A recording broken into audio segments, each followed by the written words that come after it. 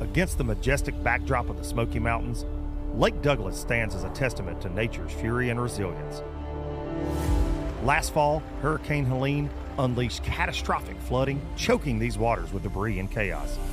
Yet from the depths of devastation, Lake Douglas has roared back to life. Today, on the final day of competition with a three-way tie at the top of the leaderboard, the stage is set for an electrifying finish. Who will conquer these waters to claim the coveted NPFL Shield at Douglas Lake? Scott Canterbury, Kyle Welchure, Tim Kales right there. There's the move right there. We're about to find out.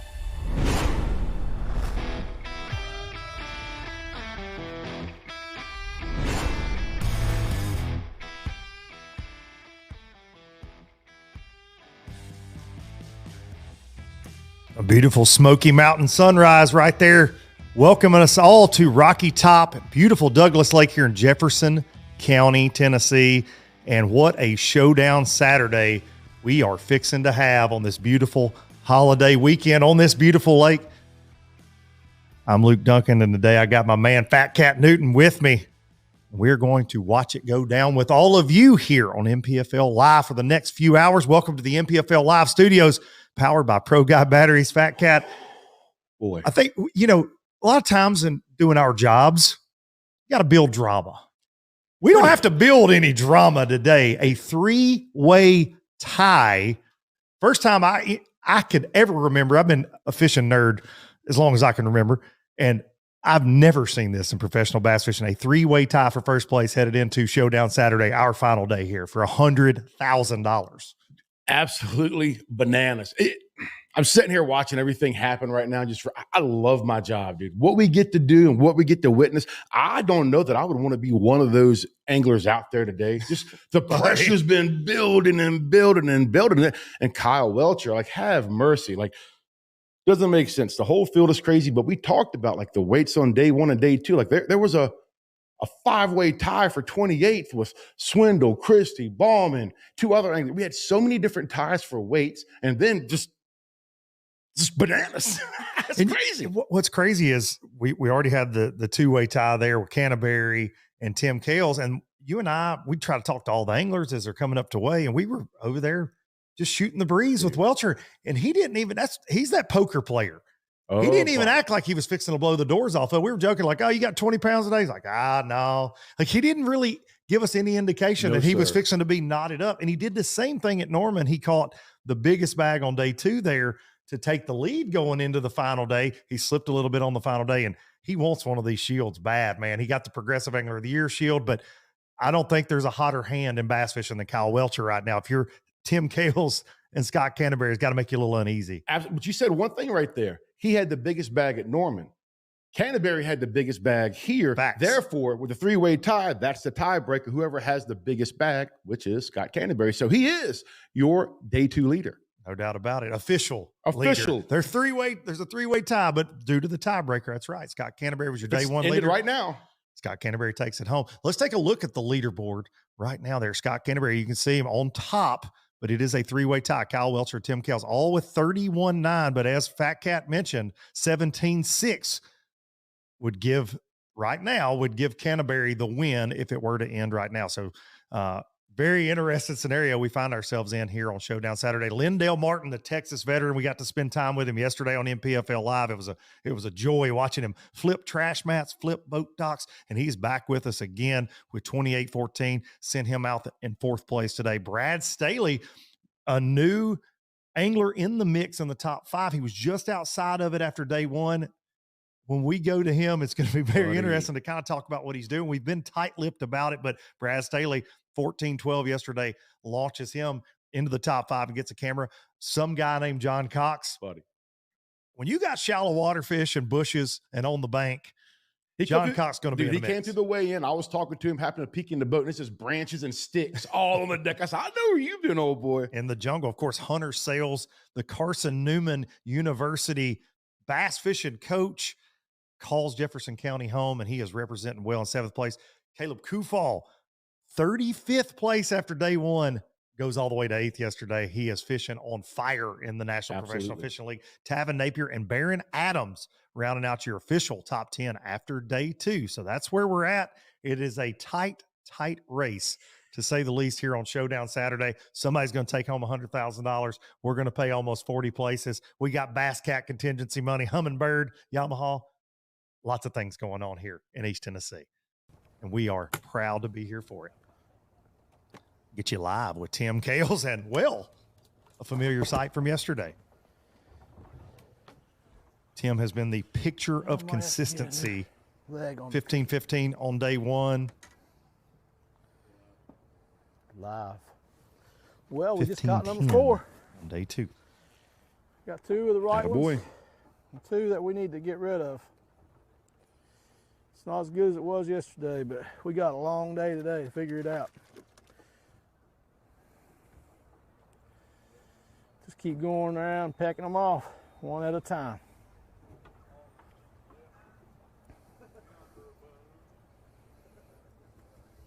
Did y'all see that one I just caught over the rope?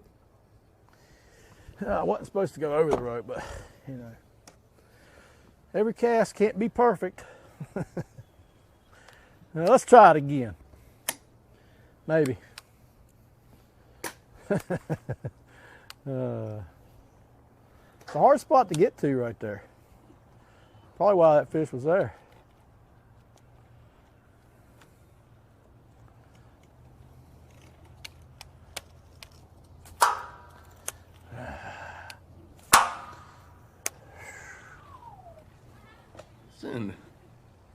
Too close.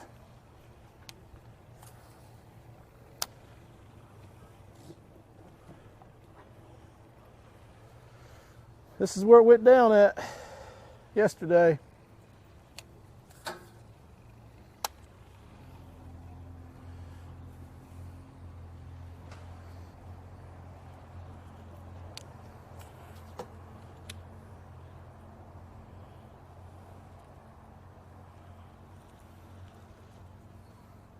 When Tim says it went down in Some the of those little first places hour are hard to yesterday. even He try caught to get most in. of his weight.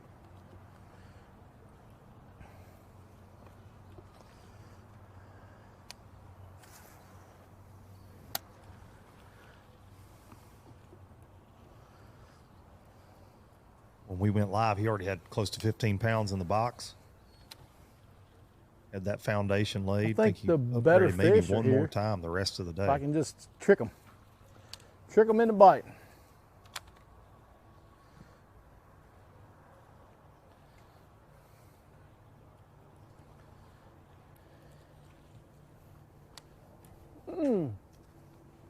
That trolling motor's always in the way. Gosh.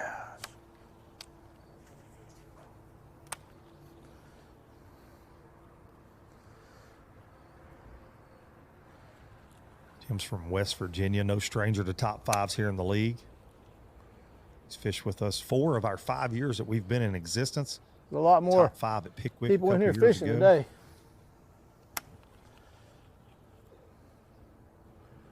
I wish they weren't, but I can't stop them.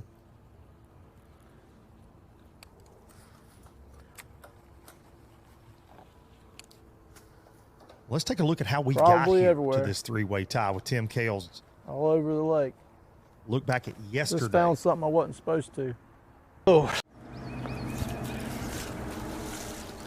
This was yesterday. Same area you can see thank you, Lord. before the sun ever got up over the Smokies. That feels good. Again, this was day 2. Oh, man. I know, they're pretty, aren't they?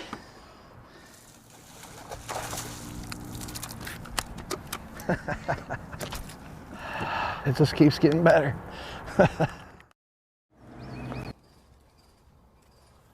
What a feeling.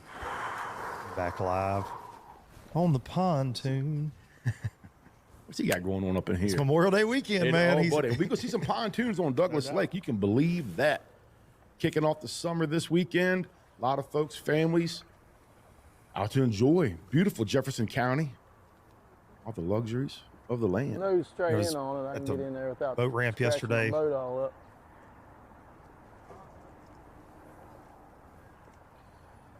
boat ramp yesterday afternoon, starting to get a little wild, little Memorial Day weekend, had that look about it. And we were talking before we went live, just riding around this general area, man, there were a lot of boats hooked to trucks yesterday. This area likes to come out and play, likes to come out and fish. I told you, we're staying at Lakeside Resort. Shout out to Lakeside Resort. If you guys are coming to Dandridge, Jefferson County, that's where you want to stay. That's where you want to go eat. But woke up this morning, looked at the window, sun wasn't even up, and they were already fishing out back. All the locals, like you say. I think that will play a role in the Showdown Saturday. Looks like he's fishing a grill of hot dog right there while he's checking for baits. He's getting them dogs fixed. We're going to go check in with Kyle Welcher.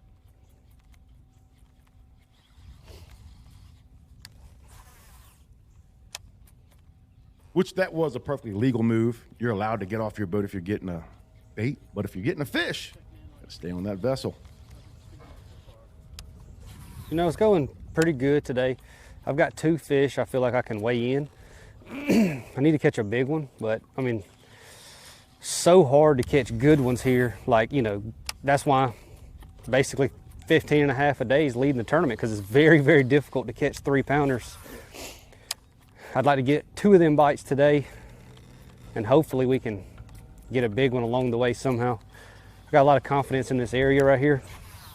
I think that there's the potential here to catch a 5-pounder, you know, and a 5-pounder will go a long way. So we're gonna try. I mean, got only a couple rods I'm really fishing with. Both of them are big rods with big line. Got a frog and then a bronco bug to flip with. And this is bass fishing. This is real bass fishing right here. Everybody loves fishing like this. I mean, even the guys who didn't get a check this week or don't get a check this week, they're gonna have a blast here fishing, just because the way you get to catch them and how many fish are in this lake. So having a good time, you know.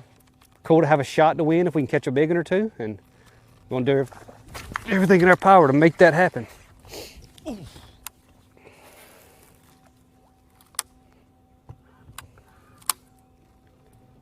fish did not want to be on NPFL Live, but it made its presence known. There's no doubt about it. That was a decent one. What it doesn't realize is it has one of the hottest hands in bass fishing. Flipping a bronco bug at it. Cannot flip in there and give them the bite. Haven't been able to all week. Kyle Welcher 15. 15-1, day 1, 16-8, trending in the right direction. That's what makes him a scary dude on Showdown Saturday. Already with a limit in the box. That's right. We're going to take a look back at some of those catches. Let's do it. Let's look at those catches, Luke. Doing some work this morning on Douglas.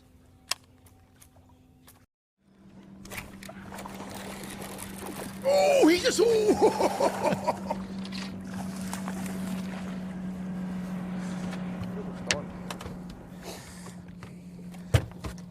Little start. That was live. Let's go, son. This is a replay from earlier this morning. As you can tell, the sun got up.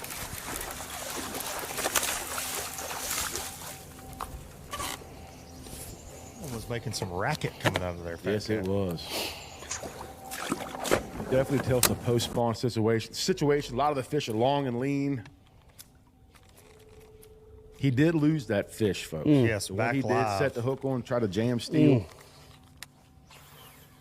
Boy, that hurt. Still feeling it. Like a good one too, as we cut away to the replay. That rod was really was close bowed to up, 4. son. Timing is everything in life.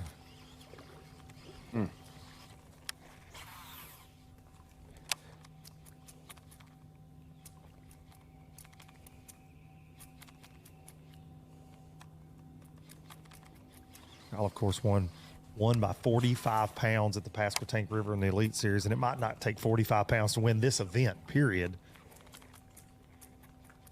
And knowing Welcher for a long time, this is what Welcher likes to do. Flip and frog, skip. That is Kyle Welcher to a T. Do you think it will take less than 45 to win this? We're at 31.9. 13 and a half pounds. Shut up. I ain't listening to it. I think we're going to look at more of like a 47, 48 pound. I think we're going to see the biggest bag of the tournament today.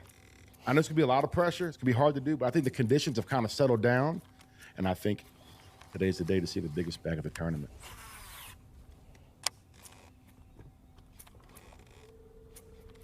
I like your confidence. I think it's going to be your somebody positivity. outside of the, oh, buddy, I'm telling you. John Cox is right in the mix, son. He's catching them. He's 6th. He started us right outside the top 5, just a couple of pounds behind, a few pounds. What we've learned here, man, like Kyle just said, that 4-pounder meant a lot. Them 4-pounders are hard to come by. I think we've only had 1 fish, maybe 2 weighed in over 5. Tim Frederick was one of them. No, I'm blind. Timmy Kales. Tim Frederick was one of the guys that weighed in one of the few 4-pounders. Yeah, it's East Tennessee gold, to say the least. 1 over 4 right now. So many guys saying that yesterday.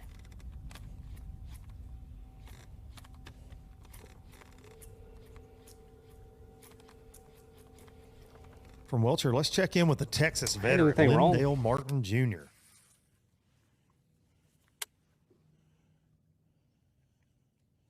We got to watch Lindell do some work yesterday, fishing that trash, as he was calling it. And also a deer whisperer for a little spike buck out to talk to us. Things are a little different this morning. I think the water's come up a little more. My first little spot there that I've been catching quite a few fish out of, I don't know whether the water came up and the wind changed, but it blew a lot of that out. And a lot of the floating debris and stuff, I guess it's out in the middle of the lake. We ran through it this morning. But fishing's a little harder. I've got a limit right now, which I'm tickled to death. But we got overcast skies and the water's still coming up. And we got a lot of time, but I've missed 3 or 4 this morning. So, I mean, I just don't think that they're biting real good. I just don't think they're just grabbing and munching when you get in front of them. You got to try to make them bite it, in other words. And what I'm finding out is the bites I'm getting are just not the ones that I need to win. So I'm gonna just keep punching around and see what happens. You know, I'm gonna fish a little bit of everything today too. I'm gonna fish some of these docks that I feel like these docks that have the up in the day that have these kind of walks down them. I've caught quite a few fish off of them, and I'm gonna try to focus on some of them. It seems like the fish, for some reason, like holding to that a little bit more. Those have been a little more productive than the floating docks. Early in the morning when the shad spawn's going, those floating docks seem to be the key. I catch them off of them, but then as the day goes on, they want something that's going to the bottom, it seems like, to get them to bite, and they sort of focus on that. That's what I've been doing, sort of just making a little change up, fishing these kind of docks up in the day when the sun comes out. But sun might not come out today. It might be a whole different day. I've caught just about everything that I've got in there but one on a chatterbait this morning. And I only caught one on flipping in that little bit of that scattered stuff that was left back there. So anyway, my best little spot's gone is what I'm trying to say. So we're going to find another best little spot.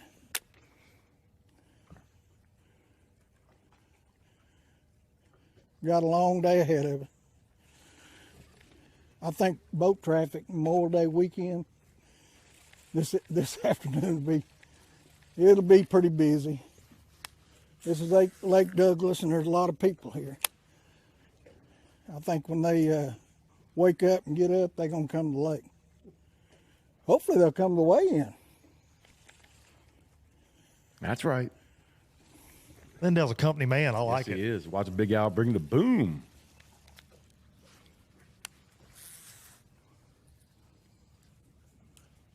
As we did with Timmy Kales earlier, let's take a look at how we got here. Lindell has been doing work, and let's take a look at some day 2 catches from Lindell Martin Jr., the 5-time Bassmaster Classic qualifier.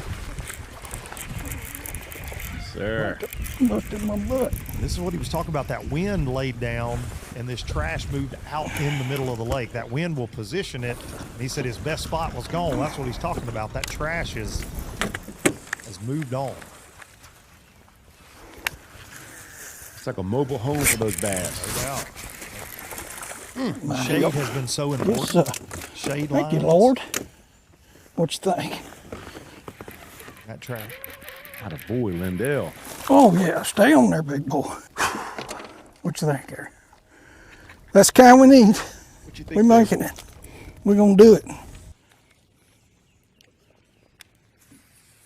Back live with I'll Lindell. fish this right there. Awesome. We'll probably go Throwing a chatterbait some. Go around the corner.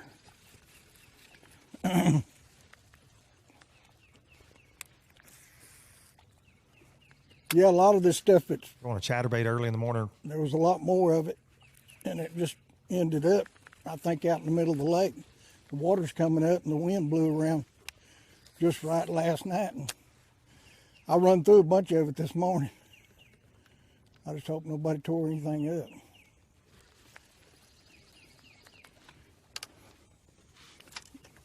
Because we went through some pretty tough stuff there for a minute.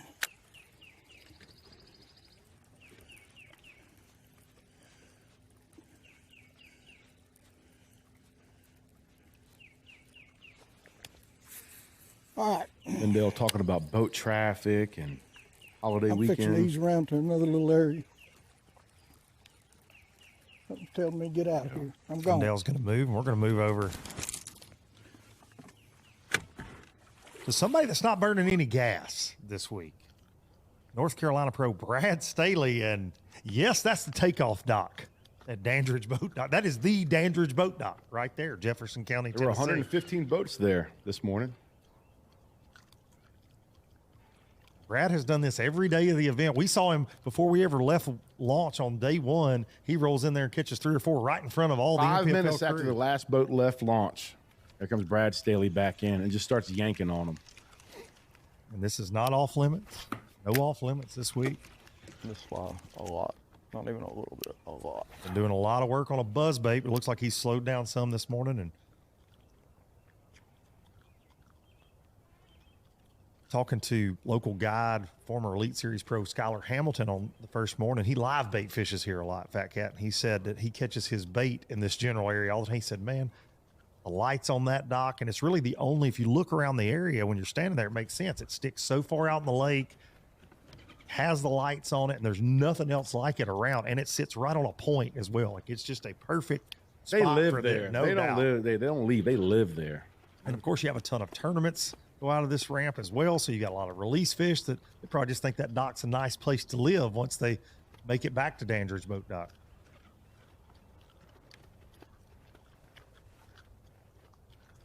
Fifth place, 28-8 for his 2-day total, 3-1 back from the lead. Imagine getting a top 10 and not burning 2 gallons of gas all week. Yes, sir.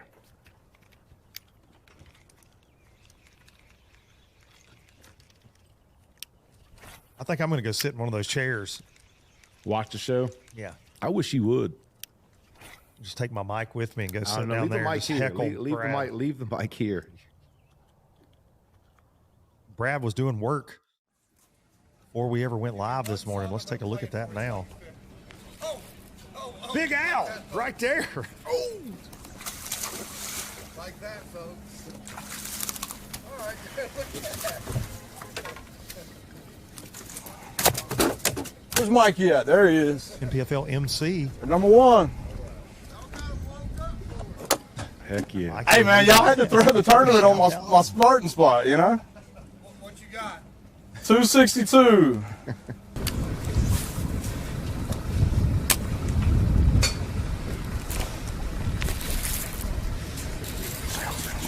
For any of you folks at home, they're like, man, that boat drove over my fish. 115 boats idled by this. We're tied up to this. Number 5. 40 minutes Hour this before. morning. Yeah, Hey, no bro, you doubt. bring good luck, Crazy. man. I've fished. Is Number that 5. NPFL El Presidente, Brad Fuller? Might be. Having a cup of coffee there on the dock? Watching the show. Yeah. Brad Back Staley. live. Awesome. God, dog. I don't care what happens the rest of the day. That was as cool as it gets. Thank you. We watched him day one pull back up and back to back to back to back. He actually lost 3 and then finally hooked up with the 4th, it looked like. We were like, ooh, you know me, I was quick to pull the phone out. This is going on. I was like, no, we can't. No spot burning. Wait till day 3.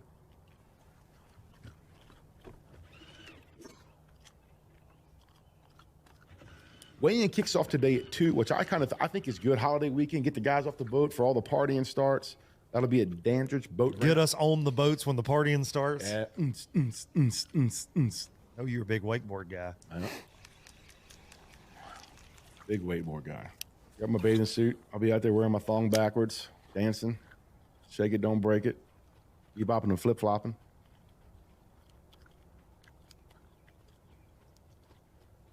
That conjures up an image.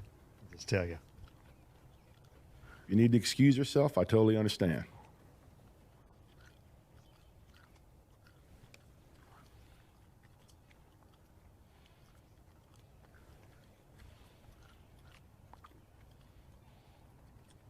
Dude, Brad's working on that gum. It's got to be said. He's working on that Nicotine. Get that nicotine gum. Sorry, Brad. I love me some Brad Staley, but he is smoking that gum this morning. Cow chewing cud. Man fishing for 100K. That big league chew, boy. He put the whole pack in his mouth. Blow us a bubble.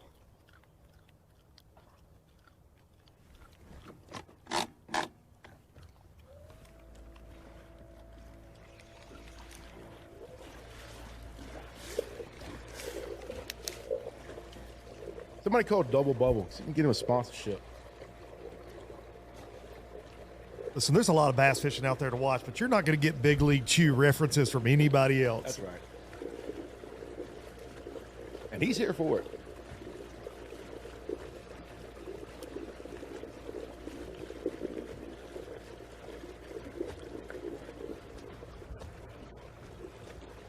Do what? Or jump back over to Kyle It did Welcher. get chilly, yeah.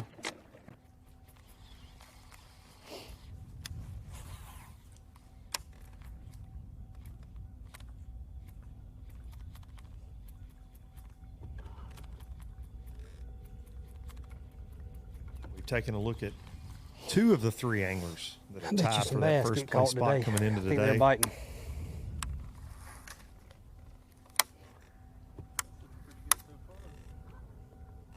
Not checked in with Scott Canterbury's had some service issues this morning, but we will get to Scott.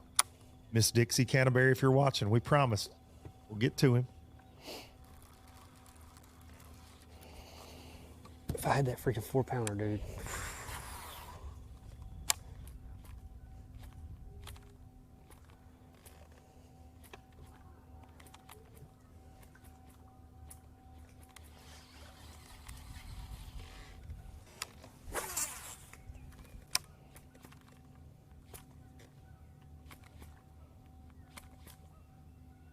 Just tuning in, Kyle did have a mishap with a 3.5 to 4-pounder, which are gold here at Douglas this week.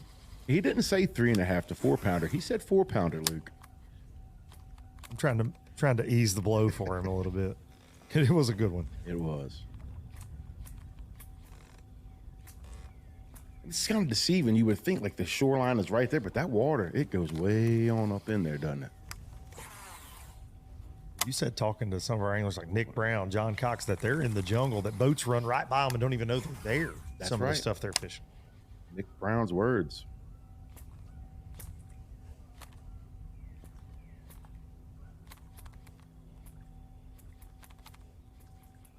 I'd like to know how many Kyle's caught walking a frog in his life. He loves to throw a frog.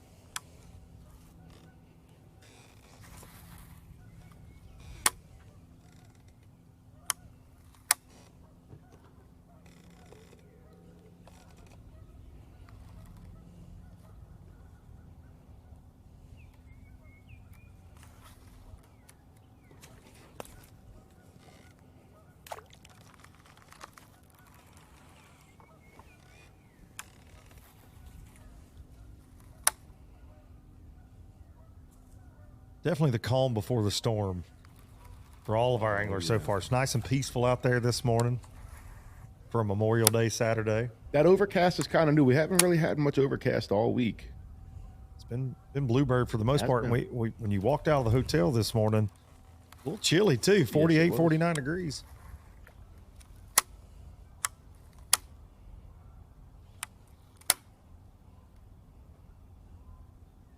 And it is wild talking to the anglers. Like some of them were cussing the wind. Some of them, you know, they wanted this. Other ones didn't.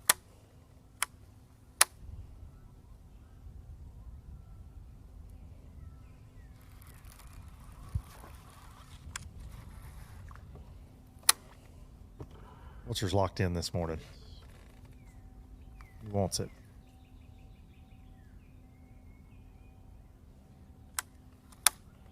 Got his first major win with an Elite Series trophy on the Pasquotank. Bassmaster Elite Series Angler of the Year, our Progressive Angler of the Year in 2024. Wants a shield. And on a heck of a roll, if it keeps this momentum, he might be the 2025 Progressive Angler of the Year. No doubt about it.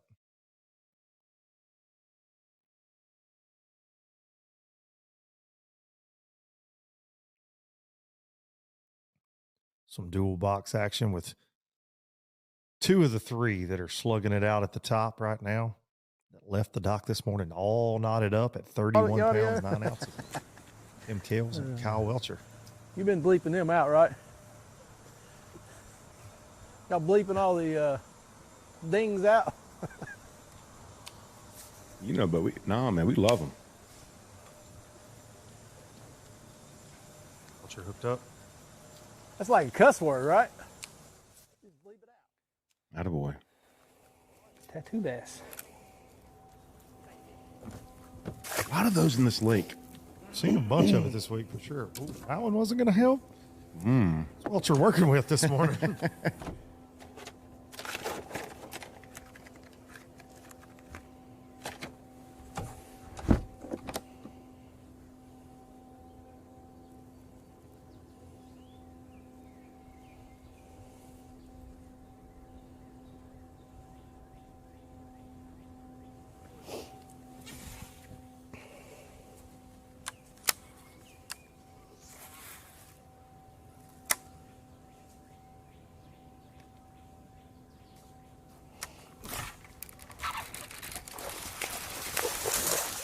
That one's a little better, I think.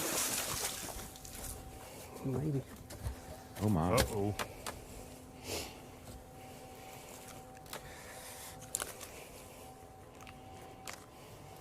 If he throws that one back That over. one's skinny. But if that one don't help, he's got more than he says he does. Shocker. Yeah. The poker player. The gambler. Always got an ace up his sleeve. But he knows when to hold them and he knows when to fold them. You know, Luke? Knows when to flip his Bronco bug or when to walk away, Fat Cat. I don't know if that worked, but Get an A for effort.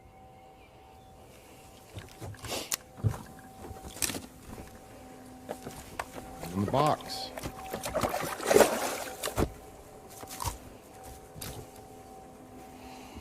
Was it 3? Yeah.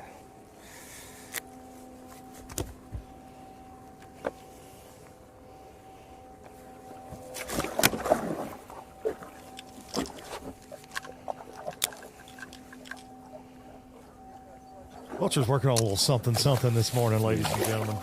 It's early. What's he throwing? It's early, but he's talking about that 4-pounder he lost. But he's got a sack full of them in there, I believe. I need an airborne delivery of Bronco bugs, please.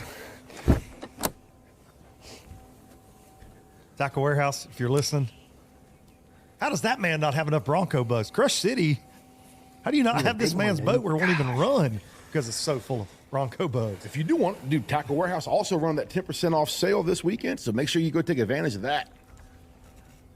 Kyle Welcher on the catch track has entered his 5 fish. He did earlier when he got a limit. 10-15 is what he's saying. Boy, 15-10. I believe so. After looking at that coal, I think that's I'll see probably it next time. the range we're in there.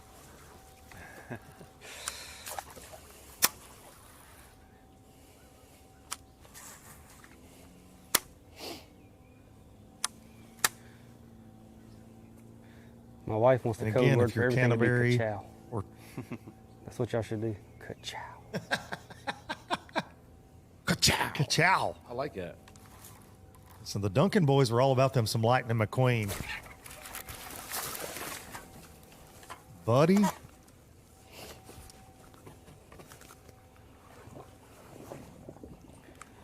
He freaking bold. He's in what we call a honey hole.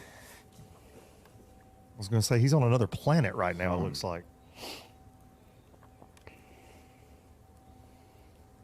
From a dual box, let's check in with Scott Canterbury. Finally got us a little service to check in with one of your 3 day 2 leaders, the official leader based on the tiebreaker had the tournament ended, and Flip over here, catch one. not a Flip over scene here, I catch thought one. that we would see. Yeah, I mean, A lot of fish up I in got there. my, on the shad spawn, and the shad was actually spawning better than they've been Just need a big spawning one. all week. But there was not many bass there. I was real fortunate. I've only got 2, but they're both good ones. I caught a 5-pounder finally. I've been looking for a big bite all week, and what a day to get it. It was on championship day. So we got a long ways to go, got a lot of work to do because we only got 2 fish, but we got a good start. We're looking good, so we got a long day. Hopefully we can put it together. We're on a little place. I lost one here yesterday offshore, so just moving around a little bit, trying some different stuff, but mainly we're gonna fish shallow, we're gonna flip bushes, and hopefully we can catch 3 more good ones.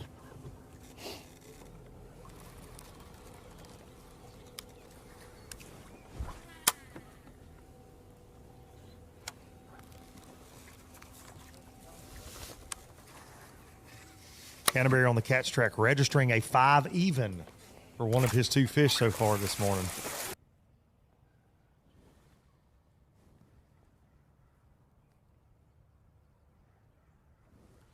Canterbury saying he got the bite he's been looking for all week, a 5-pounder. He put it in the Fishing Chaos catch track as a 5, so it probably weighs a little more than that, knowing the tactic most of these gentlemen normally take out here. What are you trying to say? Sandbaggers?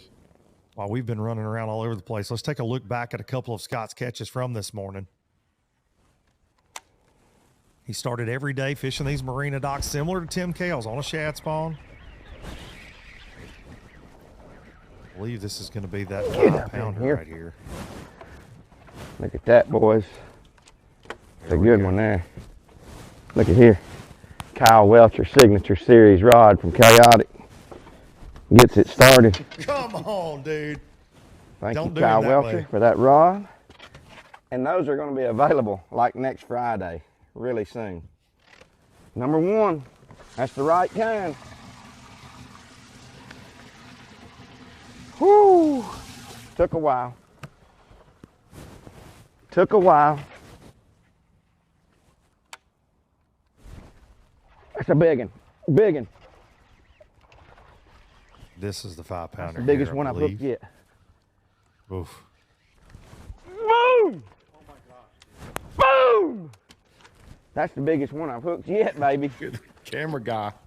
Oh my gosh. Camera guy said, oh my That's God. what I'm talking about.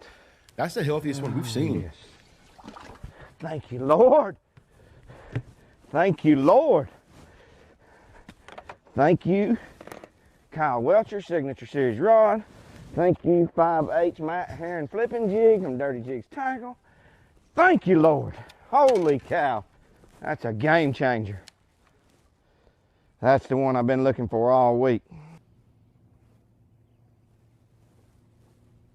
Back live with Canterbury. Whoo!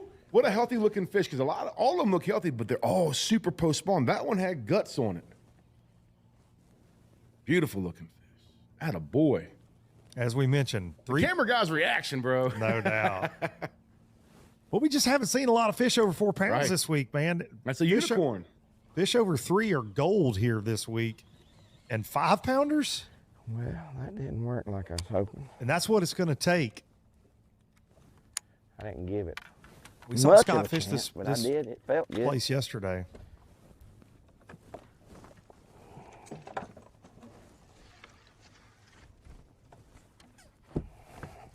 Does not have his limit yet, but who needs it when you've got one that weighs what a lot of people's limits have this week?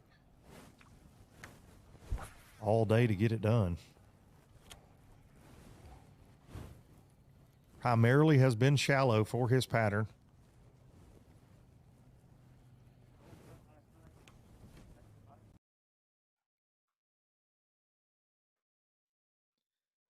To the quad box, and Welcher just has not let off the throttle. I don't think he's moved his boat. Canterbury gets on a stretch like Welcher's on, though, with that 5-pounder. Oh, boy. You right. Because you heard Welcher talk about it earlier, how important that 4-pounder was to him that he missed. That you called a 3.5. Welcher's got a solid start. Your unofficial leader right now, for sure, on Showdown Saturday. Tim Kales, Scott Canterbury, and Welcher again in a 3-way tie headed into the final day. And we have had an NPFL event end in a tie just a couple years ago on Lake Eufaula, where we'll be heading for our next event. We were there for a fall event. Luis Fernandez and Will Harkins tied for the win there. And the first tiebreaker is biggest stringer of the event. So Luis Fernandez got the win there on Eufaula. And could we see that today? I never say never. If you've looked up and down the leaderboard this week, there have been ties all over the place with how tight these weights have been. 5-pounders, though, tend to separate you in tiebreakers on Douglas. I was talking to Corey Casey. There was a 4-way tie for 84th after day one. It's wild. Such a stacked event, man. And really coming in. But it's also one of the best events for that full field all 3 days. That's when that full field all 3 days really comes into play. Because we talked about Drew Cook. I think he was way on down there in the 80s. 84th. 84th, probably part of that tie on day one. And then, I mean, just skyrocketed up after day two. And yeah, moved up to 59th. Will he move into check range today? It is Drew Cook. We tend to see that with Drew. His events, he always gets better. It seems like he gets off to a slow start with us on day one, and then boom, Another one that does that is Jesse Wise. Jesse Wise is infamous for doing that.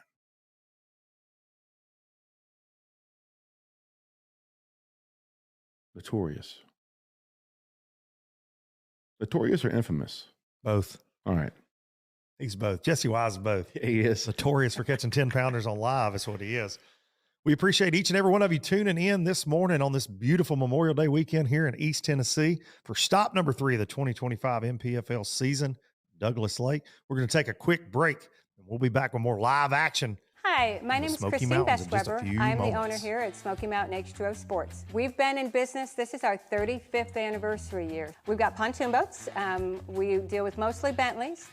We've got 90 horsepower, 60 horse, 115s, 150s, 200s, all the way up to 300s. The one that we're on here is one of our brand new luxury 300 pontoons. All of our boats have stereos. They all have boarding ladders. They all have towers for tubing, water skiing, wakeboards, fishing pontoons. Those are new this year also, and they've got live wells and depth finders. And then we've got the jet skis, kayaks, and paddleboards. If you want to rent it, chances are we've got it. We do also offer everything from 2-hour to 12-hour for daily rentals, and we have overnights. You can get all kinds of information on SmokyMountainH2OSports.com is our website. Our phone number, 865-484-9026. Call us anytime. The weather is great, so come on down and see us. When it comes to finding jigs, spinnerbaits, and buzzbaits, keep it in the USA. Go with Epic.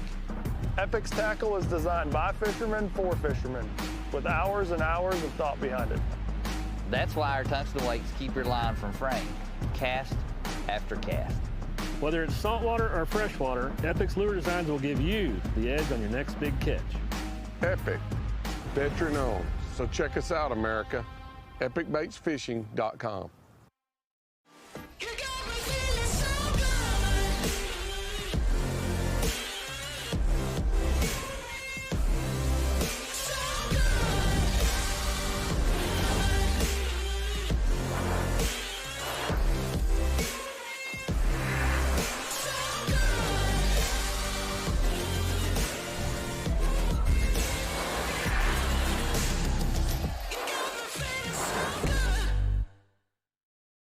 The Yamaha VMAX V6 SHO continues to deliver the level of performance that pro bass and multi-species anglers demand.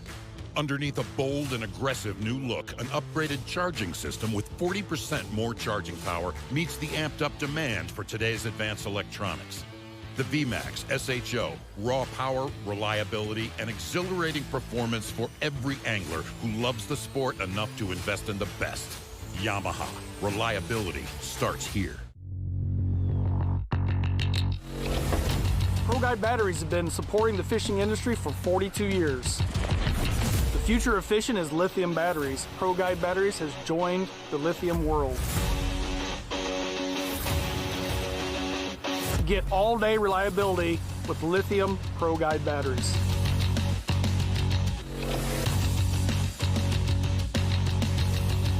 Check them out at ProGuideBatteries.com.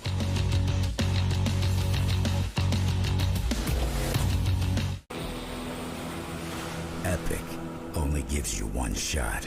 So come armed with the Quest series. Minn Kota's toughest motors yet. Go where the fish are worth the fight. Where chaos is the cost of entry. Where the highlight reels happen. Motors that never let up, so you're never let down. The bigger the question marks, the better the quest. The newest addition to the Basscat STS family is here. Introducing the Caracal STS, showcasing aggressive styling, paired with enhanced performance and a continued dedication to raising the bar. Measuring in at 20 feet 2 inches with an ultra-wide 96-inch beam and rated for a 250 to 300 horsepower engine, the Caracal STS boasts agility and speed and is finished with premium features to satisfy any angler. Basscat Boats. Field.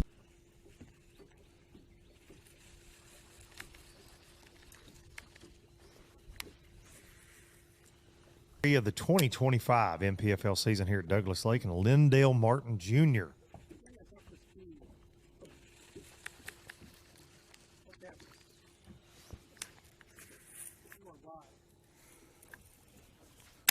Well, I caught one. And I sort of got excited about this little area here. It was about a 2-pounder. And I had a couple of bites in here during practice. I really hadn't fished it. It's doing the same thing as a lot of the stuff I'm fishing. You look out there, you can see it floating. The water's coming up and it's all going out in the river. So anyway, we run through some of it coming in. It's changing things. I'm gonna just have to change with it. But you see, like in the back of this pocket right here, there's twice as much of it in there now. It's floating out in the lake. And I guess they're gonna clean it up. I'm amazed at how much they got cleaned up. And during practice, I had to idle for about an hour because you couldn't run. It was just solid logs, and they've cleaned a bunch of it. So it's really amazing how much they have cleaned up. I was sort of worried about it during the tournament, getting around, but it's not really been that bad. You just gotta watch what you're doing. And I'm sure some of them the problem is some of them's under the water, because I have hit 2 or 3 that's under the water. But nothing there on top. They just got waterlogged and went down and you hit them. But I hadn't hit a big one, so I've been blessed with that. But we're gonna stay at it. I'm still pumped. I'm gonna catch them. That last one there, he bit it good. He grabbed it and took off. Wasn't no mealy-malling around with it. But anyway, I got to drop it on top of Somebody's to take off. a big one. Go to TNPFL.com right now and take advantage. Fishing's probably going to be a little harder. I've seen a lot more 20% boats off. today than I have any day. I think around lunch it's going to be pretty busy, and it's a pretty day. Everybody needs to have fun. They're going to be out on the lake. They'll be doing their deal. I'm going to be doing mine. I'm going to be trying to catch me a big old bass. It's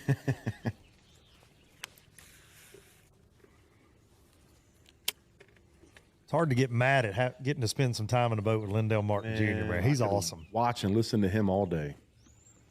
Such a positive soul in this world. Always has been. And a heck of a fisherman. Very accomplished. 3rd year here with us in the league. We're proud he is with us. The problem with a lot of this, every bit of it looks good. With this high water, Lake Douglas is a bass factory, because I think you can go down just about anybody and catch one, because there's something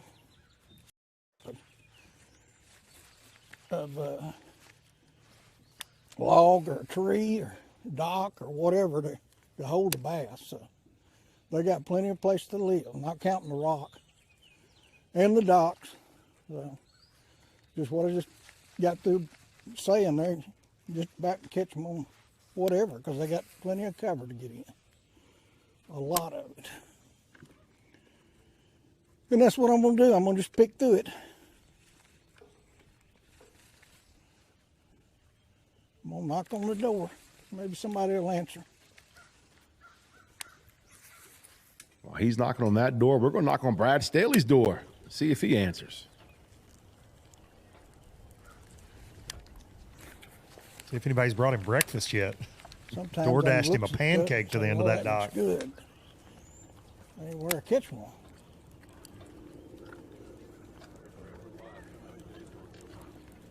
Well, it started off really good. We caught them pretty quick.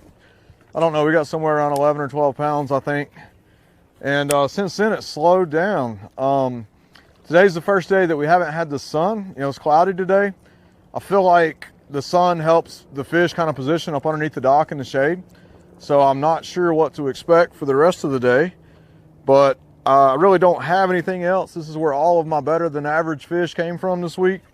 So we're gonna sit here and try to wait them out. Hopefully some more will pull up under there and eat my cricket when I slide it under there, but just happy to have what I got right now. And hopefully we can get we got one of the right ones. We got one 3-pounder, and I feel like I'm going to need like 17 today to have a chance to win this thing. So hopefully 4 3.5 pounders will pull under there, maybe a 5-pounder, and we can catch them and get them out of there.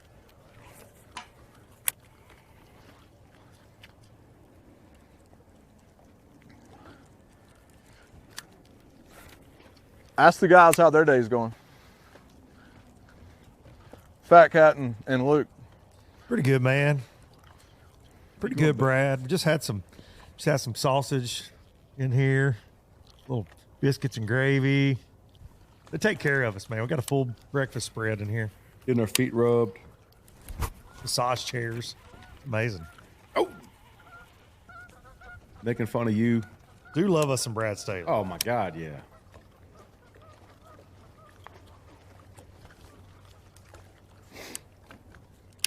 He's a guy, he catches a lot of flack. He's a flat biller.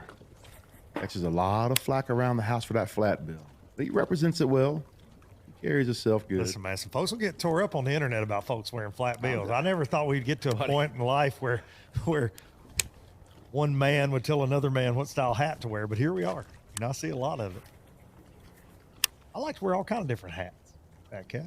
I like it. Now, not as flat as Brad, but I like a flat bill style hat. A good fedora. Yeah, look, I do that. Listen, I promise you, there's pictures of me playing music on the internet wearing a fedora. I went through a fedora phase, dude. Did you really wear a fedora? I can't believe I just said that. It's live to however many people's watching and listen to this to go find. But I got a new yes, I did indeed. I went through I used to wear a Kango like Samuel L. Jackson.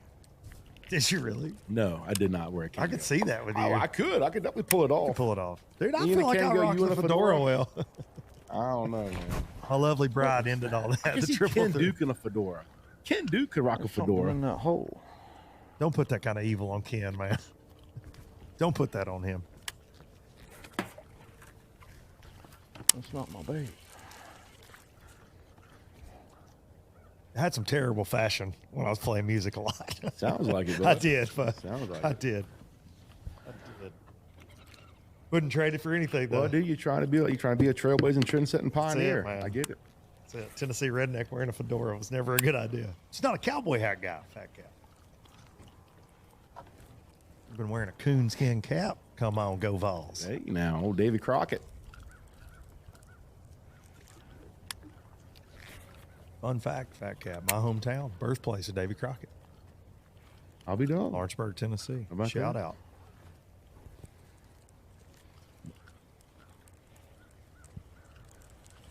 I was going to try to one-up you, but I wouldn't. Daniel Boone from your house? I don't think so. I think he was from Kentucky. He didn't come from from the Potomac. You do live in the middle of history, though. Oh, yeah. From Brad Staley, let's check back in with Canterbury, who promised me, Scott Canterbury, promised me yesterday at the weigh-in. He's fishing around Christmas trees to the right, like it's wild. He said if he wins this event, oh yeah, Canterbury is a diehard Alabama Crimson Tide fan, okay? Tennessee and Bama do not mix. He said he would sing Rocky Top with me if he wins on stage. About half of the fish I've weighed in just come flipping shallow. It's flooded bushes. There's cypress trees, willow trees. There's bushes in the water. I've caught about probably half of what I weighed in flipping. We'll fish some stuff like in the back of this pocket too. Some debris has piled up, made mats. Catching a few like that. So, you know, I love fishing shallow. There's some, I've been fortunate to get some good bites because there's some hammers fishing this tour that love fishing shallow. And I've just been real fortunate to get a few good bites. Been blessed all week.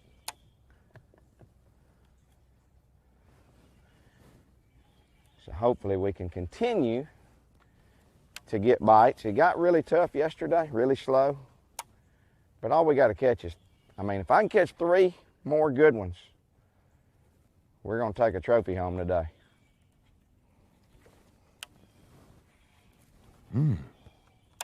Got a lot of work to do, though. He knows that 5-pounder can go a long way. And that's not easy. And he's no stranger to this either. No. No, he knows how to close them out. And he's right. We do have some of the greatest shallow water anglers to ever pick up a rod and reel in this event. Oh, yeah. Like a Greg Hackney, like a Jason Christie. And it does come down to getting that better than average bite. Christie said, dude, I can catch 30 or 40 a day. I just can't catch 3-pounders, save my life. Something that's disappointing that the bite didn't set up good for David Fritz and cranking. The hard thing is when the water's this high. Talking about the people we have. You know, they can get to places that you can't get to.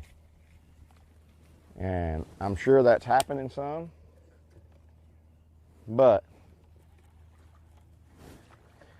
it can make for great fishing, you know, next year or whatever, as long as they had a good spawn, because it gives the bait fish and or the fry and everything plenty of places to hide. I know it's been a nightmare on the people in Tennessee this year, but these guys have been working endlessly and they're cleaning it up. It's getting better and better every day. So Memorial Day weekend, I hope everybody's safe out on the water, because there's a lot of debris still floating, and just have to be careful. Enjoy it, but just be careful. A shout out to all the folks that are working so hard to clean this area up and get this area back to what it is, what it should be. Hurricane Helene just absolutely devastated this area with flooding. This area is very resilient. Community rallied together. That's right. Working tirelessly to get it back on track, and they've done a tremendous job at doing so. I'll pitch back up in there. From Canterbury back to Kyle Welcher. We had the biggest bag. It's perfect time. Well, no help. And the familiar sight so far on Showdown Saturday is Kyle swinging one in on a frog or a bronco bug over and over and over.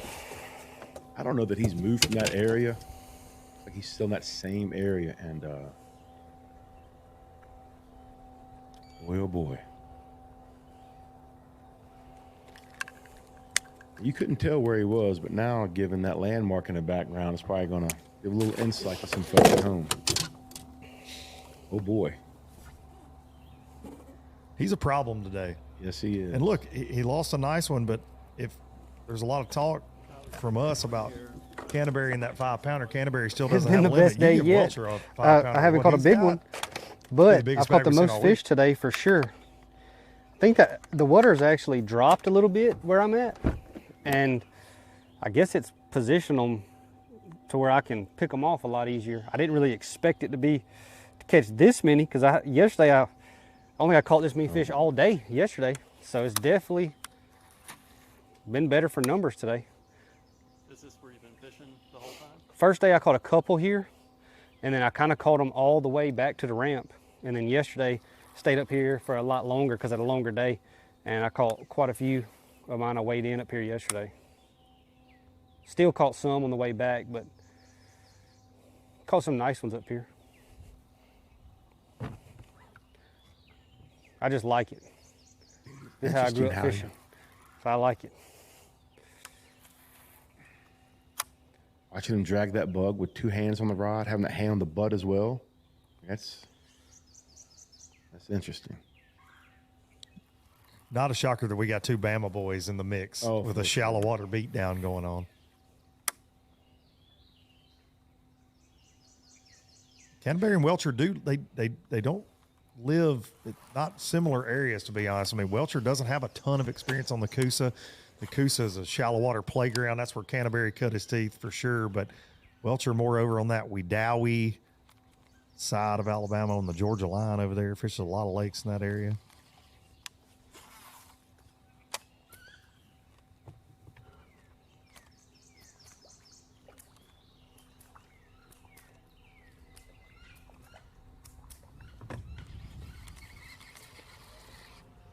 Top 10, first flight out, last flight to come in. So a long day of fishing for these anglers that we're watching today.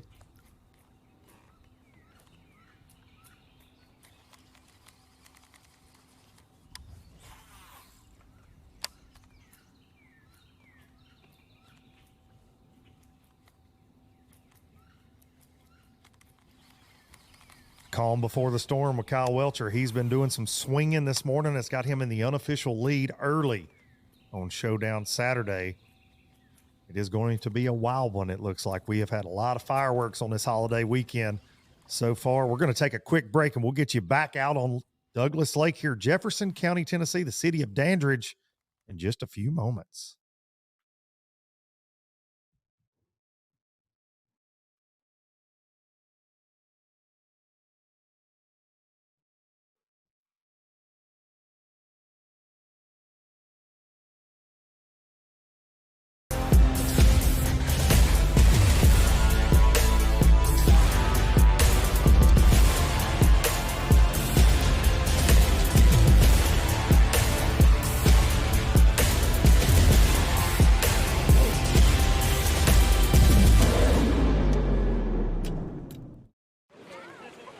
All right, guys, no insurance talk on beach day. I'm down. Yes, please.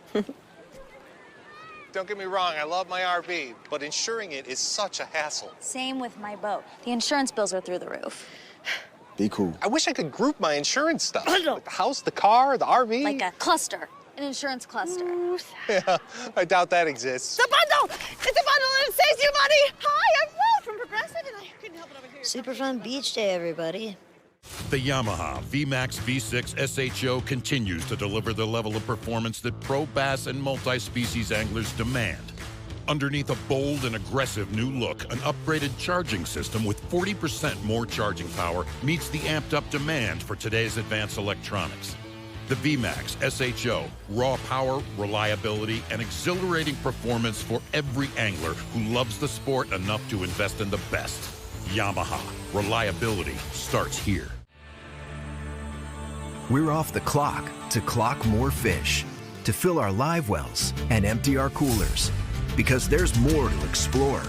The latest Humminbird fish finders work fast, see clearly, and know all the best spots.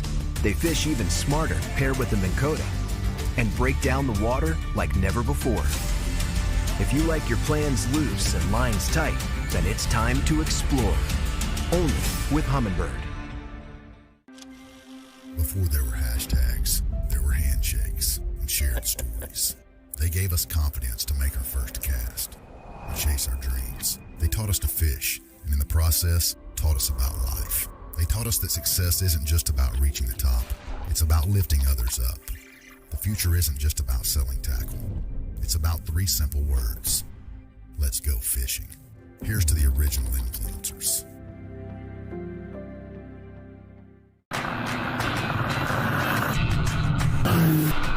Since 1971, Bass Cat Boats has innovated, persistently thinking outside the box, never abandoning their roots or the commitment to quality through their process. Clearly visible in the new Puma STS, their design and development continues to evolve, improving performance, enhancing the angler's experience, and broadening the appeal of the sport they have dedicated their lives to. Bass Cat Boats. Feel the rush. What's going on, guys? Knox Hitt here, sales manager of Bass Mooch and Level Rods. We just released the new rake series from Level. This price point is under $100. $99.99 is the retail. 8 casting models, 3 spinning models, built on a 30-40 ton Japanese Toray carbon blank, keeping it very lightweight, very sensitive. We got that paired up with some stainless steel tangle-free guides with titanium oxide inserts.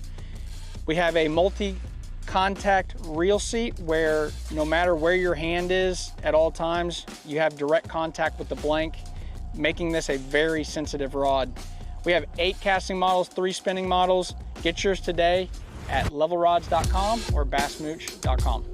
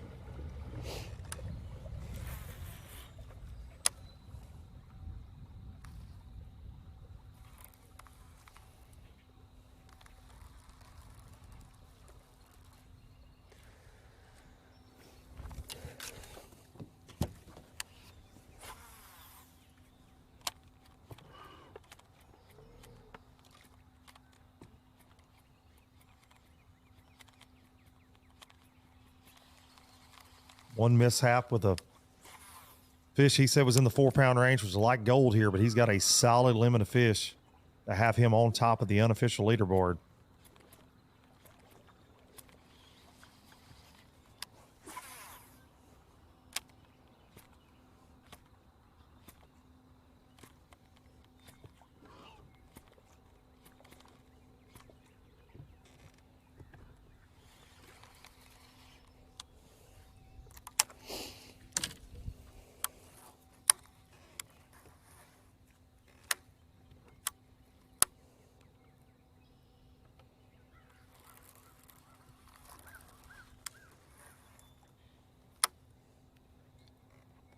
Welcher started the day tied for first with Tim Kales and Scott Canterbury.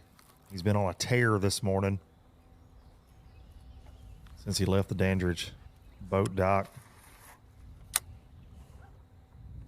Has a solid limit in the boat, but did lose a fish that he estimated in the 4-pound range on a frog just a little earlier, and those are gold here this week. But he's caught more fish than he's caught all week, his words, just a little earlier. It looks like he's on another planet right now with some of this vegetation that's in the water. We're going to take a look back at that near miss here for Welcher on a frog. Gosh.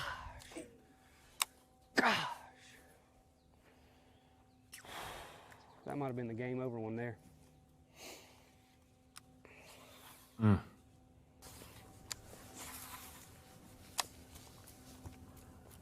Look at some of his catches here as well.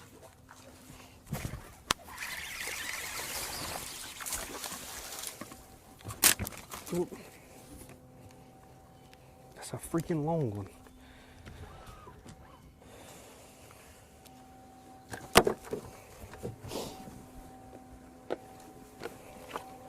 1-2 punch frogging and flipping. Kyle Welcher said, "This is bass fishing." That's what NPFL President Brad Fuller promised this week. Said, "Hey, boy, we're just fishing."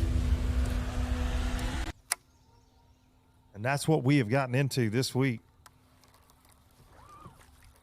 A lot of pre-tournament talk about cranking offshore schools. And listen, that is Douglas 101 in May. But something else that has always kind of been a storyline with Douglas, these flooded willows, flooded bushes. Once the water gets high, this lake fluctuates a lot. It goes down close to 50 feet in the winter. So we are just now hitting that full pool this week. It's coinciding with this NPFL event, and it has been a shallow water beatdown for most of our anglers. Day one, you and I were at takeoff.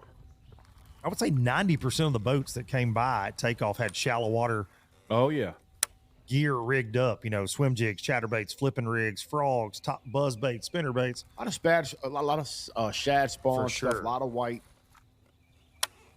And really the only angler that we've talked to over the couple days of us doing live that's primarily focused on that offshore bite was Buddy Gross, and he got burned by it bad yesterday. Hunter Sales right That's right. He's definitely offshore fishing here on his home pond. Home pond, plenty of spots. Knows how these conditions affect the fish, and he's one to watch. Keep eye on him on that catch track. Full day of fishing, and these anglers have been saying we're hitting that midday lull. A lot of guys have been dealing with that lull, but right before weigh-in kicks off, they're catching that 1, that 2. Some of them are filling limits right before weigh-in. So that later bite also playing a huge role in this event.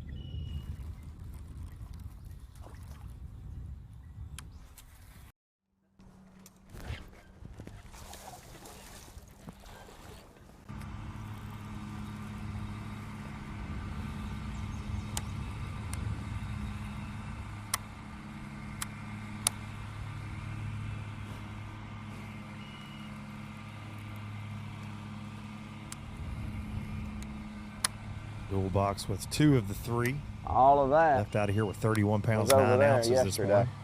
Canterbury and Welchure. For the last 2 days.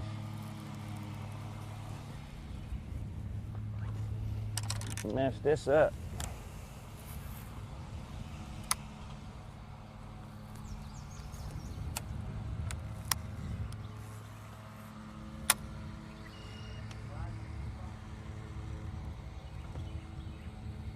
Okay.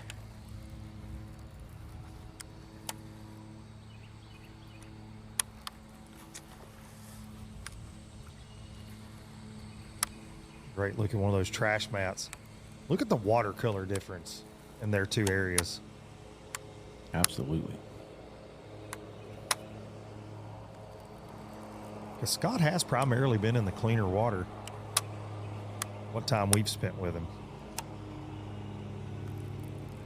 Buddy Gross, that offshore school he had yesterday, the mud moved in on him. He thought that impacted it. We talked to him at the weigh-in. He said, man, they're just gone. The fish left when the mud showed up. And then you got Welcher mining this dirty water to perfection this morning.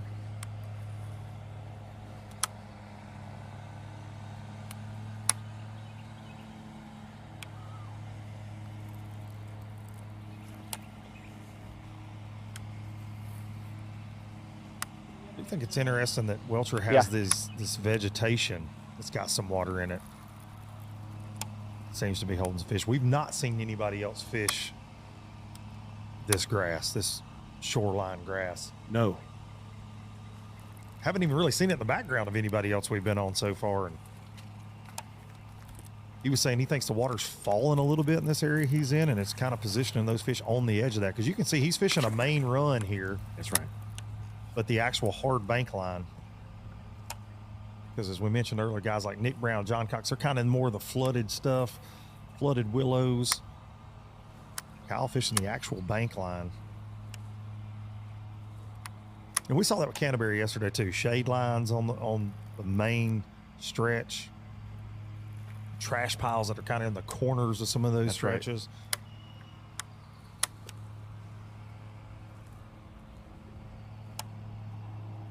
If you're watching at home and you're going to be out here on Douglas, though, for the rest of this beautiful holiday weekend, just go get in the dirt. You'll catch you a bass or 2. Pitch your cricket around. Something's going to gobble it up.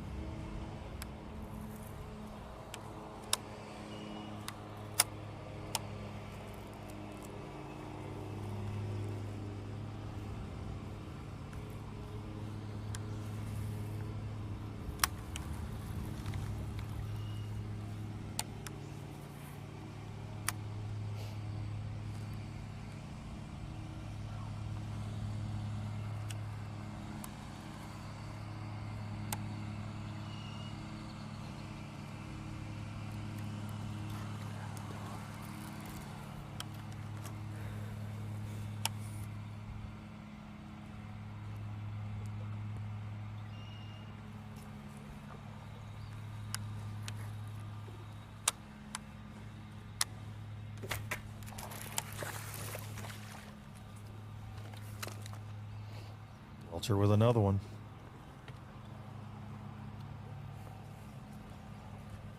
Ain't no way. Ain't no way.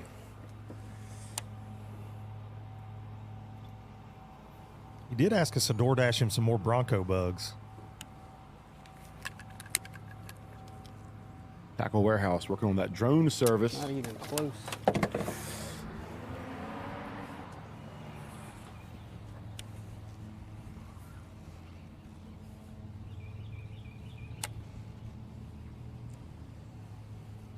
If he wins today on that Bronco bug, $200,000 on that one bait within about a month of each other.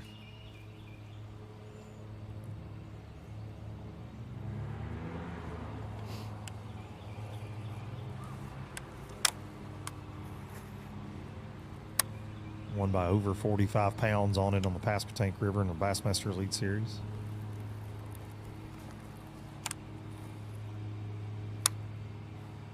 Caught him around 45 pounds worth of bass here on it at Douglas, which could be enough to take on that shield.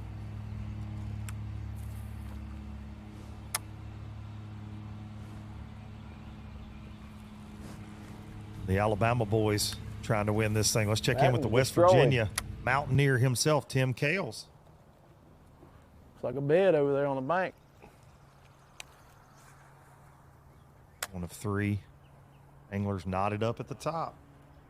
Well, it's a good time to go live, boys. Let's I like it. Bring me some luck.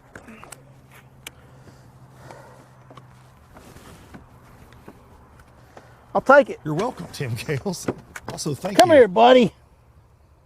Welcome to the boat. I watched him eat it. I was wondering where all my coal pins went. Had them hid.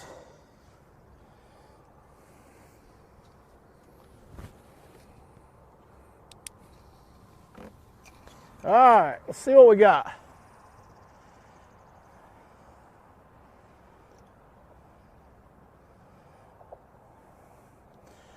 Two, one. Another tattooed bass. I'm telling you, bro. Oh, I got a clear. That sucks. Let me put him in there.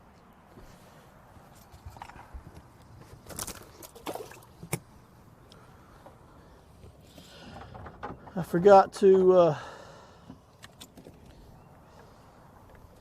clear my weights.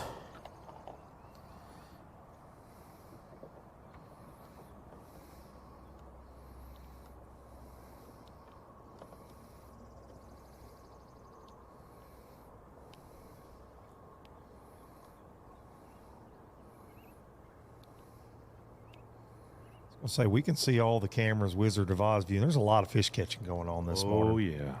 Bubba. Right as we go to Tim Kales Live.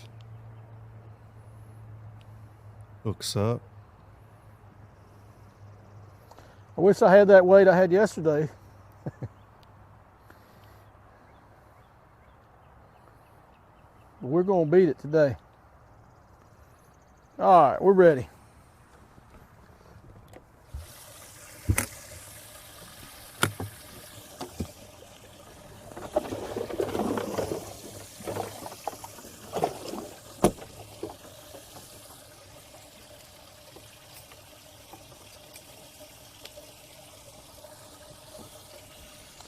That is a 1-4.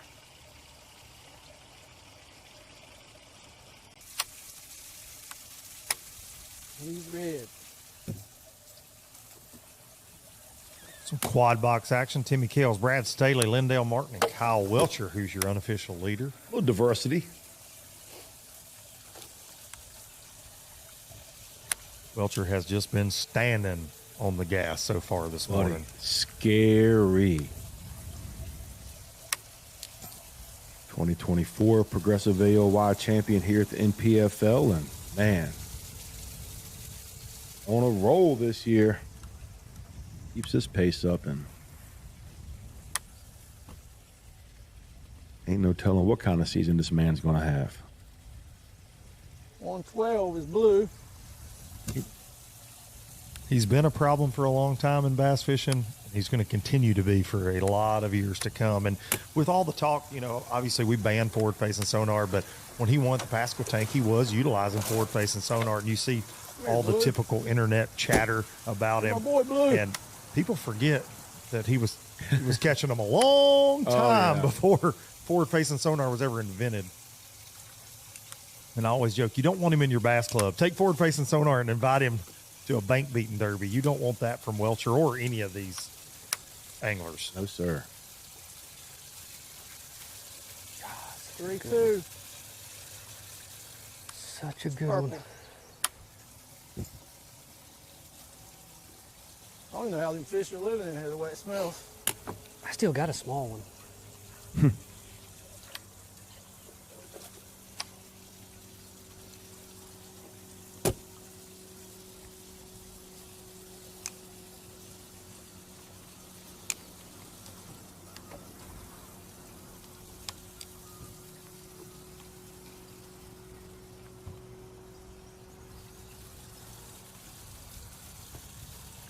.212 is green.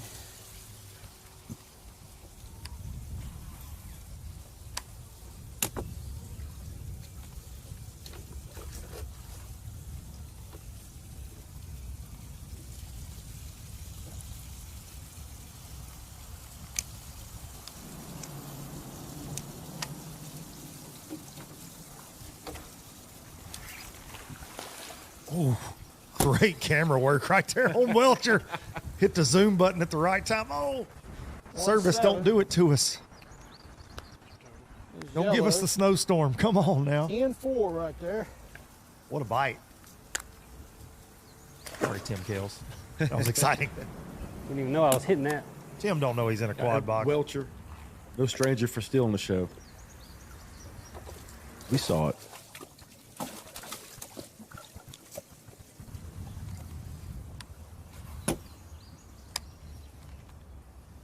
And that is a 2-2.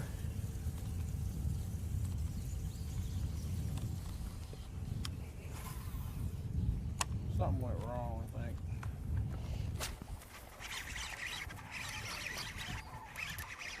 think. Buddy. Welcome to the 2-2 went red. I thought it was bigger than Red that. was a little one. welcome to the I saw him Kyle cut out of Welchure there. I show, thought it was ladies a and good one. gentlemen.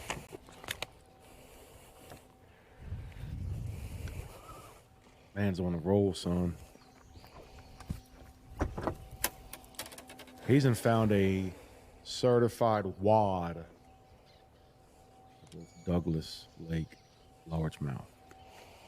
Like he said, he felt like the water was falling, and now it's positioned these fish he couldn't catch all week. Just short.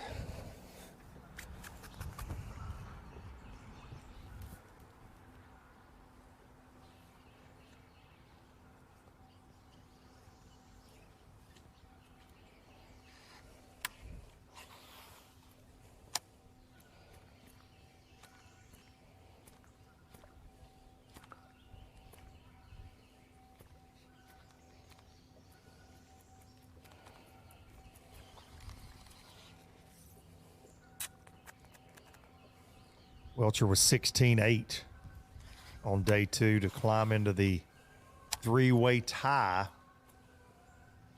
for the lead, headed into Showdown Saturday, where they're battling out for $100,000. Him, Tim Kales, Scott Canterbury, course, Lindell Martin and Brad Staley, John Cox, Hunter Sales, not far behind in the race, but Welcher is on another planet right now, fish catch wise.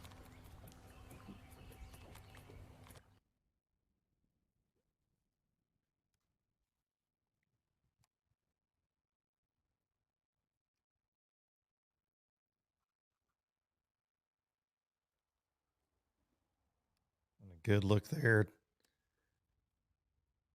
Kyle Welcher's frog in the edge of that little bit flooded vegetation. Johnson grass. It looks like, yeah, no doubt. I mean, it's all right on the bank. It's a crabgrass. Yeah, no doubt. Unbelievable morning so far for Kyle Welcher. And welcome back to the NPFL live studios. And as we said just a few minutes ago, the Kyle Welcher show so far, holy cow. And are you shocked? Buddy, it is wild. It really is wild.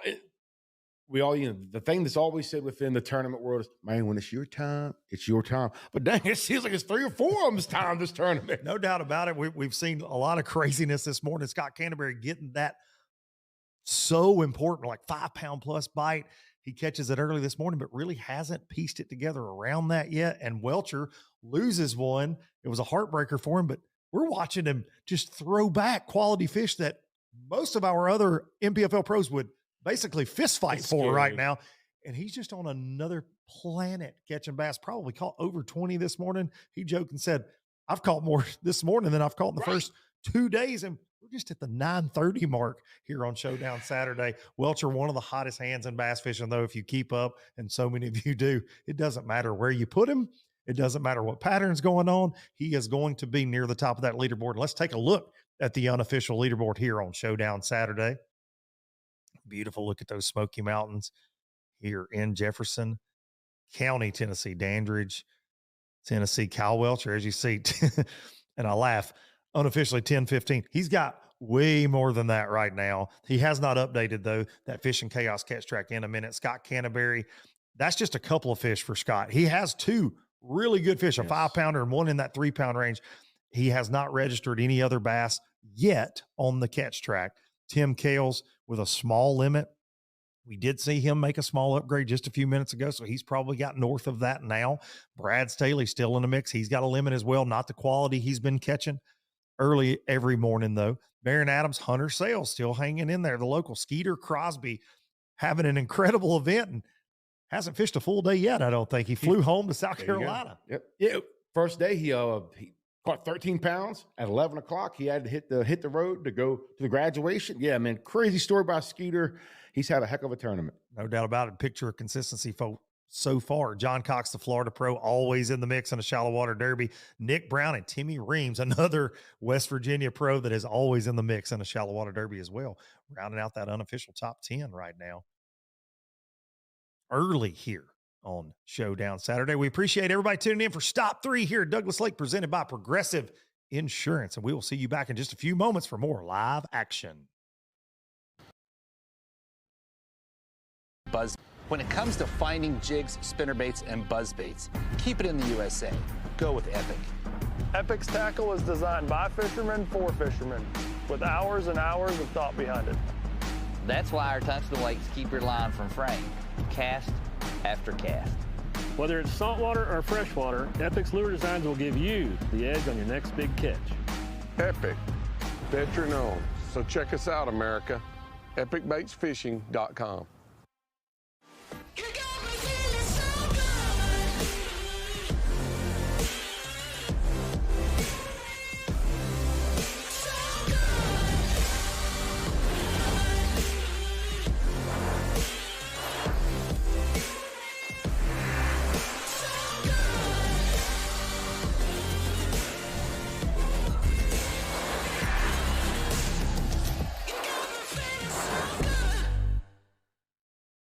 The Yamaha VMAX V6 SHO continues to deliver the level of performance that pro bass and multi-species anglers demand. Underneath a bold and aggressive new look, an upgraded charging system with 40% more charging power meets the amped-up demand for today's advanced electronics. The VMAX SHO, raw power, reliability, and exhilarating performance for every angler who loves the sport enough to invest in the best. Yamaha. Reliability starts here. The newest addition to the Basscat STS family is here. Introducing the Caracal STS, showcasing aggressive styling, paired with enhanced performance and a continued dedication to raising the bar. Measuring in at 20 feet 2 inches with an ultra-wide 96-inch beam and rated for a 250 to 300 horsepower engine, the Caracal STS boasts agility and speed and is finished with premium features to satisfy any angler. Basscat Boats. Feel the rush.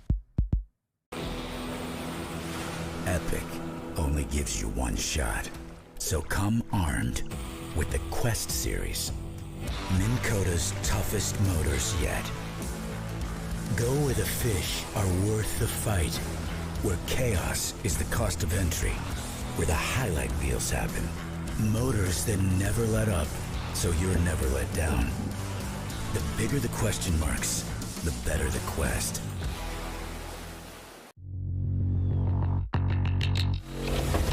Pro Guide Batteries have been supporting the fishing industry for 42 years.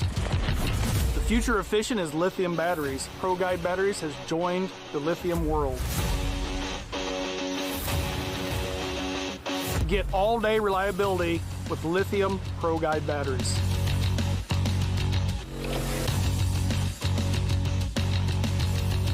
Check them out at ProGuideBatteries.com.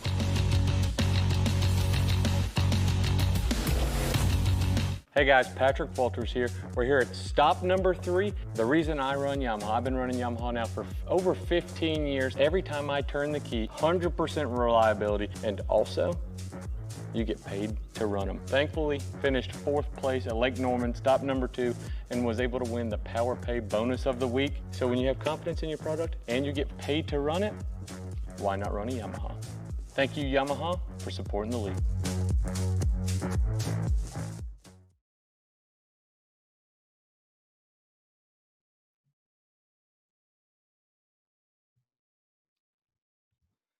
Shot Smokies there, and a shot of that sponsor contingency that Coach Walters, Patrick Walters just told us about there. The Yamaha bonus program we have here. The NPFL will pay $5,000 to a Yamaha driven angler that wins an event. And then, like Patrick just told us there, $1,000 from Yamaha going to the highest finisher running a Yamaha in the event's going to take home $1,000. We appreciate the folks at Yamaha. They've got a service crew at these events. They're taking care of these Yamaha pros. Show enough pays to run a Yamaha. Not only one of the best engines on the market, but get a little extra spending money. And one of those Yamaha pros, Scott Canterbury, trying to win $100,000 plus that $5,000 Yamaha contingency today on Showdown Saturday. Well, we got 4. That last one was a battle. It's a 2-pounder, but it's still got a lot of work to do. And guys, I've ran, I don't know how many miles all over this place this week. The last 7 weeks, actually, I've been all over the place, but you know, I mean, I run a Yamaha. I've been running a Yamaha for a long time, and, you know, it's the best motor on the market by far. It's just the most dependable, reliable motor out there. At the end of the day, yesterday, I was down the lake, and I was probably the last boat in. I fished to the last minute. I don't have to worry about it. Crank it up, come right in. That's something that you have to have in the back of your mind. You know you're going to be able to get in when it's time with that Yamaha. And it pays to run the best motor. You know, not only do you get the best motor, Yamaha Power Pay pays you to run in a contingency program for wins and highest finishes in a lot of divisions. So be sure and check it out. It's Yamaha Power Pay. And if you're in the motor for a market, you're in the market for a motor, be sure and check out Yamaha. That's a pro right there. Hey, See if we can catch one more good one. I'm gonna take my job, okay, dude? 5-pounder. Man. Today. One more big bite to make this thing, it'll make it hard for somebody to win. So we still got a lot of work to do, but we got a long time to do it. we're off to a pretty good start. We just need a couple of good ones. 2 more bites, really. 2 more 3-pound bites is what we need.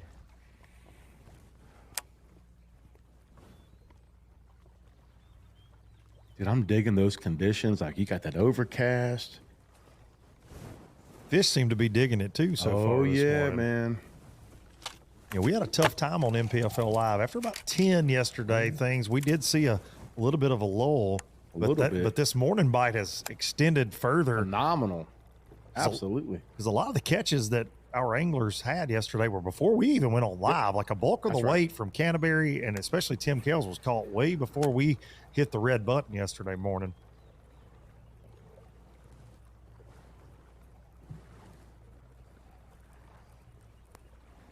We're glad to see it. Canterbury could be the 8th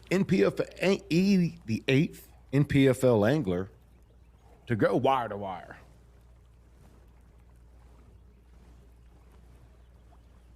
Can you name the other 7? As we just got back on Scott there, he mentioned he had a tussle with a 2-pounder, and he indeed did. Let's take a look back at this now. And we got to see this behind the scenes. We're going to have this edited down a little bit for you because it took him a minute. I cannot stress how long it took Scott to make this happen, but here we go. And think about those 7 anglers I just asked you about too.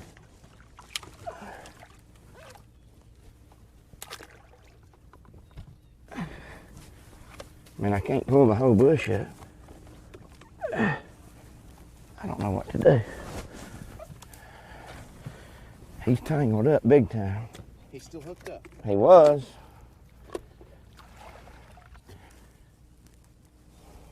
Yes. Ah! Spear point got him and held him. I'm telling you, look, it goes in, out, and back in. Holy cow. If that doesn't make a believer out of you, nothing will. Back live with Sky. And again, we watched that. That went on for, man, I think well over 5 minutes. What a ride that was. My heart was pounding. You're in those bushes and you get a bite and you set the hook.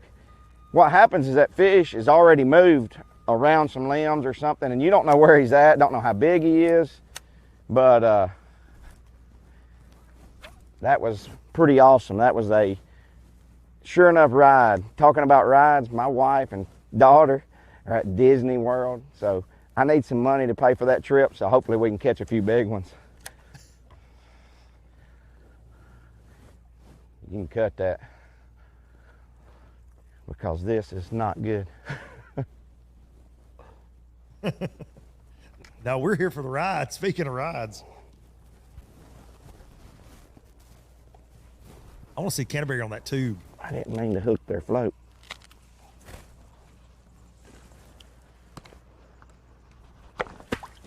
I'll buy them a new one.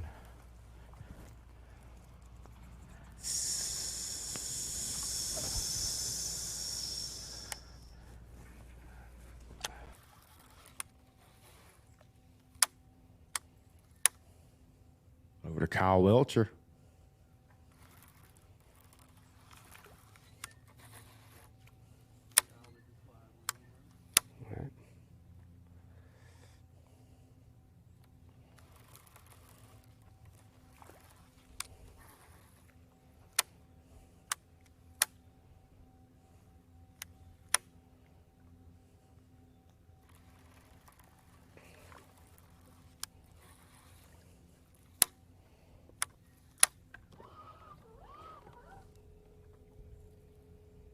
Saw Welcher make a little bit of a move off that primary stretch where he had so many bites.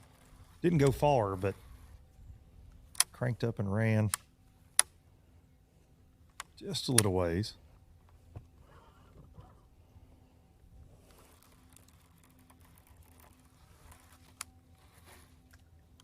And as Lindell Martin Jr. said this morning, no shortage of things to cast at for a bass to live by in Douglas right now.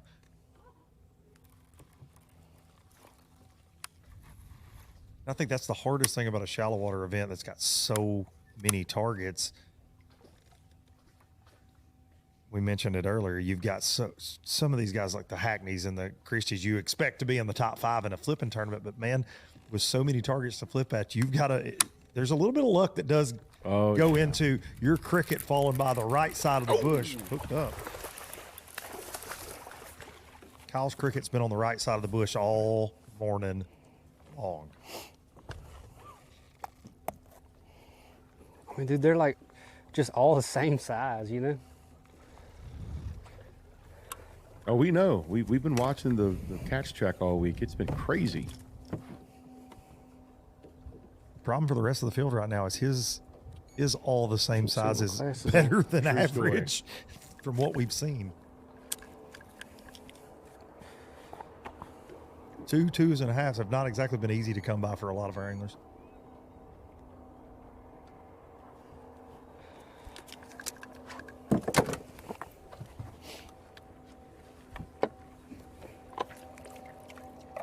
They're going to dig around in that live well.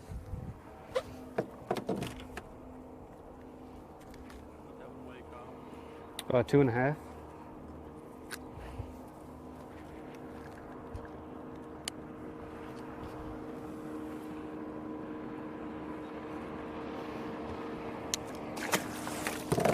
Threw back my frogfish. Roll for Welcher.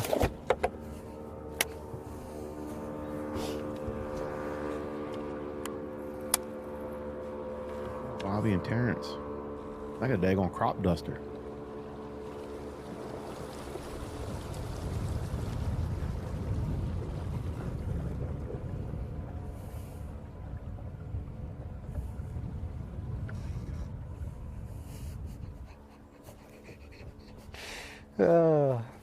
What's he laughing about? Did you say it for the other one? The one where I said it? He's laughing because you still did it? Because he's not even. Did he say ka-chow?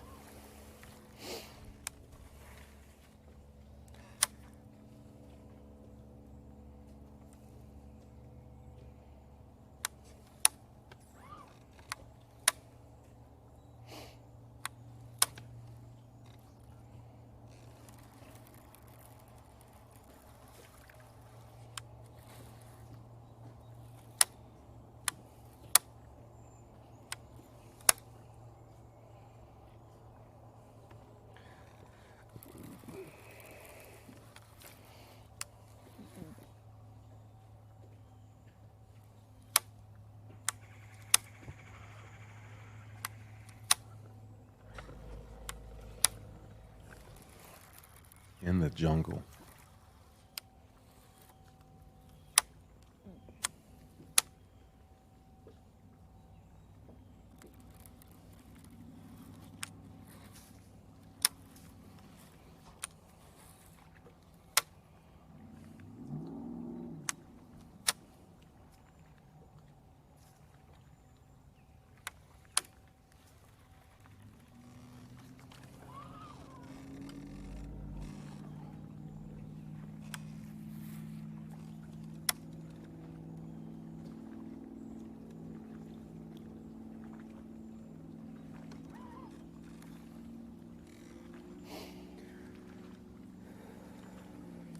I'm tense.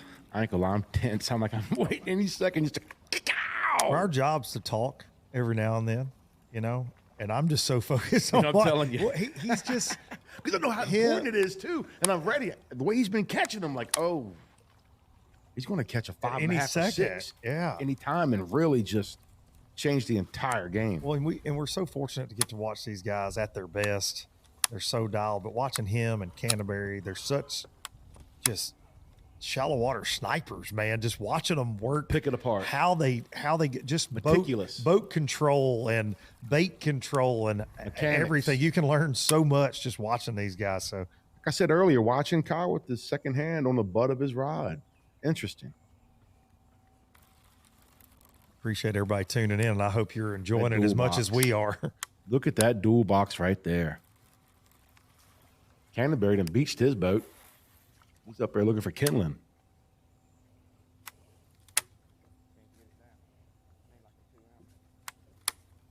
Like the outdoor boys on YouTube, man. Shutting down shop, Can't believe I brought that up. It's gonna make me sad again. Sad. He'll be back though. Shout out Luke. Shout out Big Luke. But he built a fire right there. Oh, dude. On the front deck of Canterbury's boat. Yeah. Oh, yeah. He show you how to eat the stuff. Make a wood sandwich. I don't know that I've ever seen grown men so sad. Yeah. It's the Outdoor Boys YouTube channel coming to an end.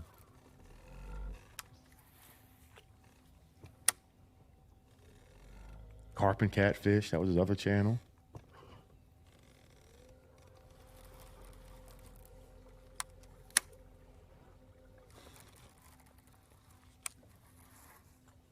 This could be a simultaneous hook set you watch. Well, they both, it's two of the best hook sets in the game. I don't want Welchure to knock Canterbury out of the boat.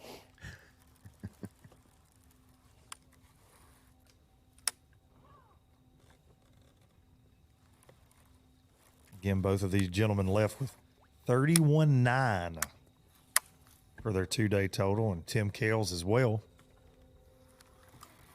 Canterbury was your official leader based on the tiebreaker. If the tournament had ended, Canterbury would have won it, even though it was tied, due to having the biggest stringer between the three.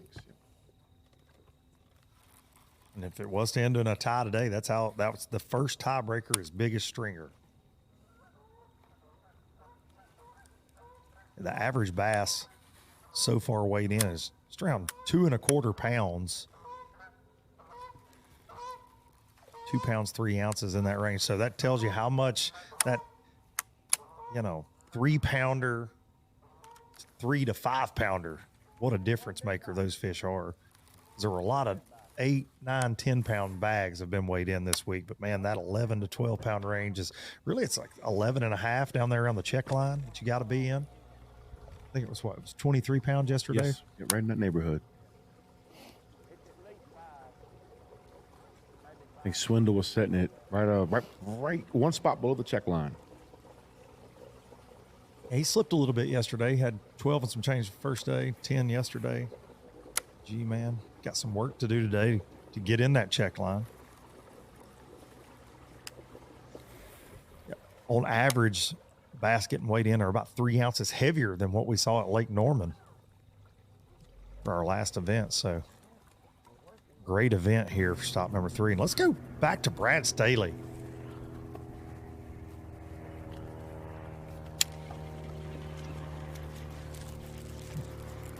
Again, we're not hiding anything here on Showdown Saturday. We've not had him on camera this week, but we knew this was going on. This is the Dandridge City dock. The dock he's throwing at where takeoff. All 115 pros left from here this morning. And he has slid right back in there after the boats have cleared out every morning and started doing work. Brad's got a limit today. He's unofficially in 5th place. Hasn't seen the size so far.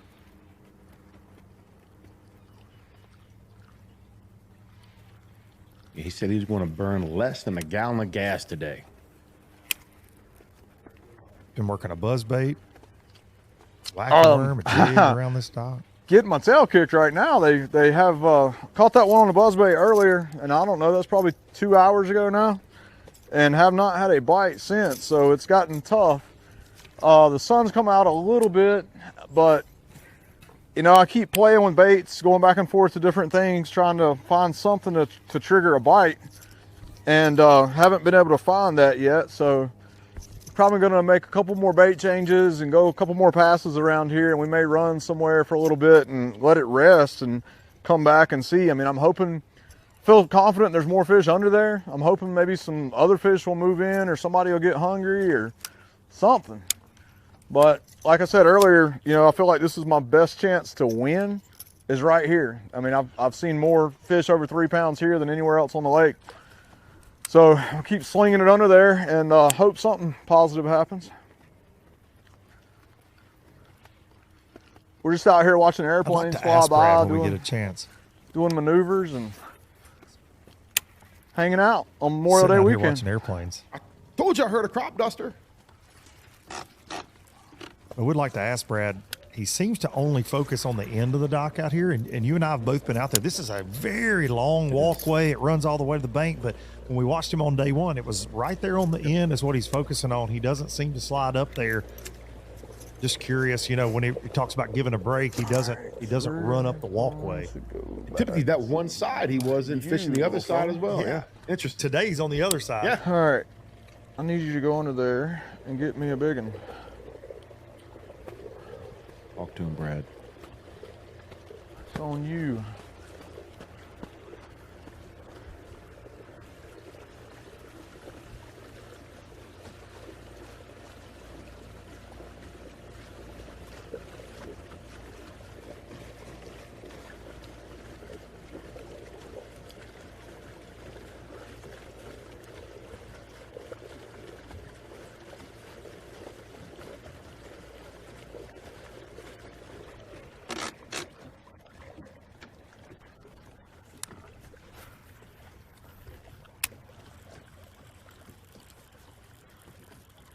And did most of his damage day one when we were watching him from the dock on this side.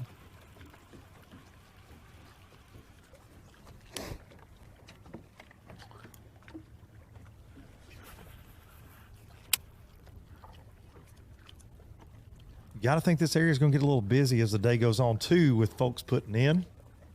Holiday weekend, very popular launch site there in Dandridge.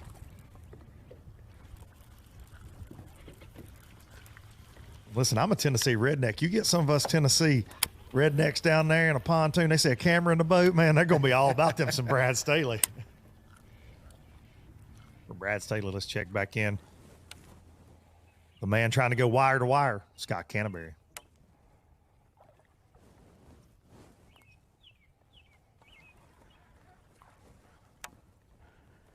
Wakes up every morning and says, roll tide. But if he wins, he's going to sing Rocky Top. He promised. He did. I heard him promise. You did hear that. In the weigh-in line yesterday. I did. Been lucky to have my lovely bride Marissa with me this week. And I turned around and said, hey, record this. He said it. That's right.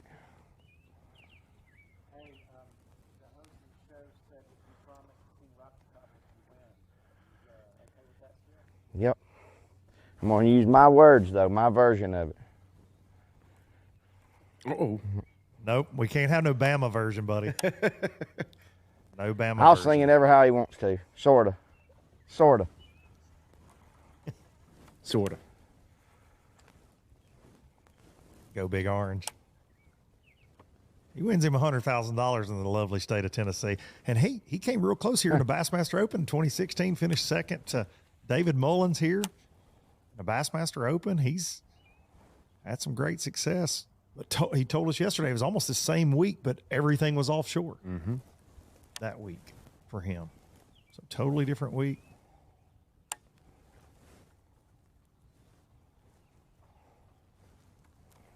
Been knowing Scott Canterbury a lot of years. I like giving him a hard time. He likes to give it back too, though.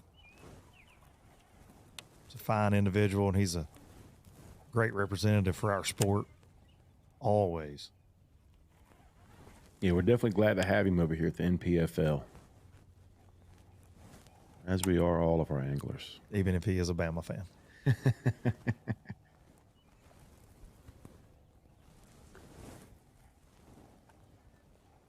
Unfortunately for Scott, he's been friends with guys like Wesley Strader and Brad Knight, who are super Tennessee fans for a long time. Guys like myself giving him a hard time.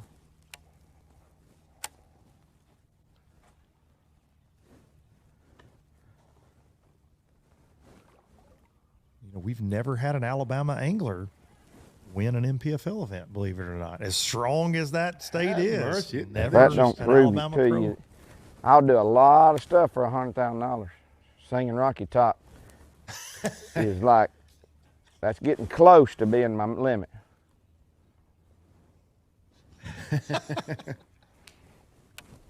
Love it.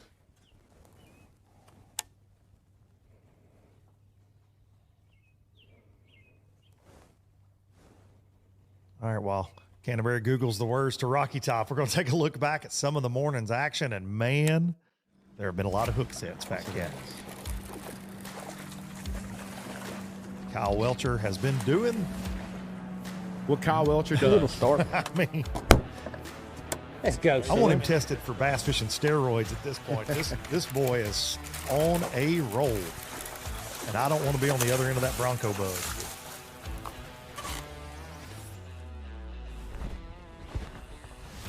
Canterbury off to a great start as well. Quality, not quantity so far. That's the right kind. The Alabama pro. Trying to go wire to wire. Brad Staley. He's trying to save gas money this week. Yes, he is. That's a big one. Big one. That's the biggest one I've hooked yet. Canterbury with a 5. Boom! Boom! Shot across That's the bow. the biggest one I've hooked yet, baby. A Douglas Donk. Oh my gosh. That's what I'm talking about. The guts. That's a game changer. Dirty jig in his That's way. the one I've been looking for all week. We're off the clock to clock more fish, to fill our live wells and empty our coolers, because there's more to explore. The latest Humminbird fish finders work fast, see clearly, and know all the best spots. They fish even smarter paired with the Minn Kota, and break down the water like never before. If you like your plans loose and lines tight, then it's time to explore. Only with Humminbird.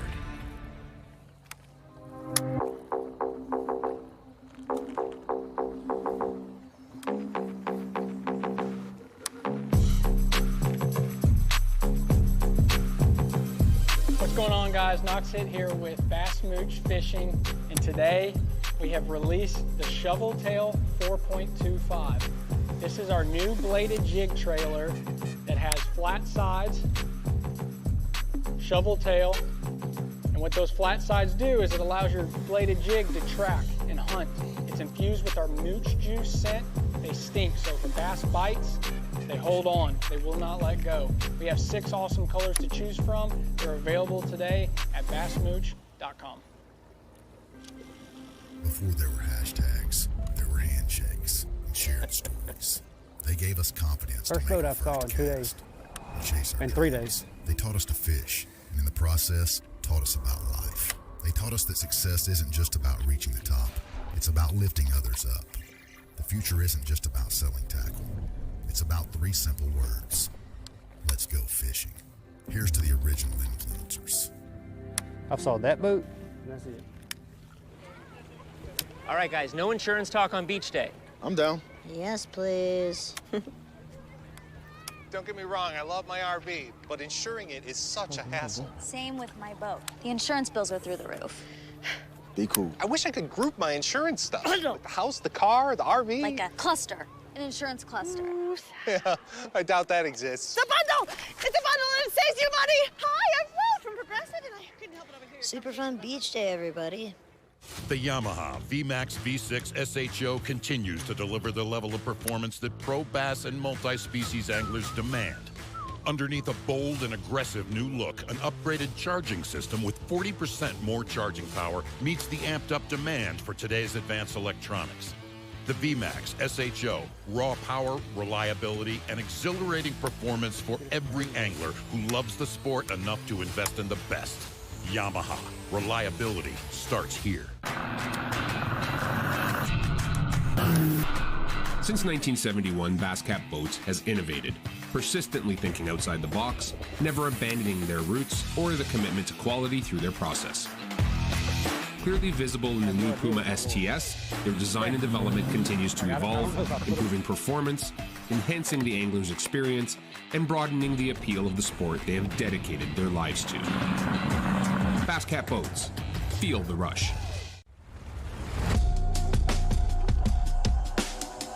What's going on, guys? Knox Hit here, sales manager of Bass Mooch and Level Rods. We just released the new rake series from Level. This price point is under $100. $99.99 is the retail. 8 casting models, 3 spinning models, built on a 30-40 ton Japanese Toray carbon blank, keeping it very lightweight, very sensitive. We got that paired up with some stainless steel tangle-free guides with titanium oxide inserts. We have a contact reel seat where no matter where your hand is at all times, you have direct contact with the blank, making this a very sensitive rod. We have 8 casting models, 3 spinning models. Get yours today at levelrods.com or bassmooch.com.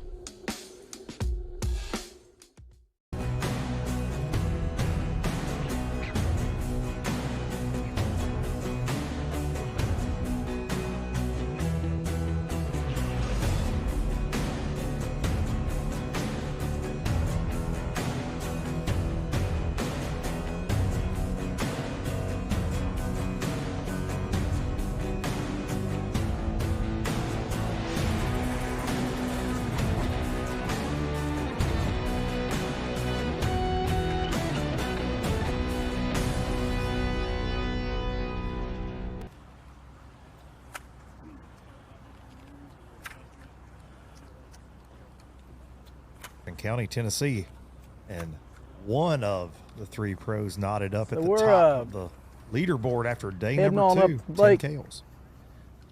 Get in the dirty water. See if we can't do some upgrading. We'll stop back by the marina later, but I'm hoping I've got 16 pounds before I get down there. See all that fry? There's a lot of fish up here in these bushes. A lot of pressure. Just got to find the right set of bushes. Get in the right rotation, not the wrong one.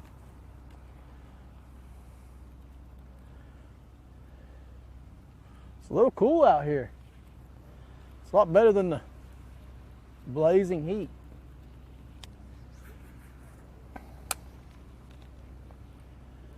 We got 3 fish that could stay if we get the right 2, but I like to get rid of 3 at least.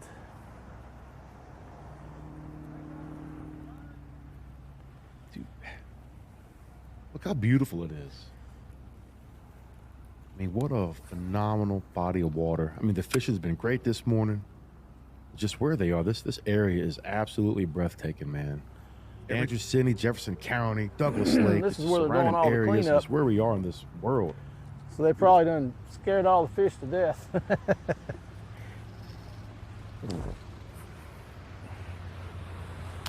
You come out of downtown Dandridge and you cross that bridge heading to the Dandridge boat dock. That is one of my favorite views in this country, and it does stop me every time. I'm like, we've driven across it multiple times this week, and I'm like, that's just ridiculous that you can see that. And to get to go bass fishing, we're proud that the folks from Dandridge and Jefferson County have played host to us this week. And if you are looking for somewhere to take the family on vacation, and this area, you know, even beyond Jefferson County, right here close, there's so many things to do for the entire family. But man, to get out on this lake, have that view in the background, whether you're out here just having a good time or trying to catch a few fish, fantastic fishery. You want to stay at Lakeside Resort and you want to eat there, but you also Now, want to when go y'all by came Kales, live a last Tennessee time, staple. I caught a fish. I was hoping he was going to bring me some luck. Where's all the love? We're trying, buddy.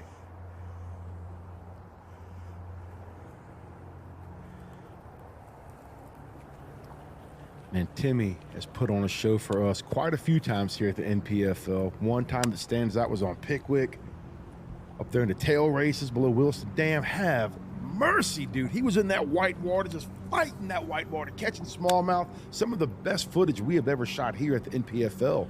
We're going to go on up. Look at that. Have mercy. It's one of those cleanup boats that we keep talking about there. And something that I get asked a lot on social media, Fat Cat, I know you do. How do I support the league, man? I'm a fan of what you guys are doing. You can go to our website right now, TNPFL.com. Use code Dandridge25 money sign. It's actually the password to all of my computers. And you get 25% off. Dandridge 25 and that money sign, TNPFL.com on all things NPFL. But I get folks, man, I'd like to buy a decal. I'd like to buy a hat. Where do I do that to support the league? What you guys have going on? There you go. Apparel sale. Absolutely. Go there and load up, man. We got shirts, we got hats, we got stickers, we got everything to support the NPFL. And it's all quality stuff. You too can dress like Fat Cat Newton. Hey now. Outfit of the day. Might want to carry a sticker around with you if you do that. All right. Yeah. Gotta right. beat all the ladies off of you. Coming in from Ladybug. Ken's corner, Ken Duke stat. Uh-oh. The day 2 leader has won the 7 of the last 10 NPFL events. Well, there's a problem with this. We had 3 day 2 leaders yesterday. Who will be the guy? Of course, as we said, Canterbury was your official day 2 leader based on the tiebreaker, but 3 dude, and doing a pros great knotted job up. carrying that momentum, holding the lead. Everything is great, but just he is not at a body of water where he's safe at all. Scott got the biggest bite he's had all week this morning. If you're just tuning in, phenomenal fish catch. 5-pounder. It is dirty jig. Now, think about that. He said that was a Matt Herron dirty jig on a Kyle Welcher rod. 2 of his competitors, and he's just out here shouting them out, trying to take their money. Make them some money, but take their money at the same time. Scott Canterbury. Kyle Welcher trying to use those Kyle Welcher rods to win $100,000. Another 100 on potentially on that Bronco bug. All or most of the tackle these guys are using can be found at Tackle Warehouse. They got a big sale going this weekend as well. I dove in there myself yesterday, thanks to Fat Cat Newton dropping some knowledge on me. Before live, I had to spend a little cash. They got the juice, no doubt about that. Listen to the frogs in the back, man. It's like he's on another lake.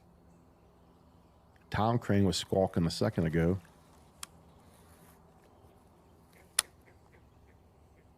You get it's wild just how the close quarters, right? How close. He's right on top of them, and they're just that water clarity, though, a little different, allows him to do it. And the cover's so thick, most of these fish that they just got there, too. These fish, they haven't been there. There's been no water for them to be there. That's right. Welcher a little earlier did mention he thought the water was further up in this stuff the first 2 days. And now it's kind of bringing them to him. And Lindell this morning, it seemed like he was talking a little bit different about the water. Yeah, he felt like the water was rising in his area. Like we're seeing completely different areas, what the wind does. 3 different major tributaries that create Douglas Lake, this TVA impoundment. A lot of folks think Tennessee River. It is not a Tennessee River impoundment. Got it meanders. It has that meander. It's got a. Oh yeah. She meanders. Twists and turns. Can't talk this morning.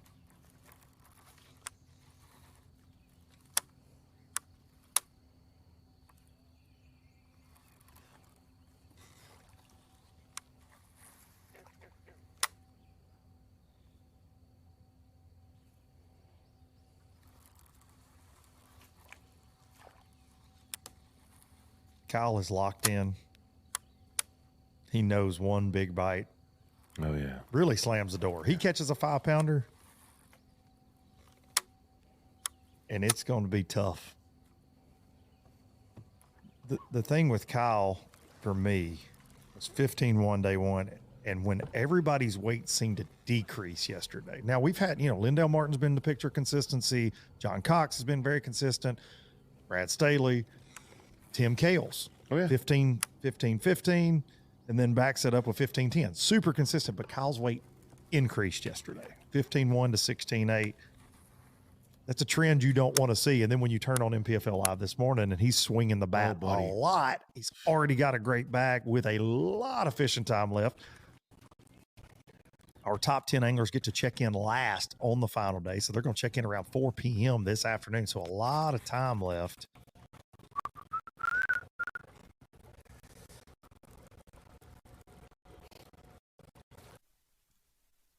I believe Kyle is in Woolly Swamp over next to Brad Staley. Booger Woods right now, I believe.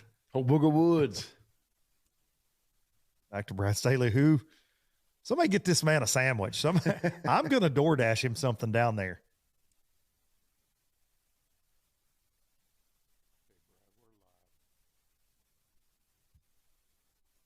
Fat Cat, as we broadcast on site, we're at beautiful Carson Newman University, and they've played host to us this week, and it's been awesome. But I don't know why we're not in those two corner chairs this morning. Sign me up.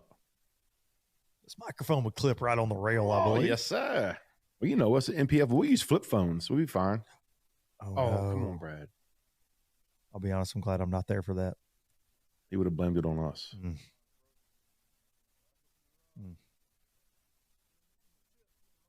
Staley not one to really lose his cool.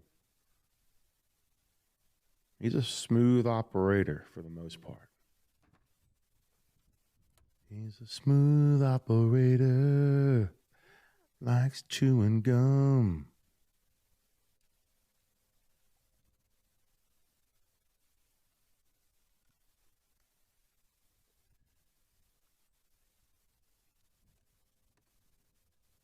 Show up at Eufaula with a big league chew wrap boat. I'm Hey, here dude. for it. That would be awesome.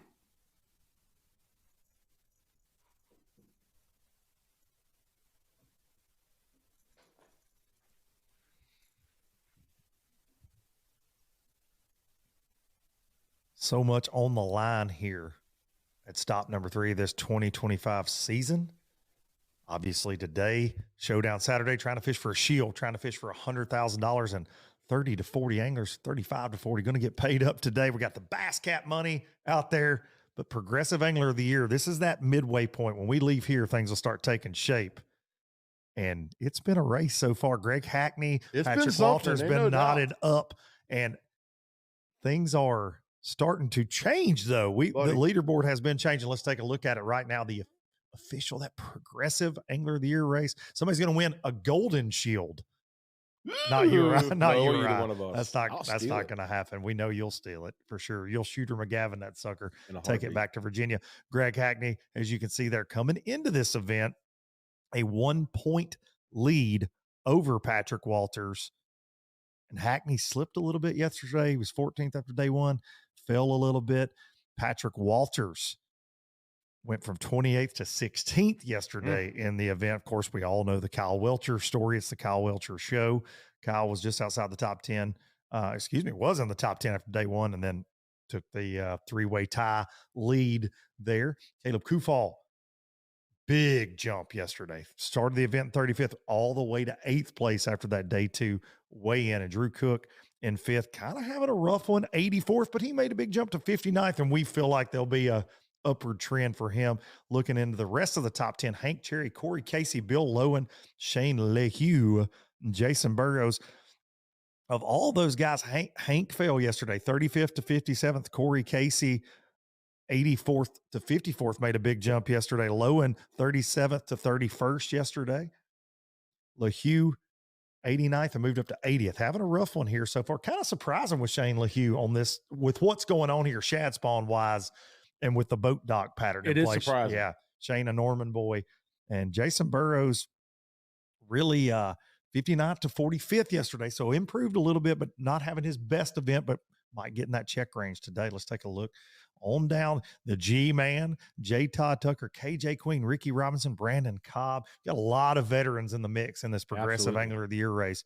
But again, this event I had circled, with the ban of forward-facing sonar, Douglas being known for this offshore fishery in May, how was it going to shake out? And here we are. And man, it's been a topsy-turvy event, shallow water dominated. Dude, no doubt about it. I think it has surprised a lot of guys because during practice, you were seeing plugs on the deck of the boat. And as practice progressed, you were seeing less and less plugs on the deck of the boats. And then at the event, same thing for that weigh-in. You had some guys trying to force feed it.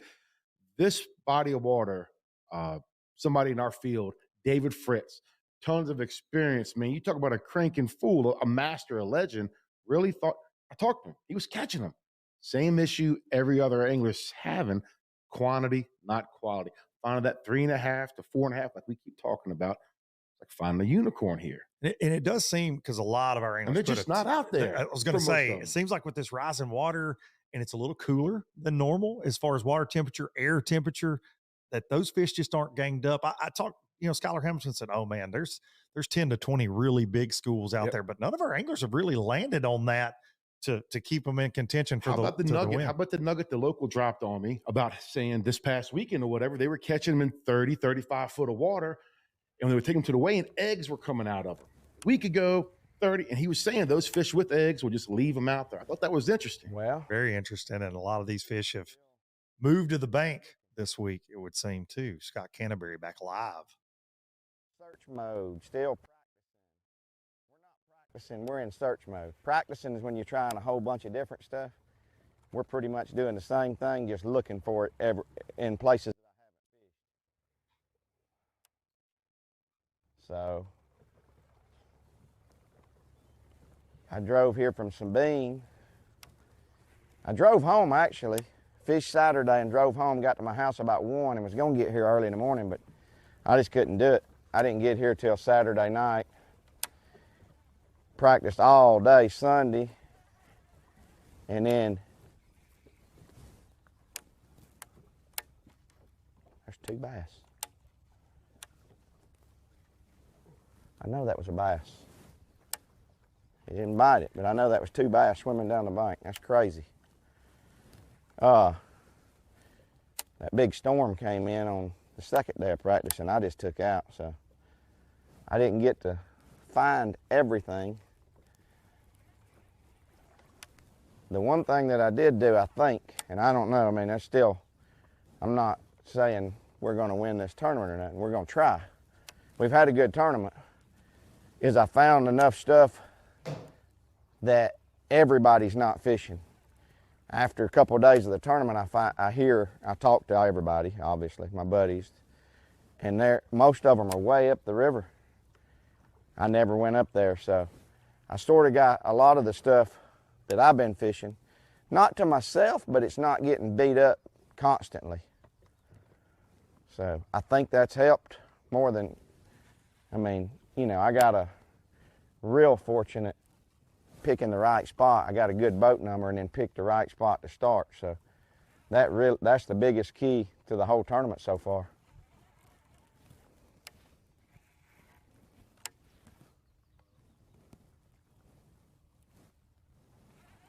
I know that was a bass, 2 of them.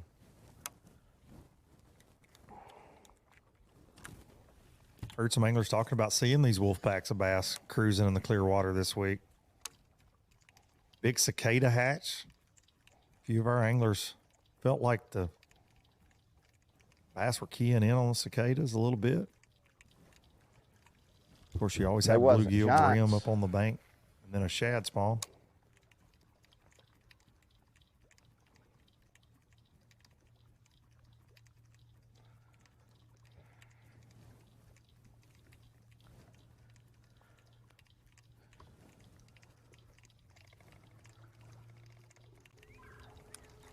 Looking at the Fishing Chaos catch track, You've got Brandon Cobb making some noise this morning, a little over 13 pounds. Got him up to 40 pounds, 5 ounces, unofficially in 4th place. Caleb Kufall with another 12 pounds. Got him in 5th right now. Going to have a solid event here no matter how the rest of his day shakes out. Another solid one. Now we got us a dual box. Let's make a move. Canterbury's going to say, the heck with that. He's going to make a move. Just going right past the ramp.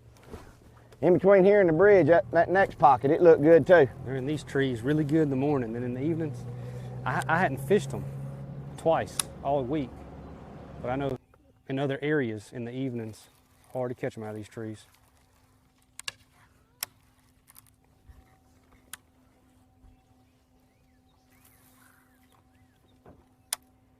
Canterbury on the Fishing Chaos catch track showing he has 4 so far for 11 pounds.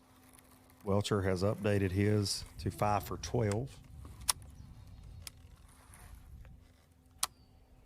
I'd be shocked if that's really what he's got based on what we've seen this morning. Know better. I would say in the 15-pound range. 14, 15. I could be wrong. I haven't seen all 5 of them together, but still, though, with that, with Canterbury having a 5-pounder, like Welcher needs a kicker, because you got to think that Scott's going to get around a couple more in that 3-pound range at some point, and that's going to give him a heck of a bag. Canterbury showing he has a 5 even, a 3-1, a 2 even, and a 1-9 right now for his 4. That 5 and that 3 go a long ways, just with some 2.5s. That's you know, right. run the scoreboard up. And that's kind of what we've seen every big stringer this week has been anchored by a 4+ pounder, it would seem. Welcher.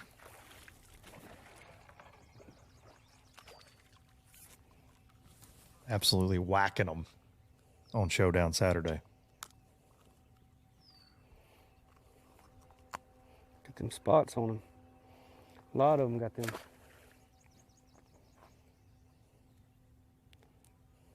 Dude, it's tattoos. wild. Yeah. I wonder what you attribute that to. Never seen so many in one day, one event. It's crazy. It is. Man.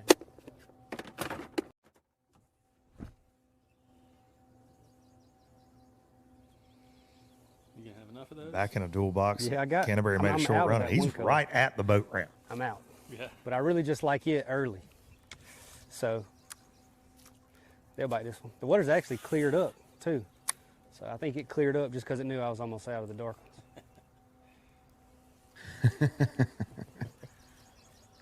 It's your time. It's your time. Yeah, That's the what you seas are said. parting. Yeah. Somebody to flip air into a burning bush.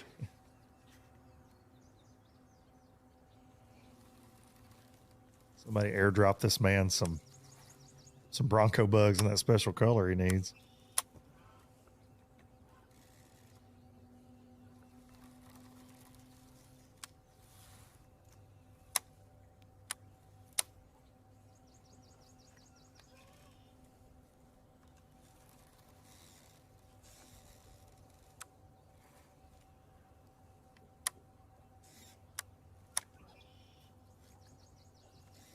Yes, we are here at Douglas Lake in East Tennessee. This is not Oklahoma.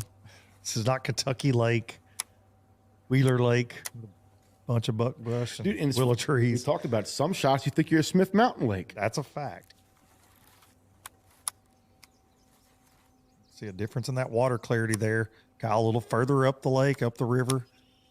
Heard Canterbury mention there that he's at all the buddies of his that are competing in this tournament. Most of them are up that river, and Canterbury's done most of his damage on the lower end of Douglas. Flipping trash mats, fishing some marina docks, and fishing isolated cover.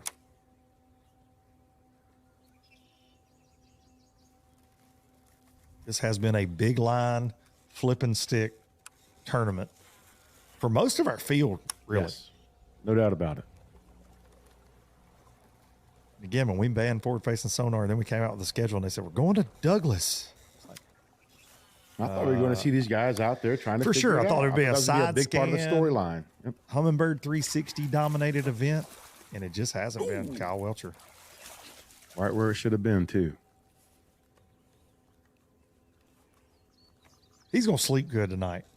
If he don't catch another bass the rest of the day, he's going to sleep good. Ice that shoulder up. No doubt.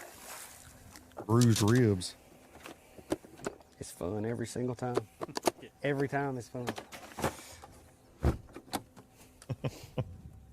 Amen.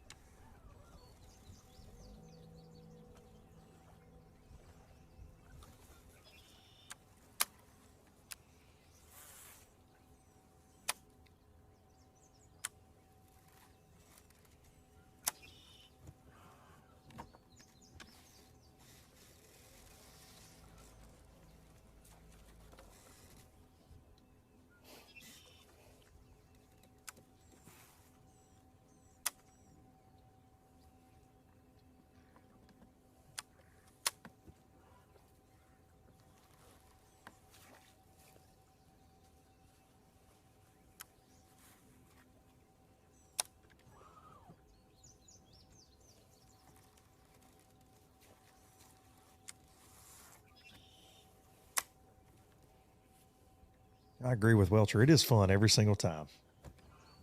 Never gets old. Getting a slackline one, good time. I mean, it's a really good time when you're in contention to win. I mean, I didn't hardly catch none that size early, you know? Yeah. crazy. It's weird.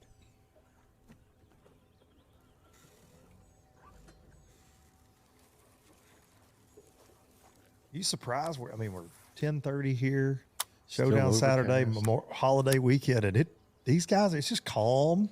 Yeah, man. Where they're at. I mean, missed not one really what frog I right there on day anticipated. And, one. That was a Canterbury's. dang giant. And I have fish for it every day.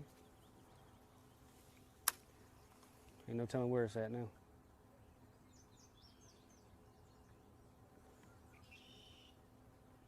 It doesn't seem like that cloud cover is going to go away. Now, there's a big system coming. We're not going to see it today, but back 4 hours to the west where I live, it is getting like 2 to 3 inches of rain A little today. spicy. Yeah, it doesn't seem like they have any curveballs in the forecast for the rest of the day. I mean, the wind is going to stay very mild according to the weather report. Like we keep saying over and over, man, these guys have a long day of fishing. First flight out, last flight in. And during this event, one of the topics have been, man, that later bite.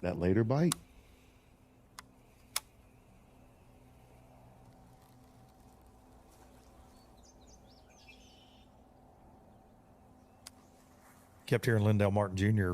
talk yesterday about that sun positioning these fish on this type cover. Right. And today, the Welcher's fishing that, really what you would think would be a shade line. And these fish are just biting. It doesn't matter. They seem to be positioned exactly where he needs them to be. Yeah, Canterbury also yesterday was really talking about that shade line. He said, typically, the warmer the water gets, the more they relate to it. But regardless, they still relate to that shade line, like they do a mud line. It was interesting hearing both of them talk about that.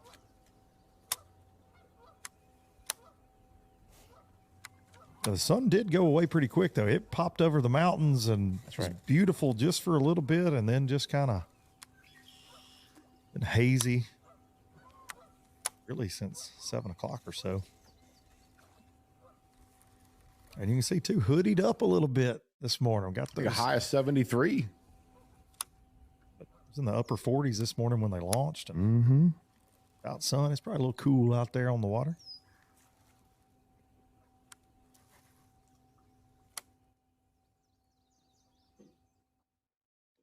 We appreciate everybody tuning in this morning here at NPFL Live. Stop number 3 is Kyle Welcher sets the hook again. That's going to take us to a commercial break, and we'll be back in just a few moments for more of that from Douglas Lake, Jefferson County, Tennessee. Finger with. When it comes to finding jigs, spinnerbaits, and buzzbaits, keep it in the USA. Go with Epic. Epic's tackle is designed by fishermen for fishermen, with hours and hours of thought behind it. That's why our tungsten weights keep your line from fraying, cast after cast. Whether it's saltwater or freshwater, Epic's lure designs will give you the edge on your next big catch. Epic, veteran owned. So check us out, America. EpicBaitsFishing.com.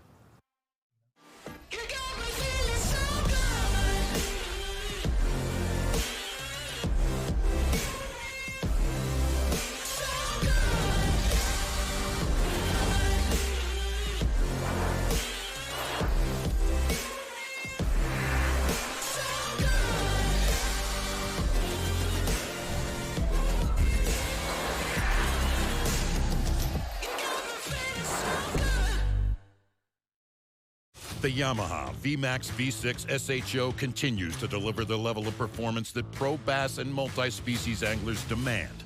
Underneath a bold and aggressive new look, an upgraded charging system with 40% more charging power meets the amped-up demand for today's advanced electronics. The VMAX SHO, raw power, reliability, and exhilarating performance for every angler who loves the sport enough to invest in the best. Yamaha, reliability starts here. The newest addition to the Basscat STS family is here. Introducing the Caracal STS, showcasing aggressive styling, paired with enhanced performance and a continued dedication to raising the bar. Measuring in at 20 feet 2 inches with an ultra-wide 96-inch beam and rated for a 250 to 300 horsepower engine, the Caracal STS boasts agility and speed and is finished with premium features to satisfy any angler. Basscat Boats. Feel the rush. Epic only gives you one shot. So come armed with the Quest Series. Minn Kota's toughest motors yet. Go where the fish are worth the fight. Where chaos is the cost of entry. Where the highlight reels happen. Motors that never let up, so you're never let down. The bigger the question marks, the better the quest.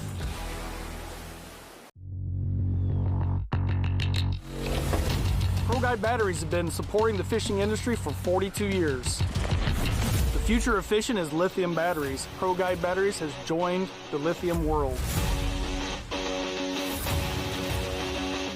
Get all-day reliability with lithium Pro Guide batteries.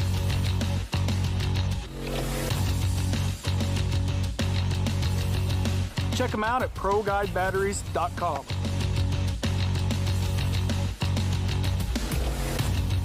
We're here at the Dandridge Dock in Jefferson County, Tennessee, in beautiful Dandridge, Tennessee. And as you can see behind me, we have the Dandridge Dock. So this is one of our great facilities that we have where we host fishing tournaments. The dock helps aid in that. You know, there's plenty of room. We have power on the dock, a lot of tie-ups, host a lot of big tournaments out of here. This lake is fortunate to be part of the Bill Dance Signature Series lakes, and so we're using that to actually help, you know, fund this place to get a little extra facility as far as parking and some other things that are going to happen in the future, just to make this lake more friendly for tournament fishermen and fishermen in general, you know, general public. So we're lucky to have this here in Jefferson County. Beautiful place, love to fish here. Can't beat this dock. It's a great place to come. Some wind wouldn't hurt. Bring me some wind. Welcome back to Echo Skylar Hamilton there.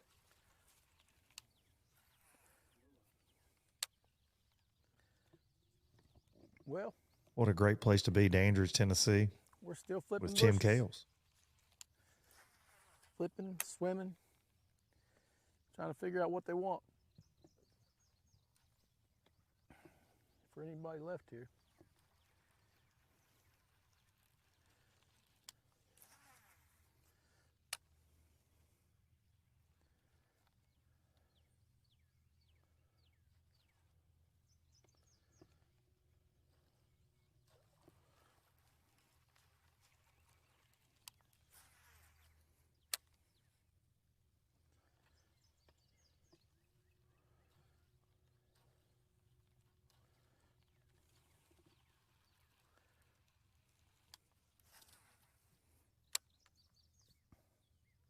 This is fun. A whole lot better in second a minute. We agree.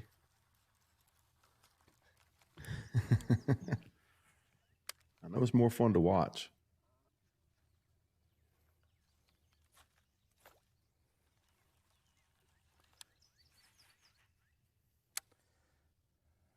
Be a lot more fun if there were bites.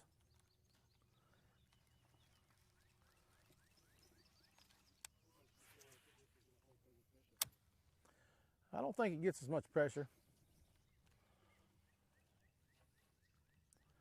I think the dirty water helps you trick them.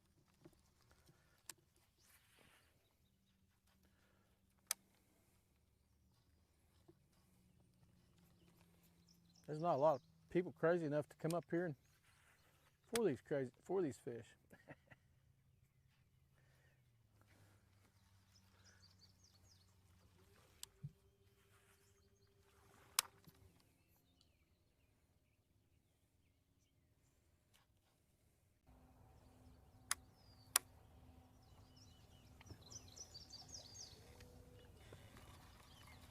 Definitely a pretty spot.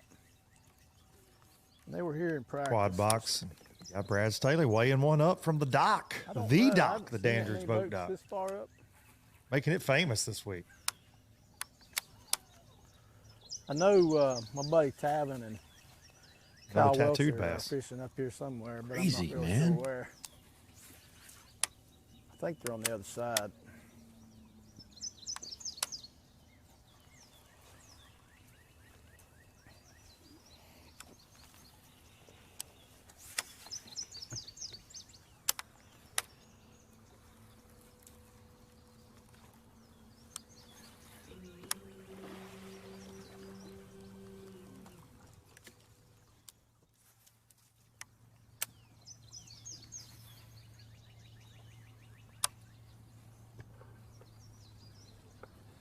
Just a few right skips. We'll be right.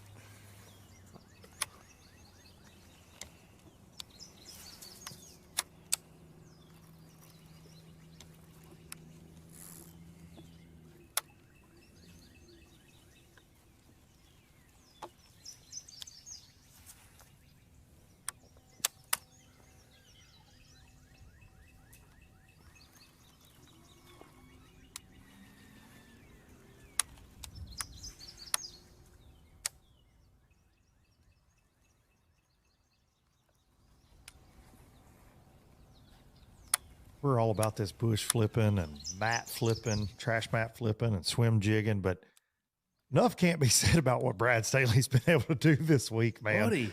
On the takeoff dock. Got himself in I feel position like it's to more 3-pound fish take home a fantastic finish here. to be caught up the lake. Not necessarily here, I don't guess. I don't know. We'll see. But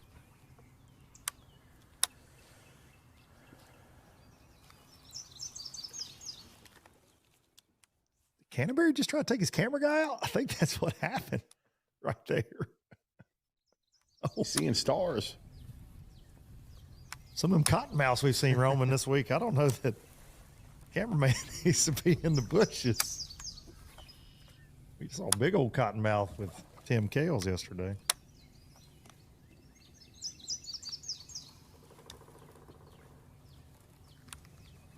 Great look at that Dandridge boat dock and that buzz bait. Brad Staley.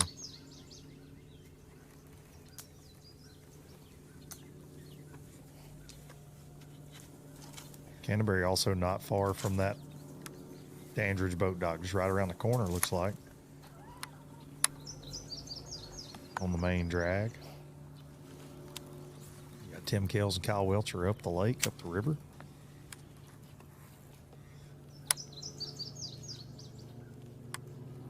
What we're trying to tell you is you can fish about anywhere you want to on Douglas and get a bite. Ain't no right doubt. now. Load the family up and come on to Jefferson County right now. While you're at it, get on TNPFL.com and order some hats so the folks know you're supporting the NPFL. Some shirts, some stickers. We got clothes on there for the babies. Right now, you can get 20% off by using that code. So click on it, get it. Tell them Fat Cat sent you. Baby clothes, huh? Baby clothes. I meant that saying that it would fit you. Yeah, I do wear a medium since I got these abs.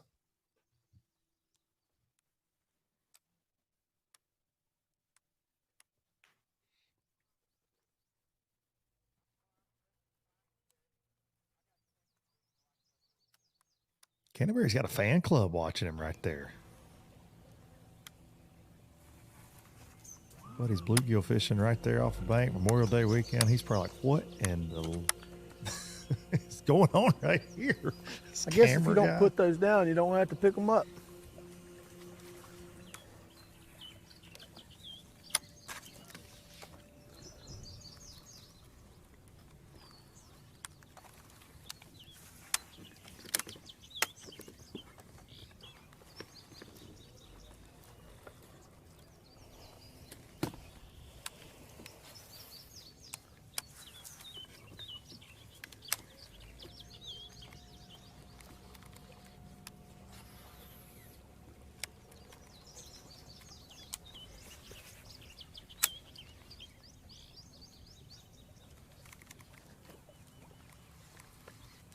Just a little breeze in here makes a big difference, though. I don't know. Or it might just be me.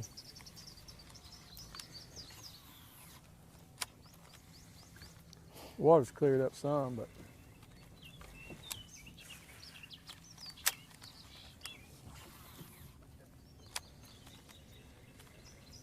Canterbury's going to make a move.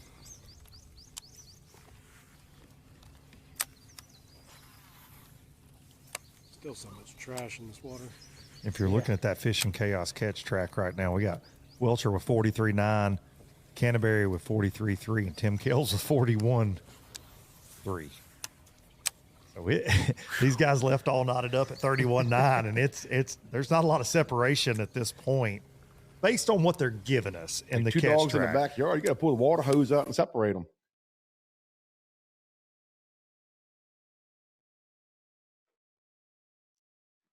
Go on, get.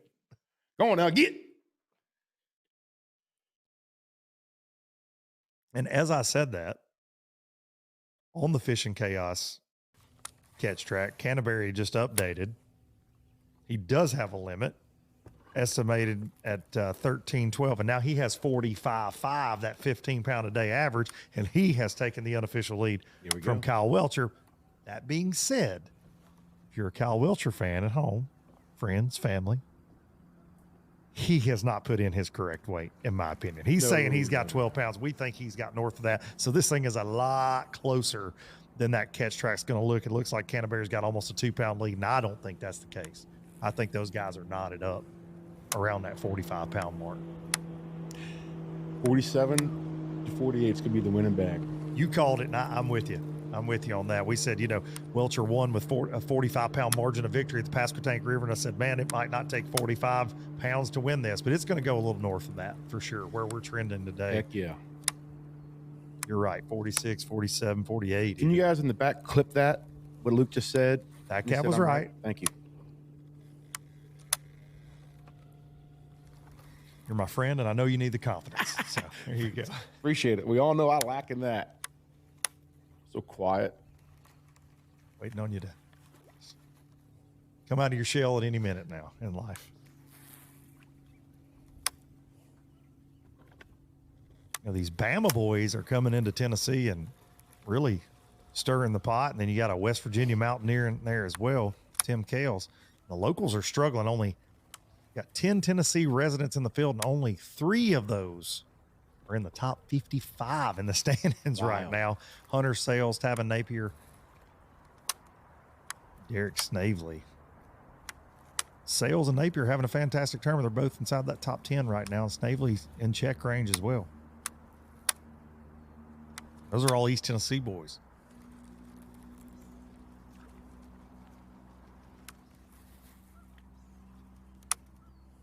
Just like to say to my volunteer pros, get it together. You got to represent home turf here. Can't let these Bama guys come take the shield and back home.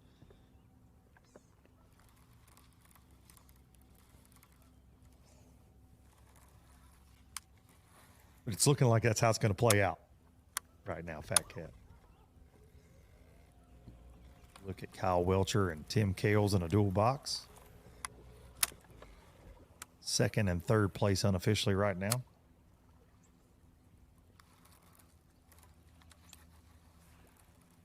Kales has been a picture of consistency. 15-15 day 1, 15-10 day 2, and he got that done in less than an hour, really, yesterday. Not the quality for him this morning. He's kind of had the weights have been consistent, but his stringers have looked different. Day 1, he had a 5.2 and another 4-pounder, and then 3 smaller fish. He said, man, I just couldn't catch a 2.5-pounder. Yesterday, he has all cookie cutters, doesn't catch a good one. Today is kind of a, off to a smaller start, smaller limit for him. Welcher with 15.1 on day 1 to be just right outside of our camera cut, which is the top 5. Then yesterday comes roaring back with 16.5, biggest bag on day 2. Just like he did at Norman on day 2, caught the biggest bag to take the lead. Did the same exact thing here. He brought a bag in nobody was expecting. I mean, almost 20-pound sack was crazy.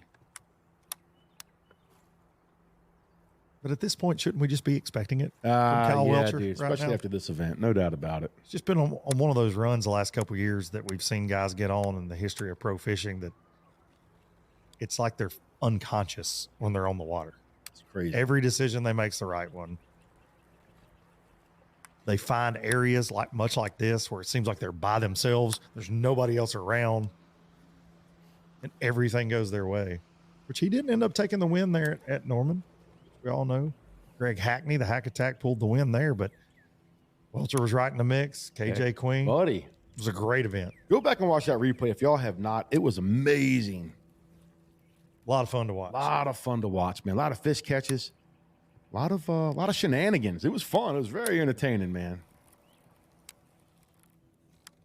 Douglas on Showdown Saturday is giving Norman, all it can handle It is, as far as NPFL Live. We've had a great time this morning. We hope you watching at home have as well. And if you're in the Dandridge area, come by and see us this afternoon at the weigh-in, Dandridge City Dock there. We'll be up on top of the hill, and Big Al McCullough will be bringing the boom starting around 2 Eastern. See? And as Welcher just mentioned, the last flight going to check in around 4. So lots to see there this afternoon and sort out. We're going to crown a champ.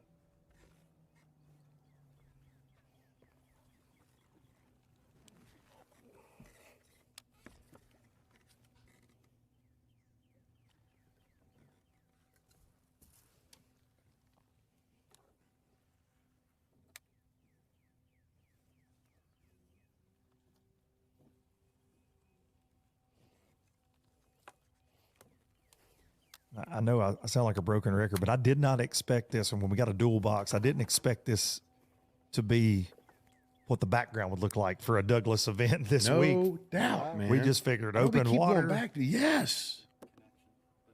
Cranking. Yes, sir, Kyle Welcher, you're live. Shore in general just hasn't done much. Other than Hunter Sales. And I'm sure Hunter Sales was mixing some shallow stuff in there as well. We saw some stuff from him yesterday. He was offshore.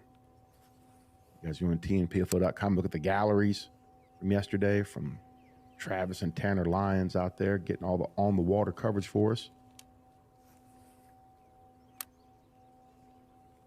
You guys do a phenomenal job.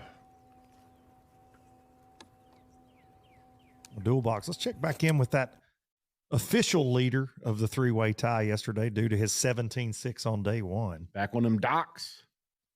Canterbury, we're obviously the Wizard of Oz views that we do have in studio. We can see everything going on. And we heard him last time we were with him live. He was talking about he's basically practicing now. He's trying to find new water. He doesn't want to run the same water he's been running during the tournament. And he's bobbing and weaving a lot out there right now, but didn't get a lot of practice. Been on a big run. Bassmaster Elite Series was in Texas for a couple of weeks. He said, man, I didn't get the practice. They had a big storm come through in practice. He said, I didn't get a lot of time. So today I'm kind of sorting through it. And you can do that when you've already got 13 pounds in the box of the 5-pounder. And he knows just a couple swings of the bat with some 3-pounders, this thing's going to be very, very interesting.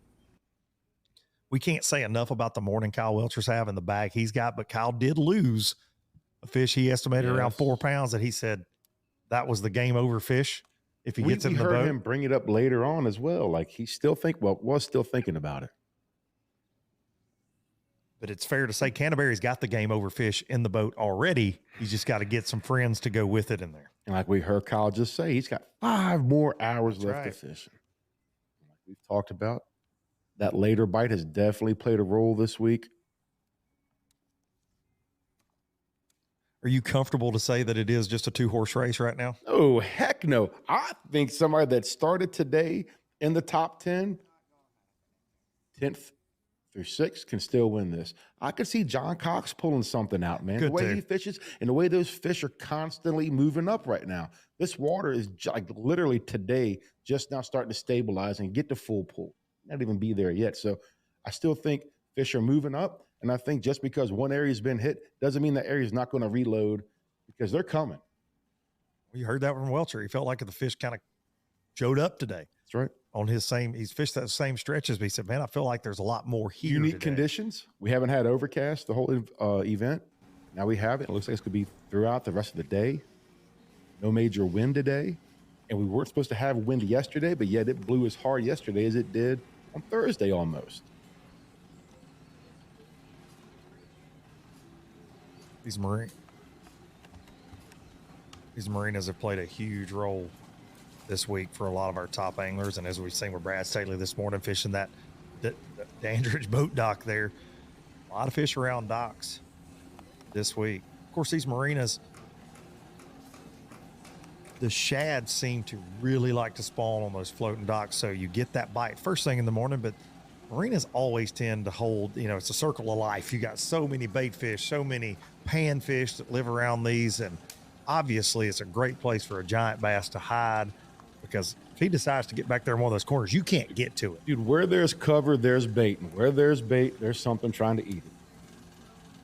We've seen Tim Kales really, he's in the position he's in because of marina docks.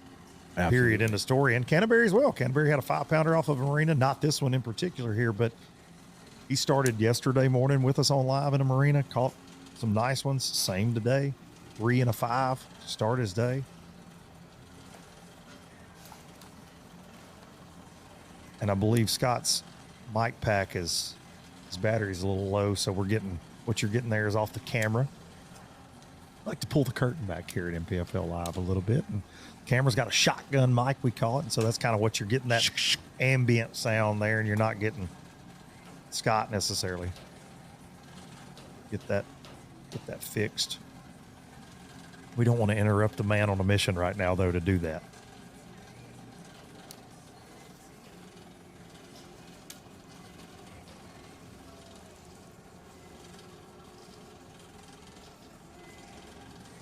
I like to fish around marinas just in case that gas station breakfast burrito hits. Fat Cat, you're just close.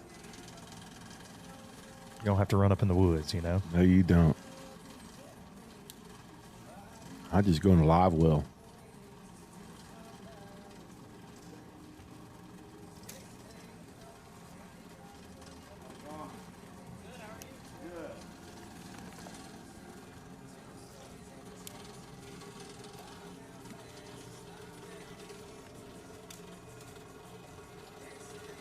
I would say that dock will not look like that in about 2 hours. Oh, no. There's going to be somebody at every table. There'll be some bumping and grinding going on up there, boy. Ain't nothing wrong with it, I hear. If your mind is telling you no.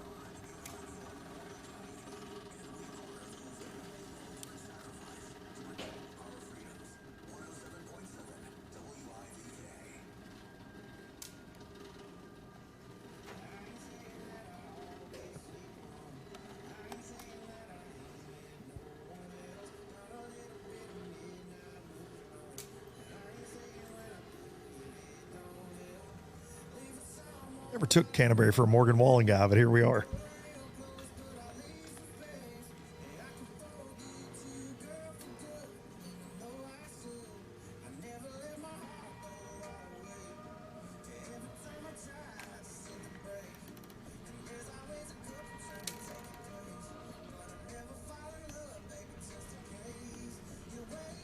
Just in case.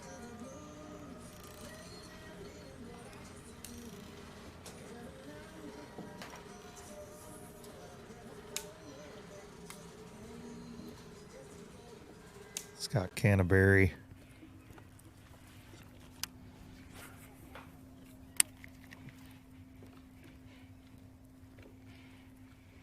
Back to Brad Staley, and for all you Morgan Wallen fans, we apologize, but I don't think YouTube would allow us to keep that going very much longer. They get a little stingy with their music rights over there. So Canterbury was jamming out in the background. Hey, how you guys doing? Plus, he was also closer than chairs, and we didn't want him. I've caught a few. Hopefully I can catch a few more. Are they right in here? Yeah, they're underneath the dock. Y'all quit walking around up there. Tiptoe. Listen, I don't think noise bothers these bass. They have to listen to Big Al call all the boat numbers, and everybody's standing out there. All the media's on the dock, and family and friends, and you got 115 anglers came right by there, and Brad's called them every day. Just a bit outside. And I'll just tell you straight up, Fat Cat, if we're about 20 minutes from there, where we're set up here at beautiful Carson Newman, if we were closer, I would be on that dock during live. That would be a good time. Oh, yes, sir. I like me some Brad Staley. That'd be a fun place to commentate from. But I'm pretty sure our full com production crew does not want me to drag a monitor and everything out there. 5 or 6 catfish rods, throw them over. Oh, yeah, that'd be a great time, too. Can I pet that dog? I got swim baits bigger than that. Yeah. Catch one out from under. I am here for it. He caught one right out from under the NPFL crew this morning. Yes, he did. The dog's trying to figure out where the it goes. guy was there to cheer him on. Bass pointer. Oh, no. It was a lot more entertaining this morning, I can tell you a lot of that. floating docks. It could be a bass it hound. Yes, ma'am.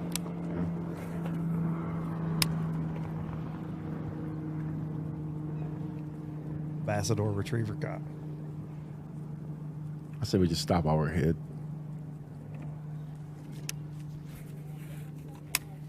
Were we ever ahead? Good point.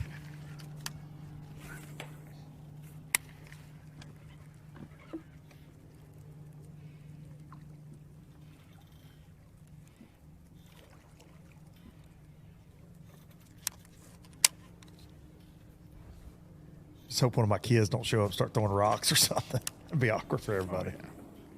And one little bad kid shows up. Ryder dunking up there. Where are the fish at? Right here. Kablunk, kablunk.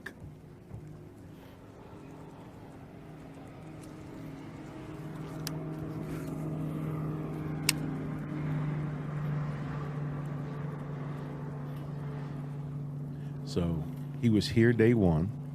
We saw him catching them that morning. And then Tanner and Travis are on the water guys that go out and catch all the video pictures for us. They came back in. He said when he saw them, hey, he got down and skedaddled because he didn't want any of those pictures going out. Y'all can film me on the final day. 2 in a row.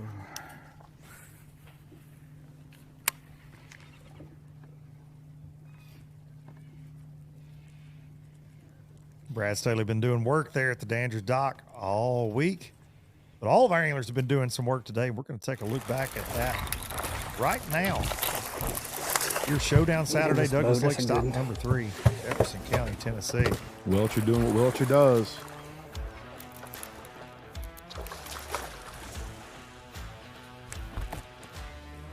Absolute smash fest this morning on Douglas Lake.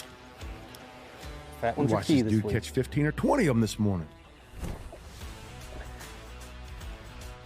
Canterbury just been doing work. I mean, I can't pull the whole bush. Literally worked for this one. Yes, he did. I don't know what to do. Yes. This fish did not want to see Big Al McCullough at the weigh-in, but Ah! Spear point He put got that him one and on held Squirrel's him. I'm nest. telling you, look, it goes in, out, and back in. having Holy a great cow. time here. If that doesn't make a believer out Showdown of you, Saturday. nothing We'll will. be back in just a few more moments for more live action. Oh my gosh. In the Smoky Mountains.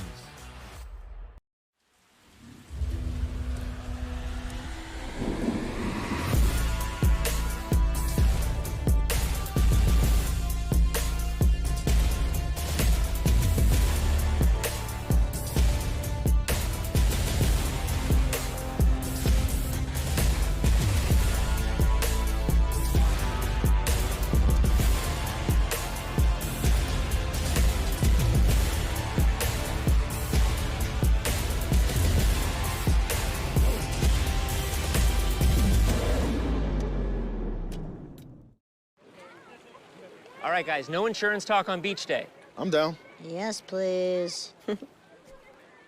Don't get me wrong, I love my RV, but insuring it is such a hassle. Same with my boat. The insurance bills are through the roof. Be cool. I wish I could group my insurance stuff. Like the house, the car, the RV. Like a cluster, an insurance cluster.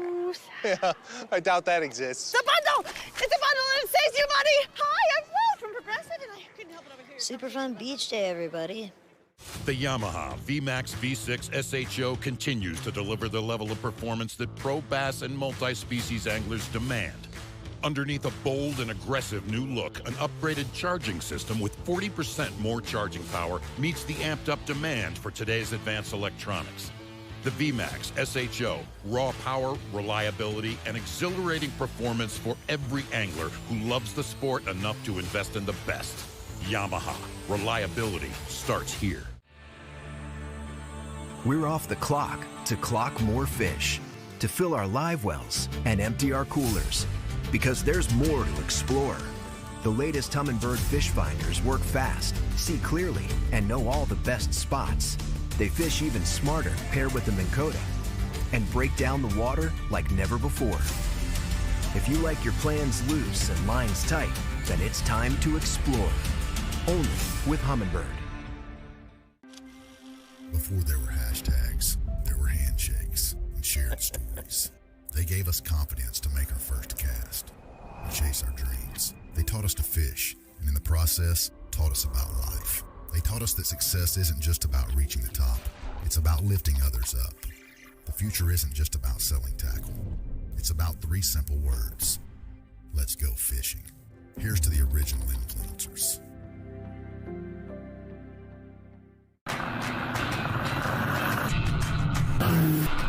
Since 1971, Bass Cat Boats has innovated, persistently thinking outside the box, never abandoning their roots or the commitment to quality through their process.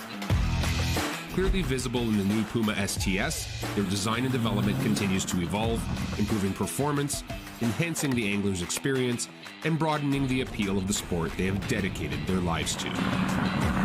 Bass Cat Boats. Feel the rush.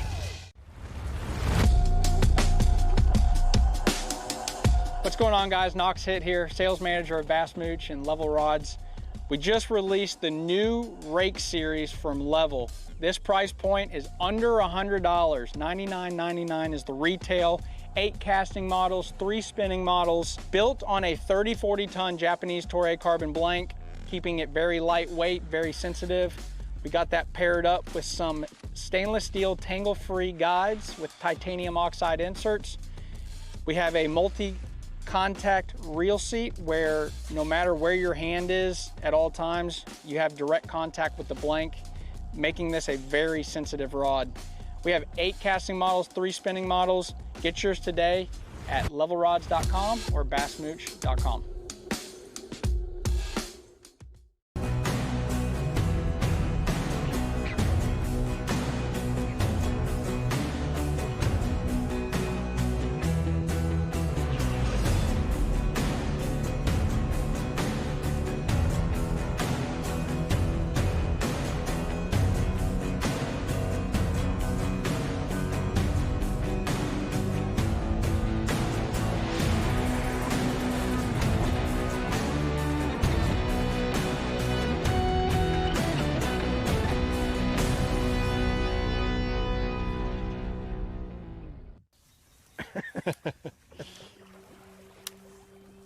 Welcome back. Kyle Welcher and Tim Talk Kales a little say bit about the area that we're in, and hey, you practice up here from East Tennessee. They don't say go Vols, but we do. Fat Cat doesn't. I guess I don't. You don't care. All right, talk to us.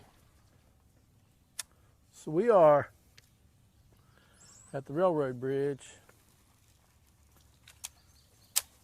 close to where the Nolichucky and the French Broad split.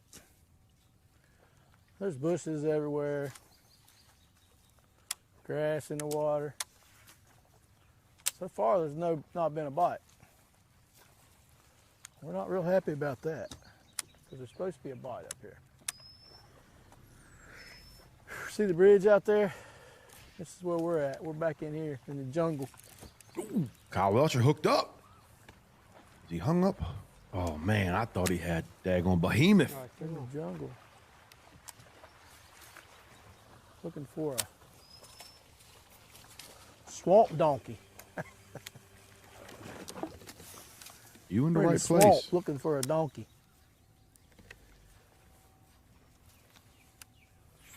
Just one of the right bites up here. Go a long ways.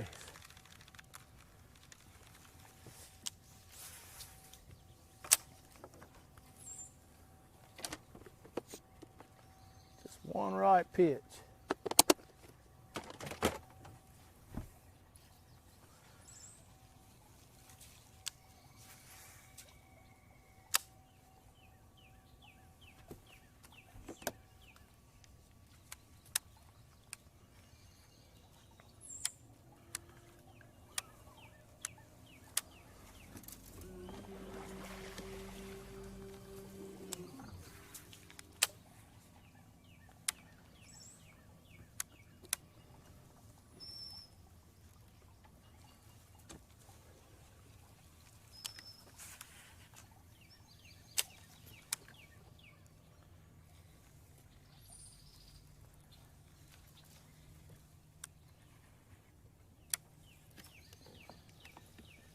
Come on, fish.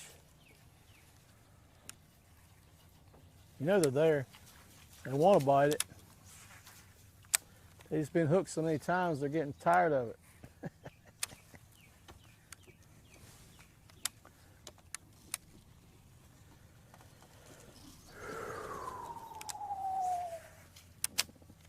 course, it's going to be fun getting that 4-pounder out of there when it does bite. But you got to get it hooked before you can get in the boat.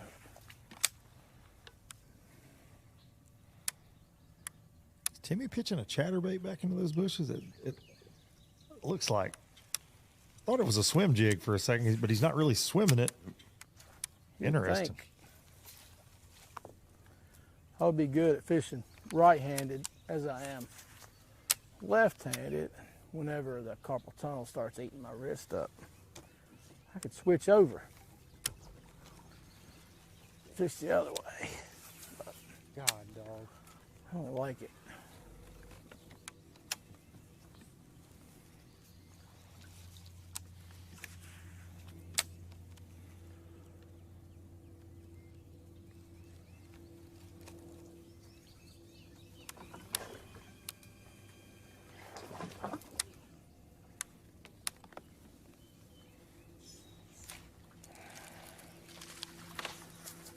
Welcher.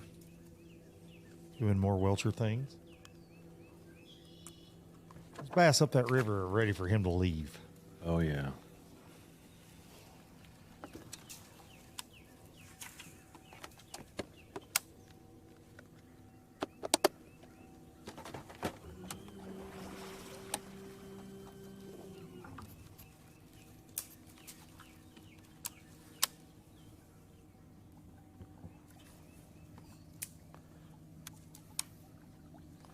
Sounds like there's boats running on up farther than we are. I was kind of surprised with that. 'Cause the other day it was red once you get around the corner. But it's definitely cleared up.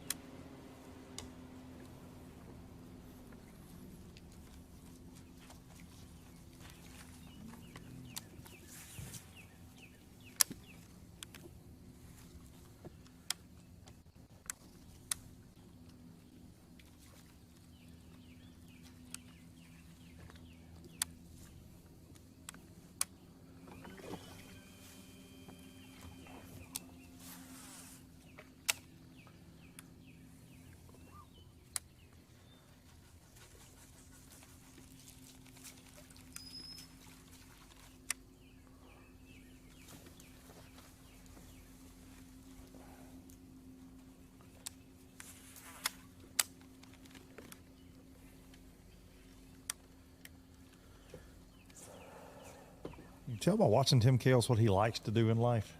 Oh, yes, sir. He likes to get up here in this shallow water. Accurate casts. He's been a lot of fun to watch.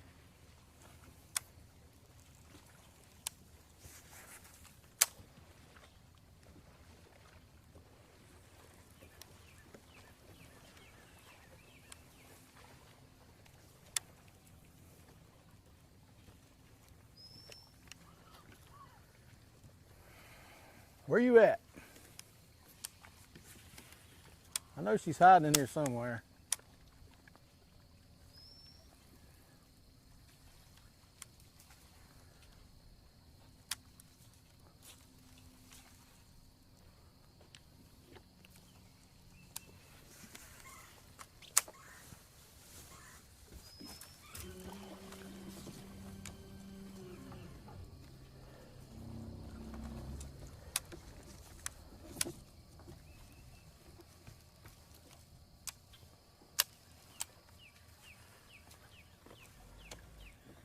All right, we're gonna jump across.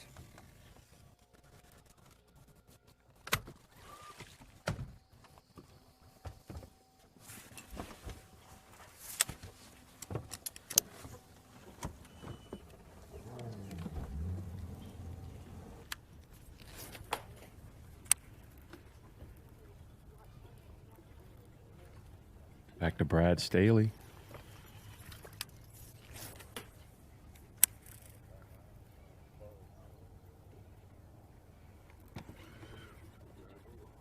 All right. Still fishing that dock where we launched at this morning. Dandridge Boat Ramp. Does that mean you want me to catch one? I'm kind of pulling for that myself. Yeah, please. Come on, fish, cooperate. We're live. They want to see you. That's right.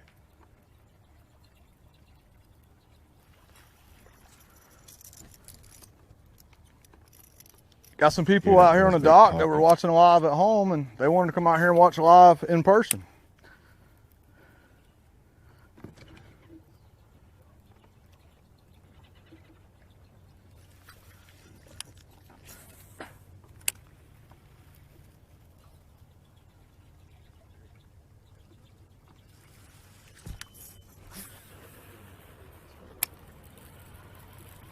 We got to hear one this morning. That's in it today. I want to hear it worse than you do, I promise.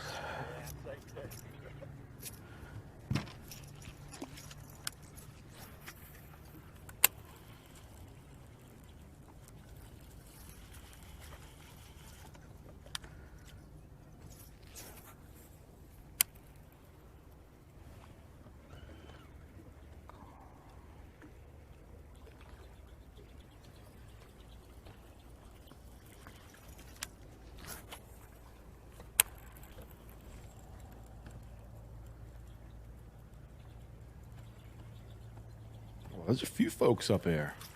1 4-pounder.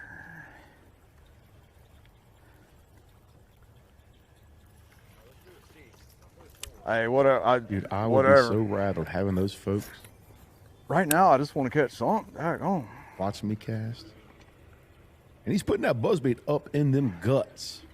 Just slinging that thing under there. I don't know anything else to go do to catch a bigger one. All the time. This is it. Hoping at some point there'll be some new ones roll up under there, or somebody gets hungry or something.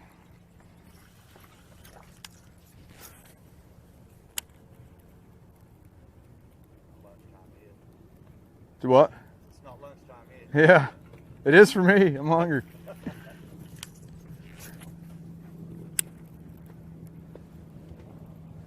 If I got a good limit in the boat and I'm just fishing right there at the dock, I am door dashing me some Chick-fil-A. I know you love a good DoorDash. Oh, I love a DoorDash. DoorDash will spoil you. Folks from DoorDash are watching. We'd love for you to join the NPFL team here. I'd like a discount code. So, does Palace have DoorDash? Buddy, if they did, we'd be eating some pals right now. That's one thing I love about Tennessee is gas station food. It is unlike anywhere else in the country. Some of the best food is in a gas station around the hills of Tennessee.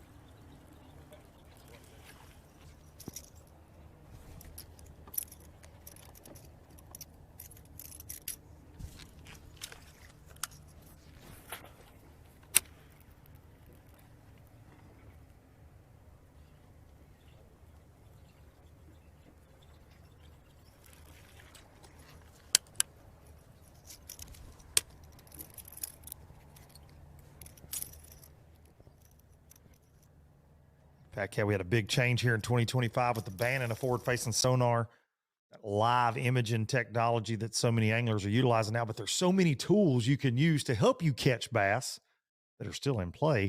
One of those being the Deep Dive app, and we've been working with the folks from Deep Dive this year, and it is an app you can get on your iPad. If you've got an iPad in the boat, a lot of anglers do run that, or on your iPhone or Android. You can go pick that app up in the App Store. It's a subscription-based service, but it has some tools that are incredible. Awesome. And we like to take a look at some of those now and show you some of the ways you can use the Deep Dive app to help you catch more bass. Even if you're just fishing on a weekend, or maybe you're going on a fishing trip to a lake you're unfamiliar with, provides a ton of useful information. The folks at Deep Dive do a great job of that for sure. Lots of different features. It's a unit. We're going to take a look right here. And this is something that if I were in this event this week, would be playing a huge role. And we've heard so many of our anglers talk about water clarity.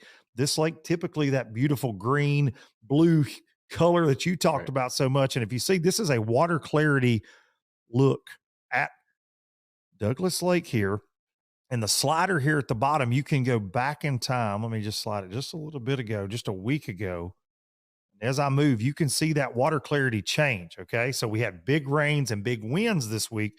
So as I scroll this back to current time, that obviously that red means the dirty water. Now let me put we've had a lot of dual boxes with Canterbury and Kyle Welchure today where we've talked about that water clarity difference. This is a look at the areas of the lake they're fishing. Kyle Welchure up there, up the river. Tim Kales up there as well right now in the dirt. And Canterbury's really been down the lake in the Dandridge area most of the week. And you can see that water clarity difference right there where two of your top guys are crazy, fishing and see the difference in that. But with this app, again, you can go, it has a 30-day history. So if you want to know, hey, was this area blown out just a few weeks ago? You can look at that. Another thing that I would use, any lake that I'm fishing, wind effects.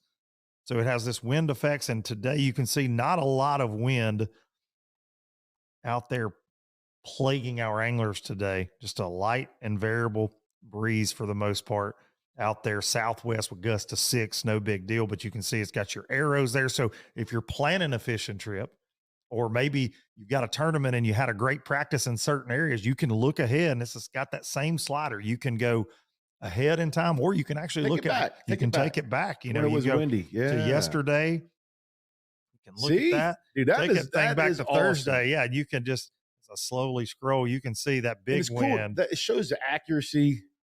It Look truly is a tool. Like you said, talk about saving time, things of that nature. If you already have a good idea what pattern you want, that thing can save you so much time. No doubt about it. And the side-by-side box we were watching earlier with Welchure and Canterbury, you just showed it right there. Like we saw it on there, the clarity difference. This was Thursday where you awesome. talked about the big winds there, those big gusts. We had gusts of 14 to 20 miles an hour out of the west, and that really did change. Like these trash piles, all these things changed. And right there, deep dive on the iPad. That's how we're using it in wherever studio, you download apps, go get it right now. Anybody can get it. Anybody can use it. It is a unit, dude. You got to have it. When we first started talking about it, you felt my side. I'm like, Oh, I yeah, was you fired were up about it. tickled. Yeah. It's a very cool app. So we appreciate the folks from Deep Dive helping us out here, kind of break it down. And it is interesting to look at it. And there you go. There's Kyle Welchure back in that dirty water as we just saw. Awesome stuff from the Deep Dive app, man. All right. You know, I'm always skeptical on those kind of gadgets and things, but that right there, that shows you the proof in the pudding. That bark will get you.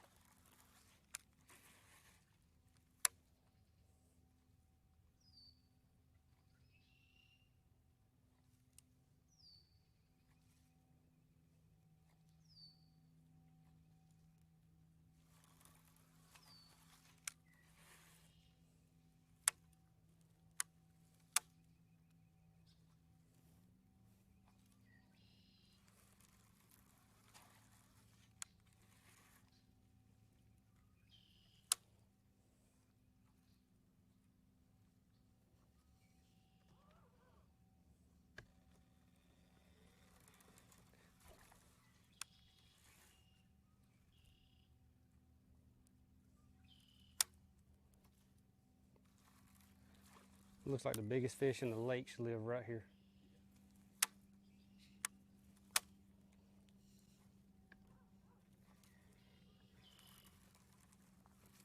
We've not seen Welchure in as many of those trash mats. No, we haven't today, as we have Canterbury, Lindell Martin Jr. on the lower end of the lake. That clear water, that seems to be a major player this week.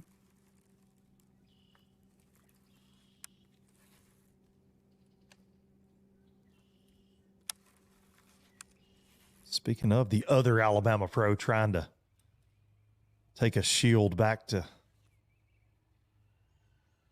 Crimson Tide land down there. Scott Canterbury.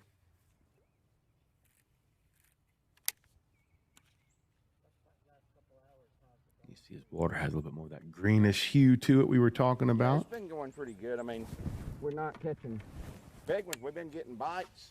Tried a few things that didn't work, but still getting bites. So just got to be ready and catch one or two good bites. I mean, if we could get a 4-pounder, I'd feel really good with just one, but we need a couple 3-pounders and we'll be right where we need to be for sure. It's just, yesterday it got really slow in the middle of the day for me. I'm not saying it's too slow right now. We're still catching some. We're getting bites. We just caught one a while ago, so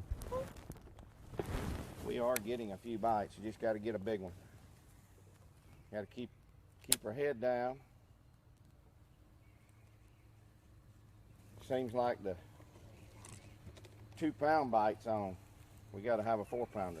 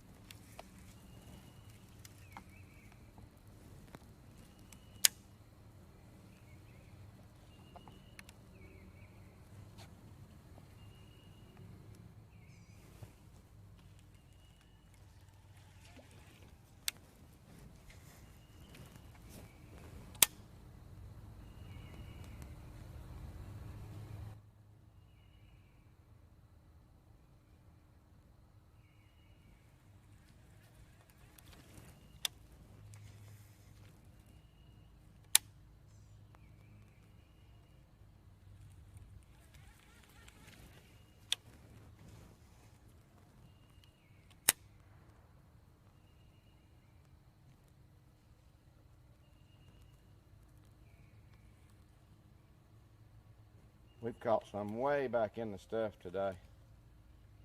So, got to keep everything honest.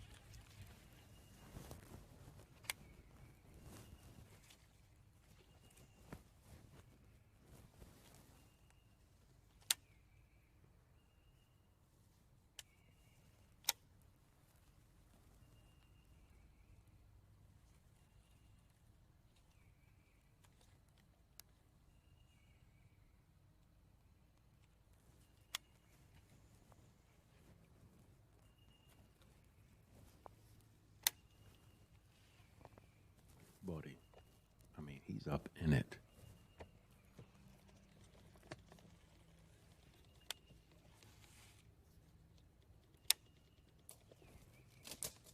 Like Welcher said, the biggest fish in the lake should live in this kind of stuff. You would think you would see it.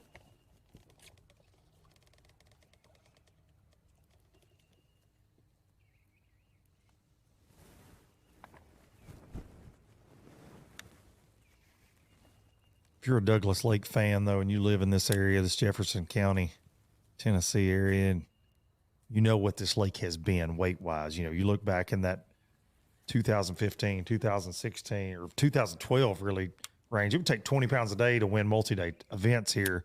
Got to be encouraging to see what we've seen this week. You know, one thing I haven't seen I thought we might see is a methylate trickworm. It's a trickworm in general, you know? We did see somebody mentioned it yesterday. Tim Kales, I think, mentioned he had some in practice on it, but I know that's the thing around these parts. Something we don't like to speak about, actually. Fat Cats, I appreciate you. It's all over YouTube, my friend. So call YouTube up. Talk to them. So when I'd never been to Douglas, so I was checking a bunch of stuff out. I'm like, golly. I go to Dagon Laundromat and buy methylate trickworms around here. Anything orange in this part of the world. Is that it? Go Vols. Go Vols. I finally got one out of you. I should have known. Finally got one out of you. 5 years of this. Go Vols.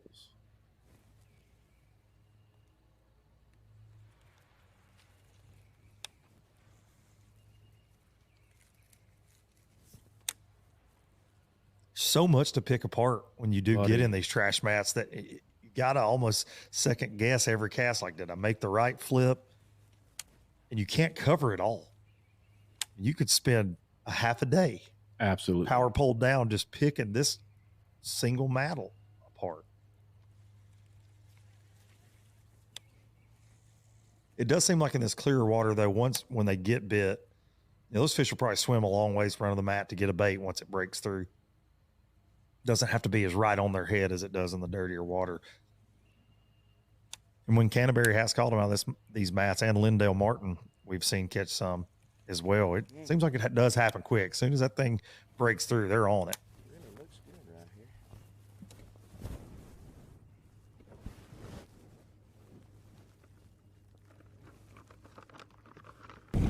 Canterbury taking advantage of this longer day that the top 10 has. Just kind of practice, right, as he's mentioned. These are all areas he hasn't fished. And now back over to the 71-year-old veteran pro. A little different scenery for Lindell Martin. He's been up in them trash. Mr. Lindell, give me a little story here. But he talked earlier. Stored me out. That story for us. They're going to be thinking I'm some kind of... He about storied me out.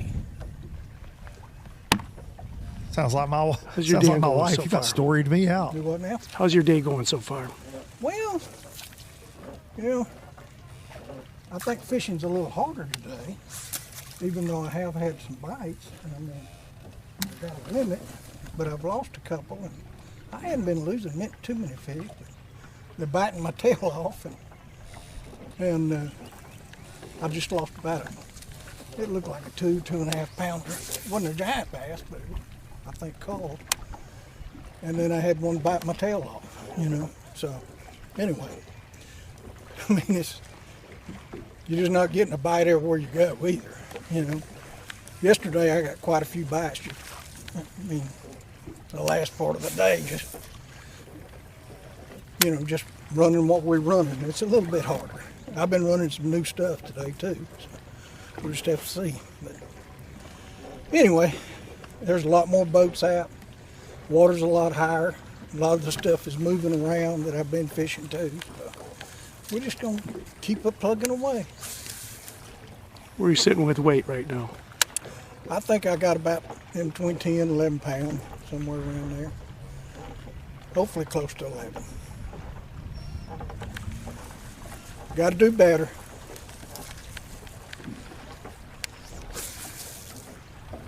Somebody's going to catch them.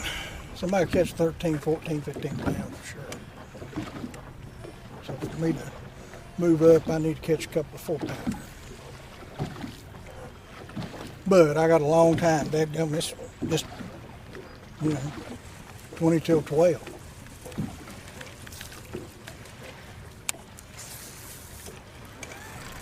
Just got to make it happen. Lindell weighs in at 415. Have you been mixing it up? Last flight. I am doing a little bit of everything. I'm fishing docks. I've been fishing. I've caught 2 or 3 out of them little green bushes there. But my stuff that I've been fishing up in the back of stuff, a lot of it, of course, back here I hadn't fished this yet, but a lot of it's floated out with this high water. It's taken out in the main lake. You really got to watch running, or I've hit 2 or 3 of them. They ain't been very big. But anywho, you just got to watch what you're doing. It's pretty dangerous, but a lot of that stuff's moving around. Water's coming up a bunch. So we're going to just keep on plugging away. I got confidence, and that's what you got to have. You can tell by that lake clarity, he's in a different spot than what Kyle Welcher is for sure. And a little different spot than he was yesterday, Absolutely. I believe. I really hadn't lost many fish. But today, that one there, we had about 3 or 4 bites that I just hadn't connected to. You roll cast that son of a gun. Utilizing a Yamamoto Caught small flapping fish. hog on a lighter weight, he was telling us. It seemed like how the fish wanted it. I see why I might have lost that one where it goes. The board goes across there. I couldn't see it down there, and I guess when I jerked, I couldn't bring him up over that board. but I'm gonna put back over there. That lack of wind blew his pattern all apart. Great stuff from Lindell Martin Jr. there. And the rest of our top 5 today that we're covering on NPFL Live. And we're going to take a quick break and we'll get you right back out here to Jefferson County, Tennessee, and Douglas Lake. NPFL stop number 3. When it comes to finding jigs, spinnerbaits, and buzzbaits, keep it in the USA. Go with Epic. Epic's tackle is designed by fishermen for fishermen, with hours and hours of thought behind it. That's why our tungsten weights keep your line from fraying, cast after cast. Whether it's saltwater or freshwater, Epic's lure designs will give you the edge on your next big catch. Epic, veteran owned. So check us out, America. EpicBaitsFishing.com.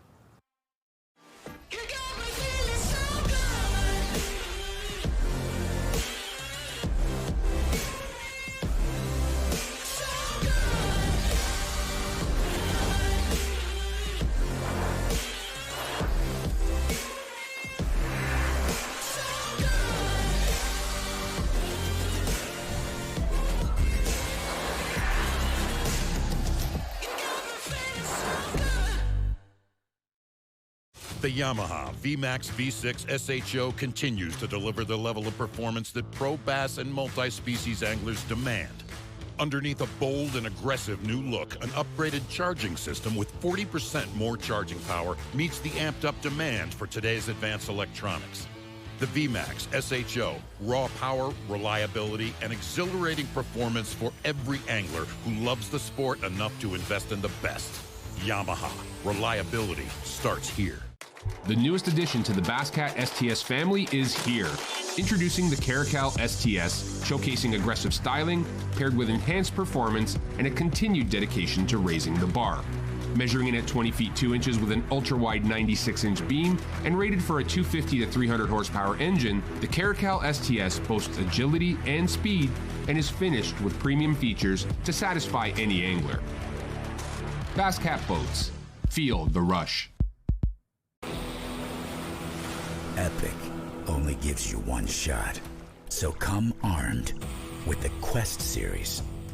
Minn Kota's toughest motors yet. Go where the fish are worth the fight. Where chaos is the cost of entry. Where the highlight reels happen. Motors that never let up, so you're never let down. The bigger the question marks, the better the quest.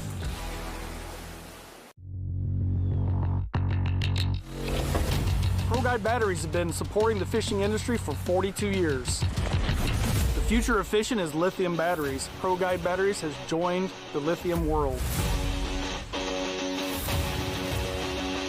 Get all-day reliability with lithium Pro Guide batteries.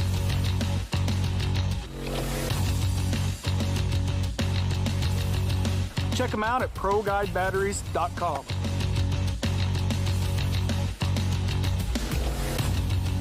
NPFL Pro Seth Ellis here, and I was very fortunate to win the Humminbird Explorer bonus money at Stop 2, Lake Norman. Electronics are so important, but it's not just forward-facing sonar electronics. Mapping is so key nowadays, and with Humminbird, the new Explorer 12, and the VX chips, their mapping is premium, top of the line, and I relied on that at Lake Norman to find flats in the very backs of pockets close to deep water where those big fish were pulling up to spawn. So guys, definitely check out the new Explorer units. We want to thank Humminbird here at the NPFL. At the NPFL, it pays to explore.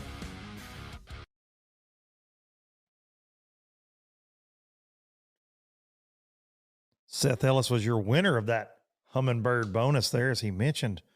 $1,000 for running that Explorer unit and being the highest finisher in the event. He took that home at Norman, and it pays to explore indeed with Humminbird. And a lot of talk coming into the year. Yes, the NPFL banned forward-facing sonar, but electronics still play a pivotal role, whether that's Humminbird 360, your mapping like Seth talked about. We appreciate the folks from Humminbird being a part of the league here. Absolutely. 2025. The official electronics partner of the National Professional Fishing League. Live with Kyle Welcher.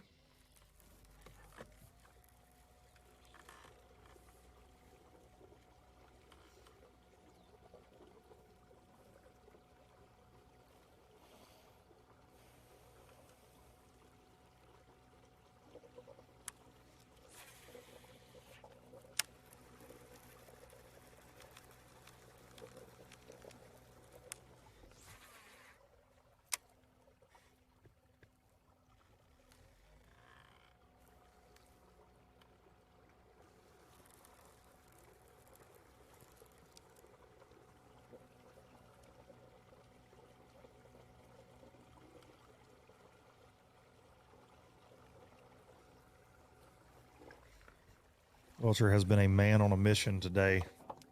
Really the entire event, and really the last 5 years. I was about to say, it's been a minute. 15-1 on day one, and brings in 16-8 yesterday to improve and knot this thing up in a three-way tie. Tim Kales and Scott Canterbury headed into Showdown Saturday, and today he has been absolutely on fire. Have mercy. Fish catch-wise, did have a mishap with a 4-pounder. Estimates he's got Saw him 12 and a half pounds. Had one on a frog come unbuttoned. We've seen most of the fish he's caught. We think he's got north of that 12 and a half Every pounder. other cast he was putting one on the boat. It was wild. You know, we went to Lindell Martin a second ago, and he was talking about the water still coming up. And every time we go to Kyle, he was saying one of what he thought was benefiting him this morning, it kind of receded for him. Again, you've got these 3 rivers. Here we go. All right. On this fishery, and Kyle's up one of the forks, so it can definitely, and that's another thing on that deep dive app, you can see the stream flow and kind of that inflow into the lake, and they all act a little different depending on what happened upstream. It's another reason you need to download that deep dive app. For sure. This tournament ended right now, which we're too many hours away from it ending. Kyle would be your AOY leader by a pretty good chunk. In that Progressive Angler of the Year race, Patrick Walters would still be in second if it ended based on the day 2 standings. Come on, Megan. Greg Hackney would have slipped to third, having the lead after 2 days. Caleb Kufall would be fourth. Fantastic year in the league here. Bill Lowen would be 5th, heading into stop number 4, which would be at Eufaula, Oklahoma. That's another one for me that I thought, man, it might be offshore, but that area has been plagued with flooding. Yeah, man. High More water. on the way.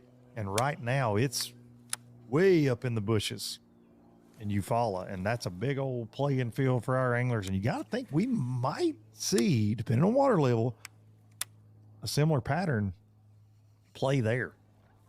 Just because it's June and it gets hot, those Oklahoma bass like to get up there in the willows and the buckbrush if there's water available to them. So that one, again, we didn't know coming into this. We thought this would be an offshore fest. I sure did. Oh, yeah, for sure.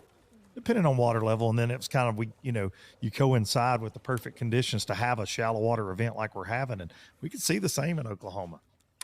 Just because you have a date on the calendar and a lake beside it, most of the time you can throw out all the talking head, oh, well, it'll be this or that. We've learned that firsthand for sure. I thought this event could be that great equalizer at the midway point, the wild card, but I think that's going to end up being Eufaula. And then it sounds like from all the dock chatter that Logan Martin is going to be tight like Norman, tight like this. No doubt about it. Another stacked weight event.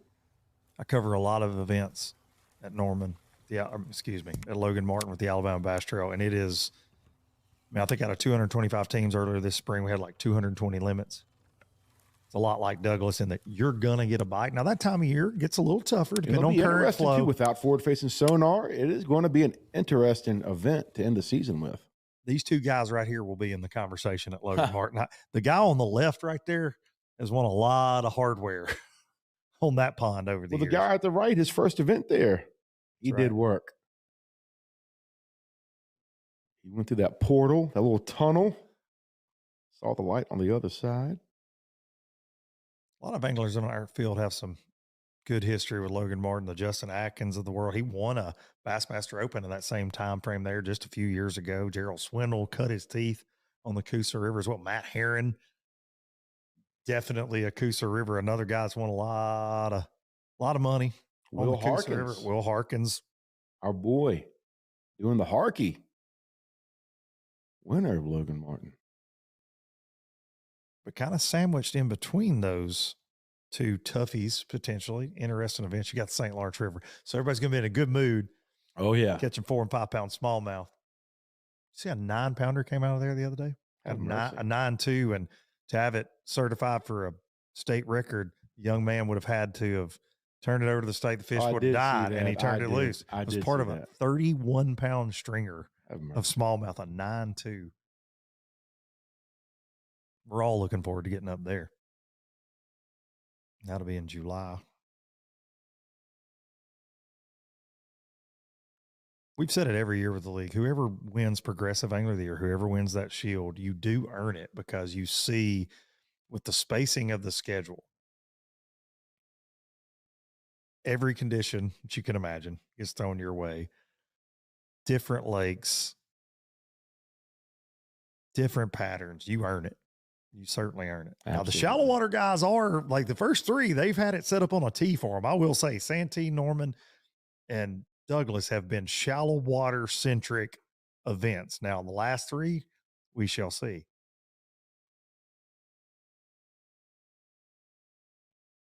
I do think we could see some guys largemouth fishing at the St. Lawrence. I know I said that yesterday. I do think with the no forward facing sonar going out of Messina, a long ways from the lake, Ontario gets a lot of hype down there, but it's a long boat ride from Messina. Most of the guys going to be piled up in that river. There are some big largemouth in that fishery. Can you hang with the smallmouth? We've never seen one won that way, but man, I do think we'll see a lot of guys cash checks, fishing largemouth, and we could see some on the covers, frogging, punching mats. Let's go. I'm just looking forward to the weather. July where I'm at, it's disgusting. So take me up top.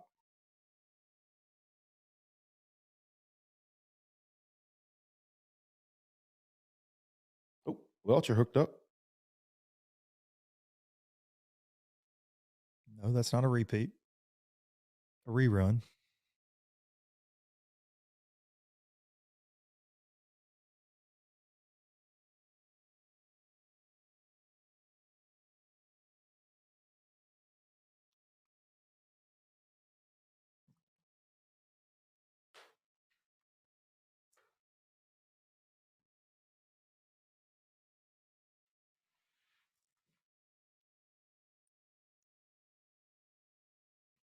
Let's check back in with the Texas pro, the veteran, Lindell Martin Jr.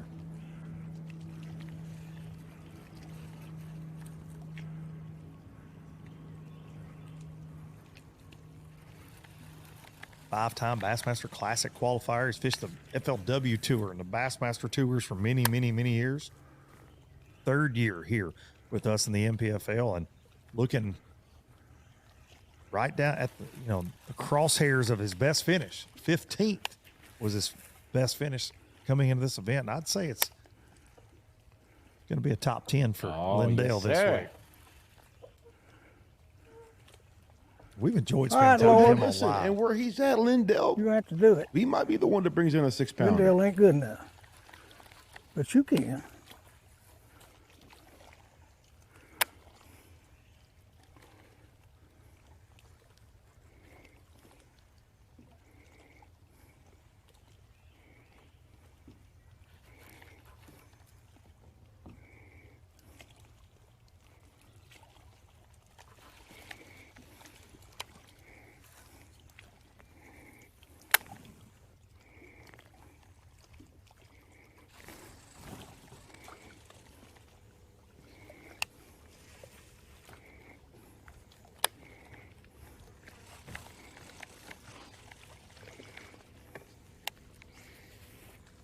A lot of talk on that Progressive Angler of the Year race, and in the 4 previous seasons that we've had, this being season 5,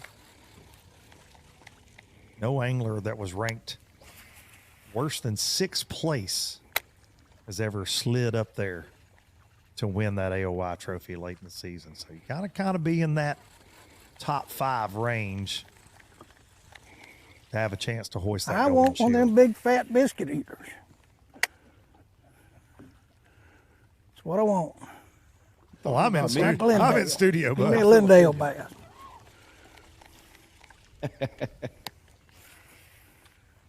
Had this woman at church. Built like me, all gut, no butt.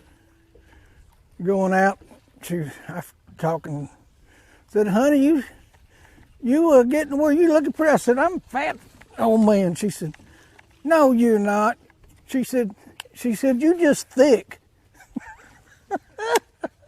I ain't never had anybody call me thick. Big She bone. said, "You just thick, honey. Two You ain't C's. fat, you're thick."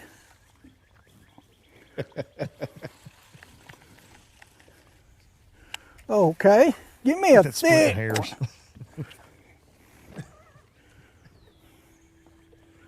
Lindell got that Riz. Take a look back at a Lindell Martin biscuit eater from just a little earlier in the trash. Douglas Lake. Lindell with a limit already. Needing some upgrades. Having a fantastic event, though. 15-12 on day one, 13-2 on day two. Had him 2 pounds, 11 ounces off the three-way tie this morning. Fat one. Biscuit eater. Oh, here you go. There you go. Now back live with Lindell Martin Jr. I think that'll be one of that isolated bush. Buddy. Preach. Sure, Lindell's thinking the same thing. Needs a flapping hog eater, not a biscuit eater. Using that Yamamoto plastic all week.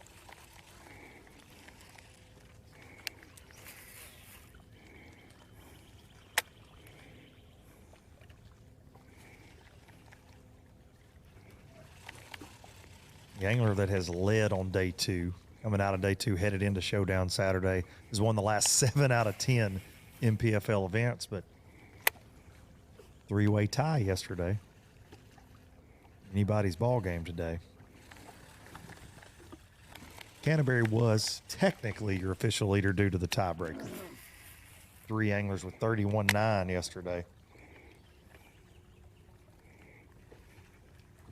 Ken Duke keeps up with a lot of bass fishing history and stats. He's the best in the game at it. And he said yesterday that he never remembers a three-way tie for the lead.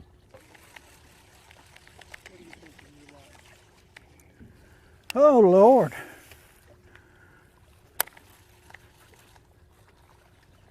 Need to catch one. That's all it means. Balls down, I got to catch a couple of good ones. It's really a little tougher today. Of course, a lot of the, I'm trying to fish some stuff that I hadn't fished. Things is changing little by little. But, and there is a lot more people on the water. There's a lot of locals fishing. I'm seeing a lot more boats today than I have. I hadn't really seen many boats. There's several more boats than what I've seen the last few days. But we got plenty of room. There's nobody crowding. Nothing. We're doing good. But the problem with a lot of places, you don't know who might have went in ahead of you or behind you or anything else. But that's part of the game. That's part of the game.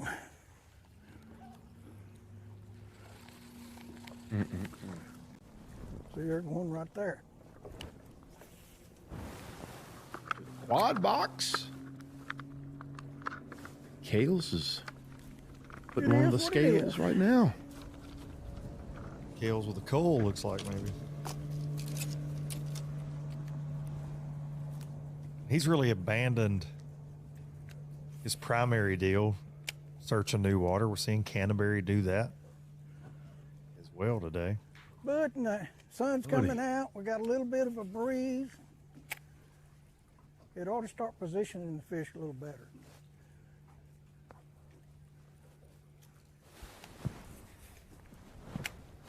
Really ought to. Yeah, you can see that blue starting to peek through. Overcast breaking up a little bit. I'm still feeling good about it. The good Lord's willing, He'll make it happen.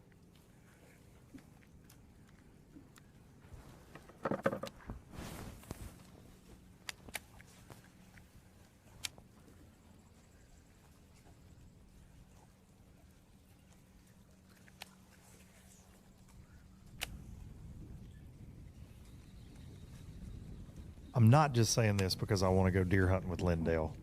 We could have him on NPFL Live every week, and I'd be good with it. I love some Lindell.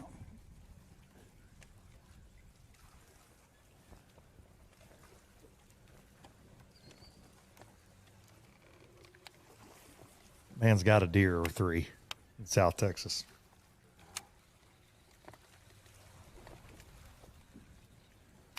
I'd like to wind this thing overcast a little bit, but I hadn't really caught a really good one on it. Most of them, the good ones, have been on this side. I need to keep it in my hand. Not get this. $100,000 going to go to the winner today. We're going to pay 38 places today. 38 pros going to go home with paycheck. Really? Yeah. One of those, if one of those pros is Patrick Walters, which most likely it will. Yes, he was hungry. He's an automatic check casher, I feel like, a lot of times, and he's doing well. He will pass the $500,000 mark in earnings this week. Crazy. 4 years with the NPFL here. 3.5. 3.5, yeah, basically. Right? Yeah, that's right. Missed several events. Yeah. Crazy, man. Well, we just upgraded. And his boy Drew Cook. Threw out a 1.7 for a 1.12, We'll get to that. I think. I hear he him. did. Something like that. I don't even know. We come in here and try to get into this pond. It's probably their pond. They probably would have got mad, but if we could have got in it, we probably would have just blown it away. But it's real pretty back here. Got some color in the water. Switched to the black and blue jackhammer. Got a speed crawl on it.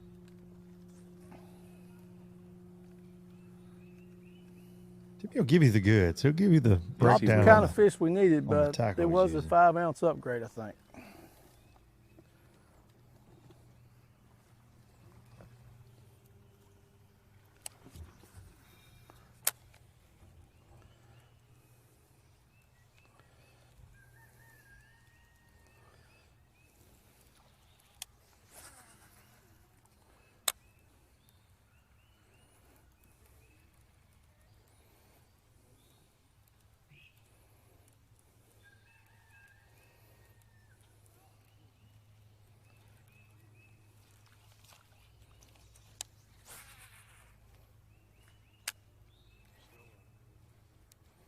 We're still fishing.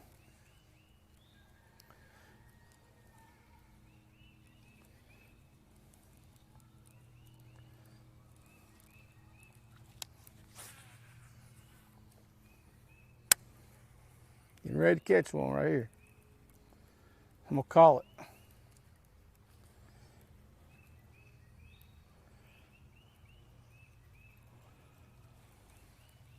What's on that cast? This is the next one. He's trying to fake them out.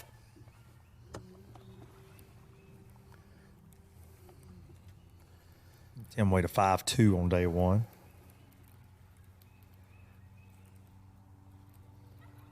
Needs one of those Yeah, here's today. a He's turkey got now. It's a 5 tame he's turkey. estimating on the fishing. Got a tame turkey up there gobbling. Is that at bird us. gobbling? Oh, yeah. I can't handle that. I'll be over on that hill chasing that sucker down. Turkey season ends in Tennessee tomorrow. Might be a Hokies fan.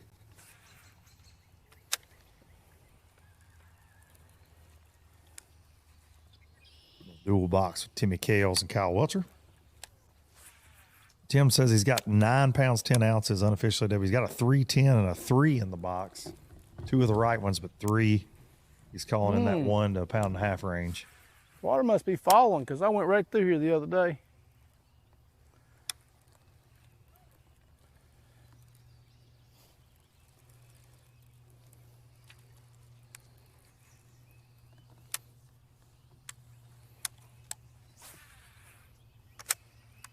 Oh, that's right. You're in here. That's why we can't go in there.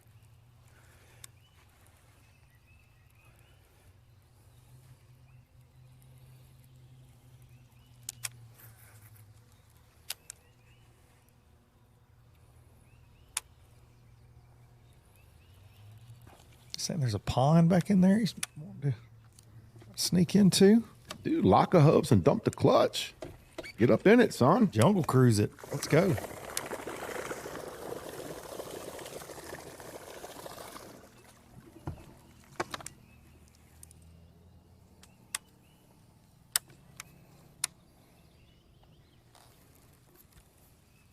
Just finding another one of those trash mats.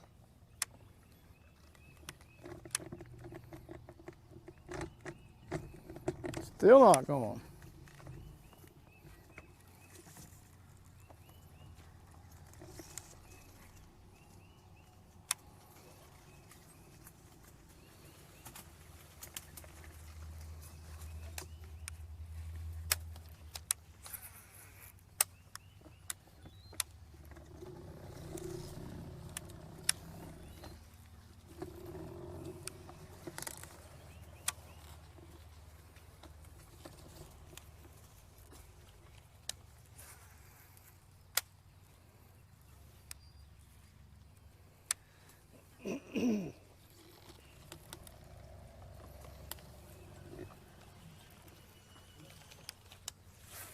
Just entering this final hour of live coverage here with you. Stop number 2, and there's a lot going on. We got that Wizard of Oz view, Fat Cat, as we like to call it.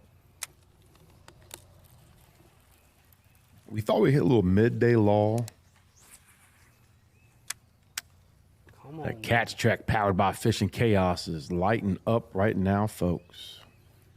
Be a lot of shifting going on, man. It's going to be an interesting weigh-in. It is, buddy. We say that all the time, but we end our live coverage with you at 1 Eastern. It's final flight of top 10 anglers. Not going to be checking into around 4:15. So 3 more hours after we get through trying to our best to tell you the story here. Lots can change, but I think this is going to be, by the time we end live, too close to call by a long shot. It always is, typically. Absolutely. Could we see another tie?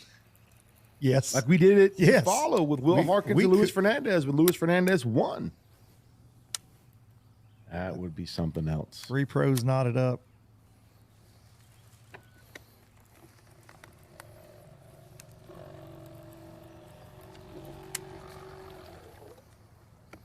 Scott Canterbury was to win the event. He'll be the 8th angler in history to go wire to wire in the 5-year history of the NPFL.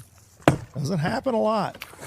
Sometimes that day 1 lead can kind of be the kiss of death. Yes. Get the ball rolling, but then wheels can fall off the tracks because it is a marathon, not a sprint. Dude, and you put that pressure on yourself. It can really rattle your mental game.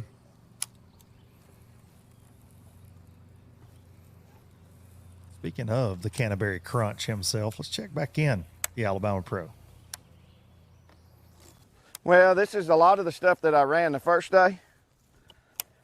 I mean, you can see I got trails in here where I ran it the first day. But what I did yesterday, and we're going to fish some of that too. Yesterday morning at like 11 o'clock, I got out from up here. I didn't fish anything. I didn't fish all the stuff. I tried to let it reload and not get beat up. I'm sure some guys are fishing it. I've seen guys today fishing it, but I'm not fishing it. It's not seeing my bait. I don't know. I just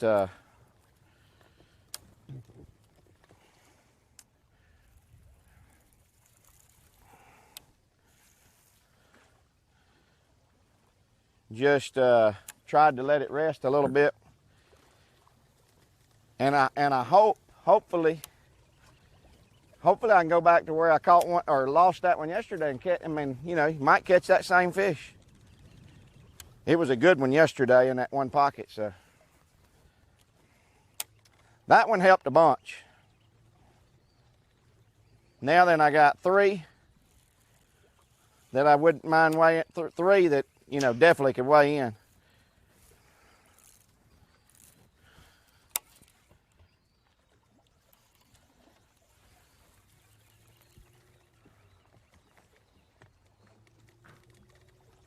Heard Greg Hackney say one time. Greg That said was one good. time, some live tournament coverage in shallow water, he said he didn't mind going behind other anglers, but he didn't want to follow himself. We just heard that with Canterbury right there. He goes, I know other anglers are fishing this, but they're not seeing my bait. I pulled out of here yesterday to let it rest from what I'm doing. And we do see that a lot. When somebody's dialed, they can go behind other anglers. They just don't want to burn up their presentation necessarily. And again, it's all about casting angles. Have that magic bait of the week. And he certainly has a couple that are working for him very well. I believe I've heard Jason Christie say that before too. I don't want to follow myself. I don't mind other anglers being in the area necessarily, but don't want to fish my own used water.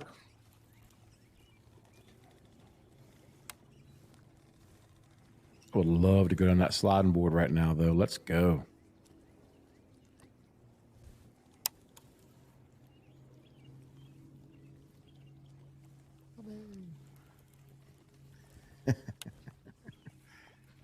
That's my roommate.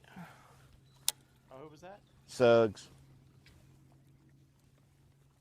Oh, it's this thing here, I caught one out of it the first day, but it was a matted out to here, like out here where the boat is.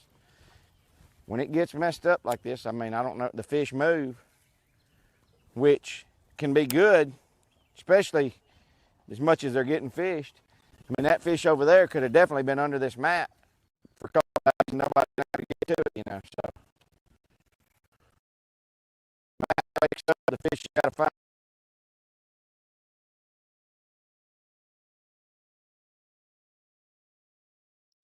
Some service issues with Canterbury there. He tried to run away from us.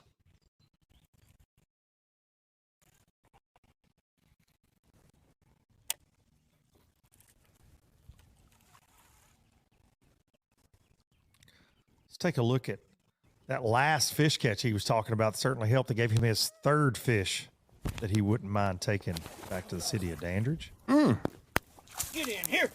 And again, you don't want to be on the other end of that. Oh, look at the markings on that fish. That one will help. My mic fell off. Look at that. Oh, in the snout.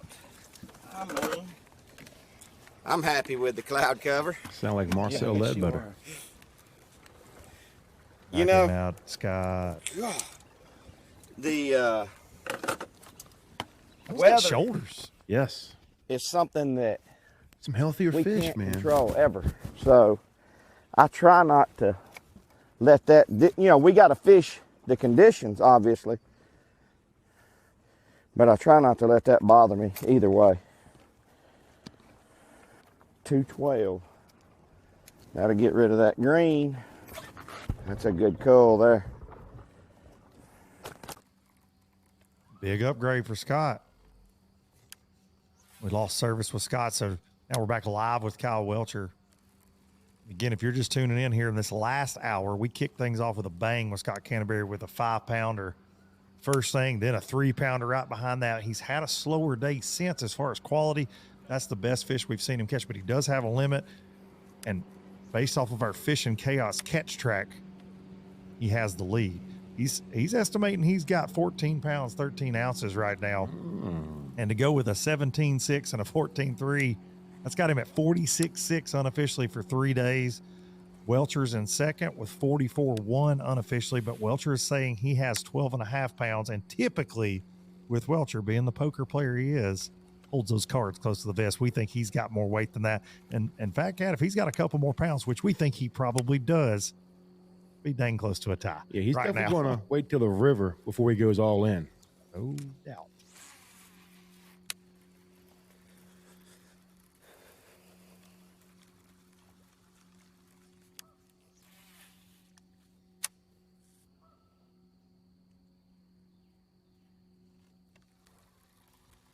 Going to be a weigh-in that you don't want to miss, though, this afternoon. If you're anywhere close to the city of Dandridge, come hang out with us. There at the Dandridge Public Dock. We appreciate everybody tuning in here at NPFL Live today. Showdown Saturday, stop number 3. We'll be back in just a little bit. More live action. We're off the clock to clock more fish, to fill our live wells and empty our coolers. because there's more to explore. The latest Humminbird fish finders work fast, see clearly, and know all the best spots. They fish even smarter paired with the Minn Kota and break down the water like never before. If you like your plans loose and lines tight, then it's time to explore. Only with Humminbird.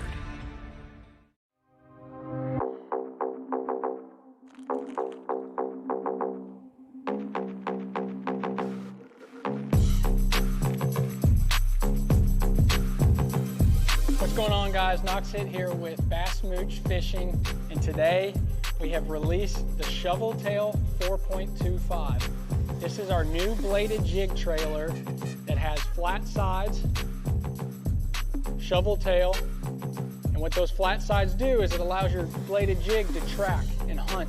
It's infused with our mooch juice scent. They stink, so if a bass bites, they hold on. They will not let go. We have 6 awesome colors to choose from. They're available today at bassmooch.com. Before there were hashtags, there were handshakes and shared stories. They gave us confidence to make our first cast and chase our dreams. They taught us to fish, and in the process, taught us about life. They taught us that success isn't just about reaching the top. It's about lifting others up. The future isn't just about selling tackle. It's about 3 simple words. Let's go fishing. Here's to the original influencers. All right, guys, no insurance talk on beach day. I'm down. Yes, please. Don't get me wrong, I love my RV, but insuring it is such a hassle. Same with my boat. The insurance bills are through the roof. Be cool. I wish I could group my insurance stuff. Like the house, the car, the RV. Like a cluster, an insurance cluster. Yeah, I doubt that exists. It's a bundle! It's a bundle and it saves you money! Hi, I'm Will from Progressive and I couldn't help it over here. Super fun beach day, everybody. The Yamaha VMAX V6 SHO continues to deliver the level of performance that pro bass and multi-species anglers demand. Underneath a bold and aggressive new look, an upgraded charging system with 40% more charging power meets the amped-up demand for today's advanced electronics. The VMAX SHO, raw power, reliability, and exhilarating performance for every angler who loves the sport enough to invest in the best. Yamaha, reliability starts here. Since 1971, Basscat Boats has innovated, persistently thinking outside the box, never abandoning their roots or the commitment to quality through their process. Clearly visible in the new Puma STS, their design and development continues to evolve, improving performance, enhancing the angler's experience, and broadening the appeal of the sport they have dedicated their lives to. Basscat Boats. Feel the rush. What's going on, guys? Knox Hit here, sales manager of Bass Mooch and Level Rods. We just released the new rake series from Level. This price point is under $100. $99.99 is the retail. 8 casting models, 3 spinning models, built on a 30-40 ton Japanese Toray carbon blank, keeping it very lightweight, very sensitive. We got that paired up with some stainless steel tangle-free guides with titanium oxide inserts. We have a multi-contact reel seat where no matter where your hand is at all times, you have direct contact with the blank, making this a very sensitive rod.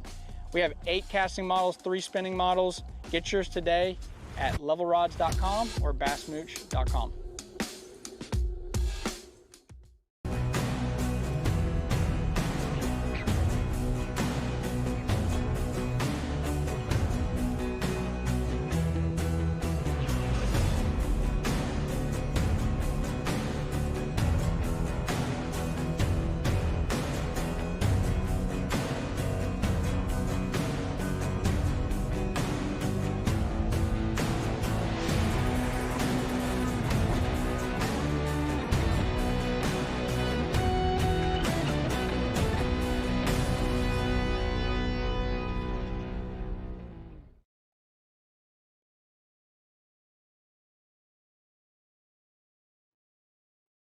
Welcome back to Douglas Lake.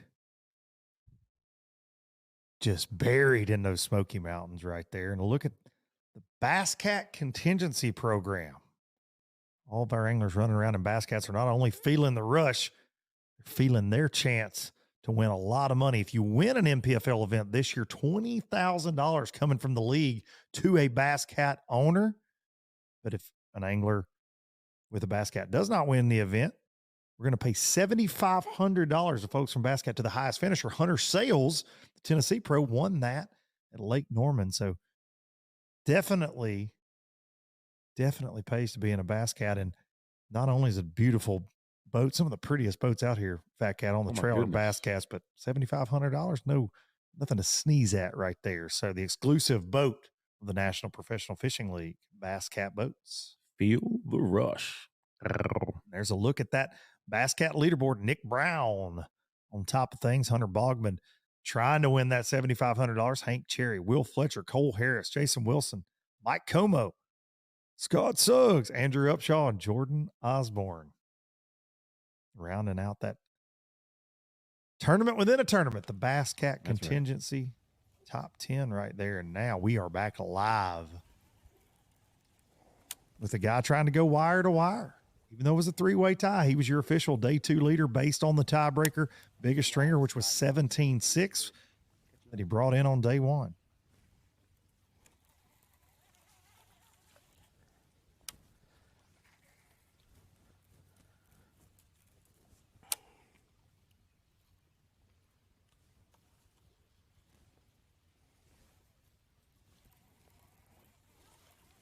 Canterbury working these trash mats, working these flooded willows.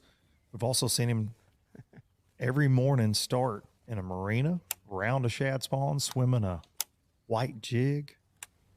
I believe it was a Matt Herron flipping jig in white. He's told us there about dirty jigs. You got 2 threes? Just giving out all the goods. Oh, yeah. Give it to him. And a 5. So what are you, like 15 pounds solid? Solid. But probably a little bit more. We'll see what the scales say this evening. Yeah, a little bit more. A little bit over. Not much, though.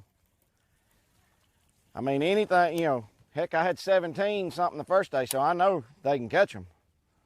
I mean, I got to keep going.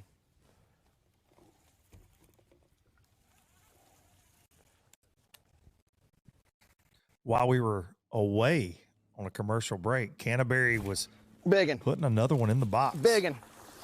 Get in here, baby! Yes! Golly! Look at that one. Look at that one. Look at that hook. Oh my gosh. Right in the nose. I can't get him off. Oh my gosh. No. It's another 100.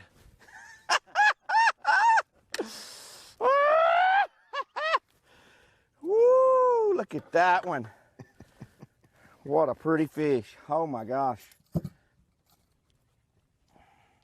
312. Look at that. Beautiful fish. I don't never kiss him. I don't know about that kissing fish stuff, but I love him.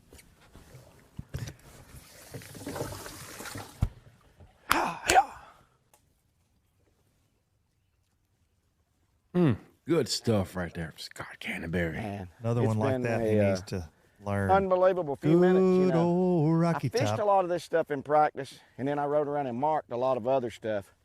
But one thing about a lot of these areas, I just caught 2 in here, 2 good ones. There was a solid wall of debris in the back of it. And now the lake has quit rising, so that debris is coming out. And a lot of those fish that was up under there, I love flipping that stuff. But a lot of those fish that was under there and you couldn't get to are moving out. I caught one on a willow tree over there. I caught a big one here on a willow tree, like a 3.5 pounder or so. So, I mean, you got to just keep fishing some of this stuff. I've already fished it. I fished this day 1, but a lot of it, places that I'm stopping, is just looks right, or it's something that I marked because it looked right in practice. I didn't fish everything. I just marked a bunch of stuff that I was going to fish. After I made my mind up how I was going to fish, I just marked the stuff that I was going to fish. So I got to catch one more. I got a 2-2 in there. I get rid of a 2-2 with a good fish, it's going to be hard for somebody. I mean, catch 25 pounds here. I finished second in the open here and had like 56 pounds in 3 days. So there's big ones in here. We already know there's big ones in here, but if I can catch one more good one, I feel pretty good. That's dangerous. That Canterbury confidence, I have seen it many times in my life. It is a dangerous, dangerous thing. Let's keep going. He's definitely feeling it right now.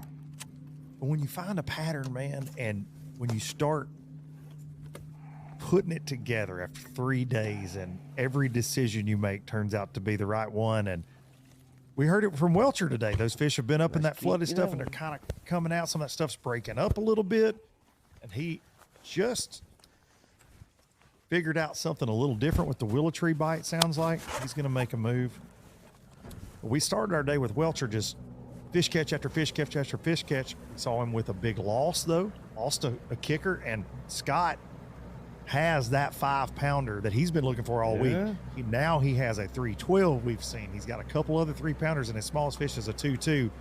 Canterbury is closing in on this thing, but again, Welcher's got an amazing bag. He catches a 5-pounder.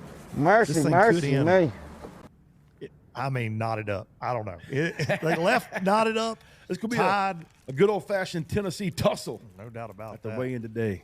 Back over to Brad Staley.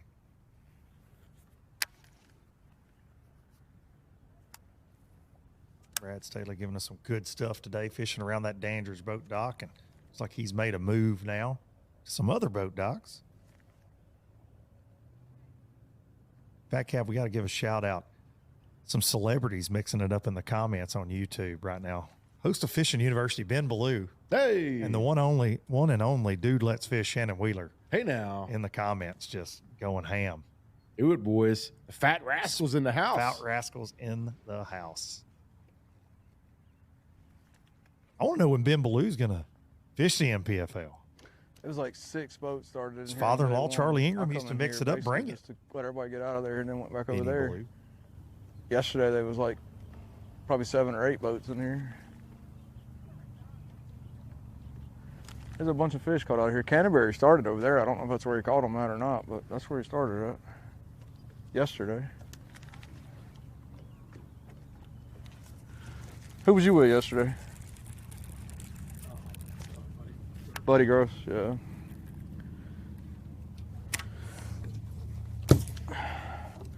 Let's go back to the dock, my man.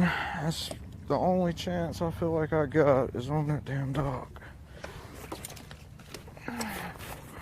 Brad Staley going to go back to that.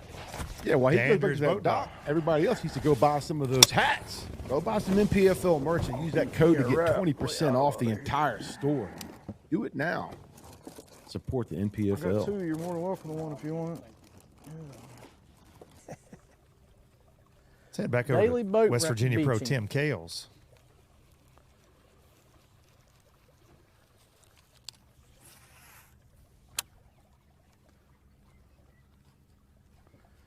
I guess you can beat your boat here if you pay $25. Man, things getting tough out there. They charging for boat beaching.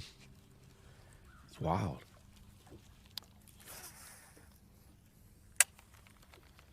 Attaboy. Tim Kale's having a fantastic event. Right Here's on stop time. number 3. We just got hung on a stump. About to say that cast deserved a bite. A root.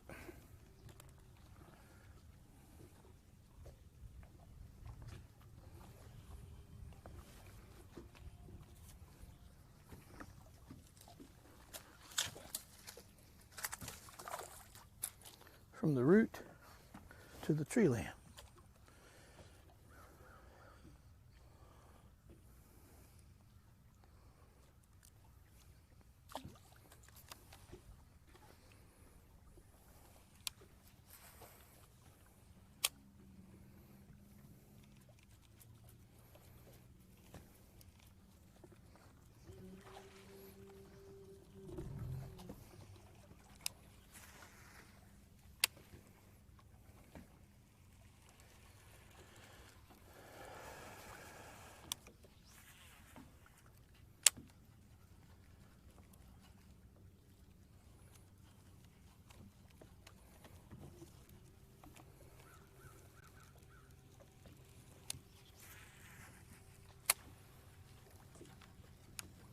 Two of the three anglers that were tied for the lead after day 2, Kyle Welchure and Tim Kales.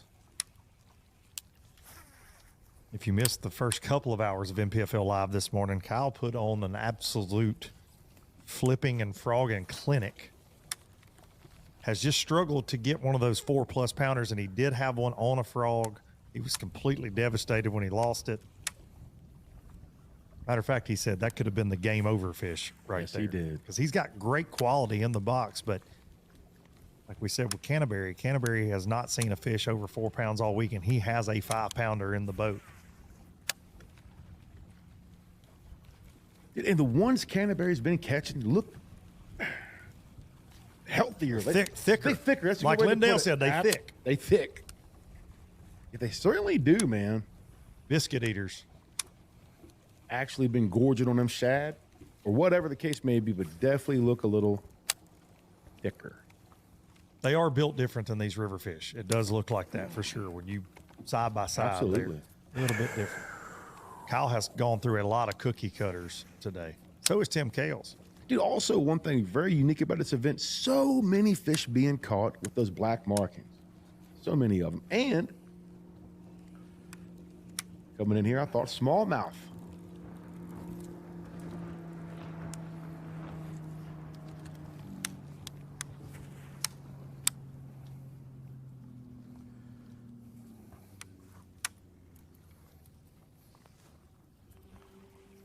Douglas definitely has a healthy population of smallmouth. But this week, talking to a lot of our pros at the drive-through weigh-ins, they're really skinny right now, so they haven't been much of a factor. I know Skeeter Crosby's weighed in a couple nice ones, though, and he's been hovering Heck around of a that top tournament 10. he's had, man. I feel like we might have to change colors. Uh-oh. Talked about East Tennessee Gold, those 4+ pounders, those 5-pounders. We've only seen one 5-pounder weighed in so far this week, and a testament to that, 5.2 from Tim Kales on day 1 is your big bass currently. And if that was to hold up, that would be the smallest big bass in NPFL history. So 5-pounders are gold here at Douglas, and we know Scott Canterbury, your day 1 and day 2 leader, has got one of those. That's a very in the boat. interesting Will he tidbit. take big bass from Tim Kales? Because I mean, Canterbury weighed it and said it's 5-pounder. Was it a 5'1", 5'4"? 415. Yeah, what are we talking about? Right. That's right. He entered it in the catch track as a 5 even. So you know it's going to be over 5.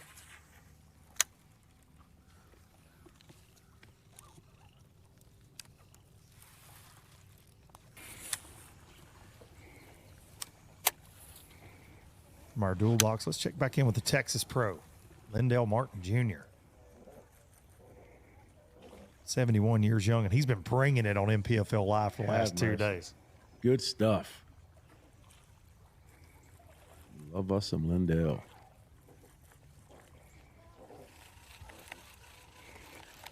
Well, today's been a little bit harder. I lost one about, it looked like about 2.5 watt ago. It's gonna cost me a little bit, but I still gotta catch them 2 4-pounder, and I'm still after them. But I'm fixing to sort of go back to where I've been catching some of those bigger fish and sort of work it out and sort of see if I can't make a little change there. I've caught quite a few fish and I missed a couple, but fishing's really a little bit slower. I caught about 20 yesterday, and I don't know, I hadn't caught but about maybe 10 or 11 today, something like that, I would say. But anyway, I'm gonna just go and put myself in the position where, you know, if I get a bite, hopefully it'll be good. The problem is a lot of this stuff is moved around with this water coming up, and it's actually moved what I've been fishing. Sort of crazy, but that a lot of the piles are out in the middle of the lake. The water's coming up so high and the wind's blowing different direction, and it's moved it. So anyway. Are you happy with the tournament? Oh yeah, I've enjoyed the tournament. This is a great lake. Got a lot of fish, and it's I mean, it's got a bunch of fish, and it's set up just right for this tournament with the water coming up. And I think that this is one of the best lakes that I've been into for a while, as far as numbers especially.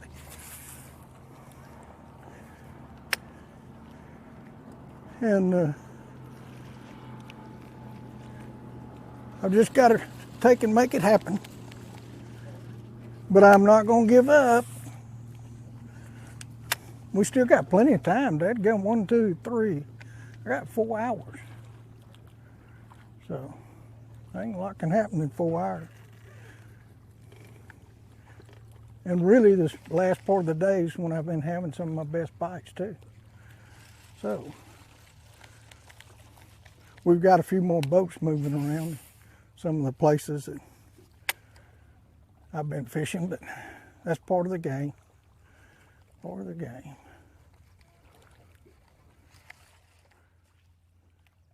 But I'm ready for that and to get on there that'll help me. I've been culling getting 4 or 5 ounces at a time. Man, that's tough. There's a lot of fish in this lake, 2-pounders. Lots of 2-pounders.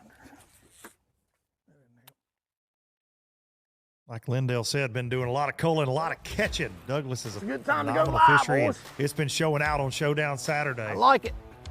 Bring me some luck. Kales. Welcome to the boat.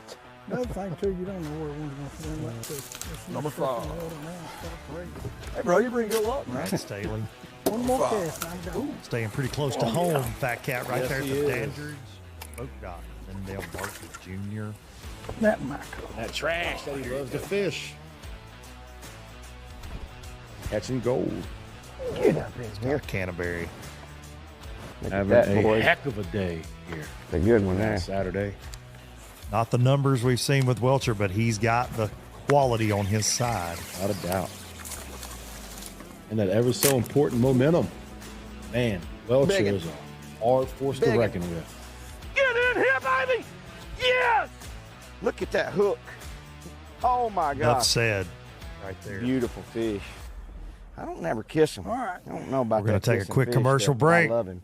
We'll be When it back comes with to more of that finding right jigs, there. spinnerbaits, and Stop number buzzbaits, 3. Keep it in the USA. Go with Epic. Epic's tackle is designed by fishermen for fishermen, with hours and hours of thought behind it. That's why our tungsten weights keep your line from fraying, cast after cast. Whether it's saltwater or freshwater, Epic's lure designs will give you the edge on your next big catch. Epic, veteran owned. So check us out, America. EpicBaitsFishing.com.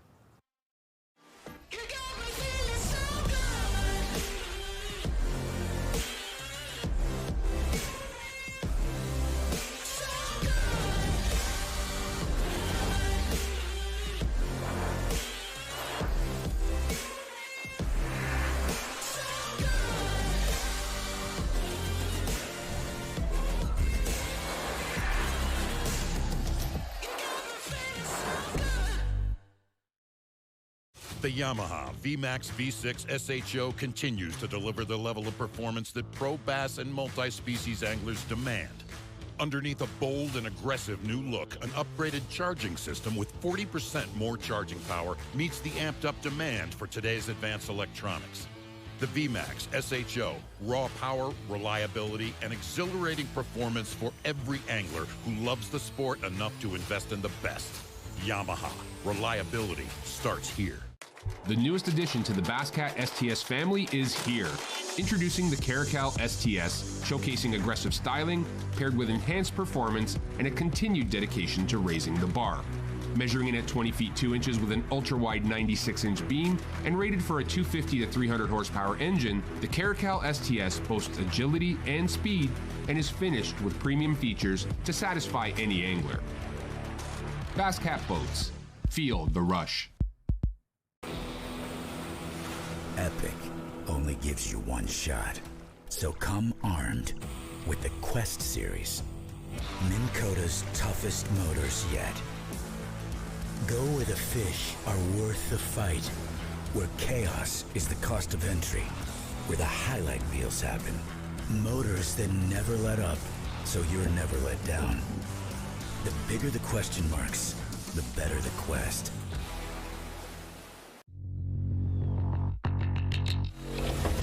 Pro Guide Batteries have been supporting the fishing industry for 42 years.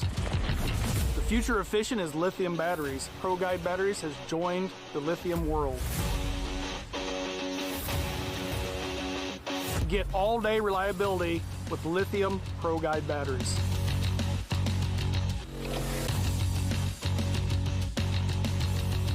Check them out at ProGuideBatteries.com.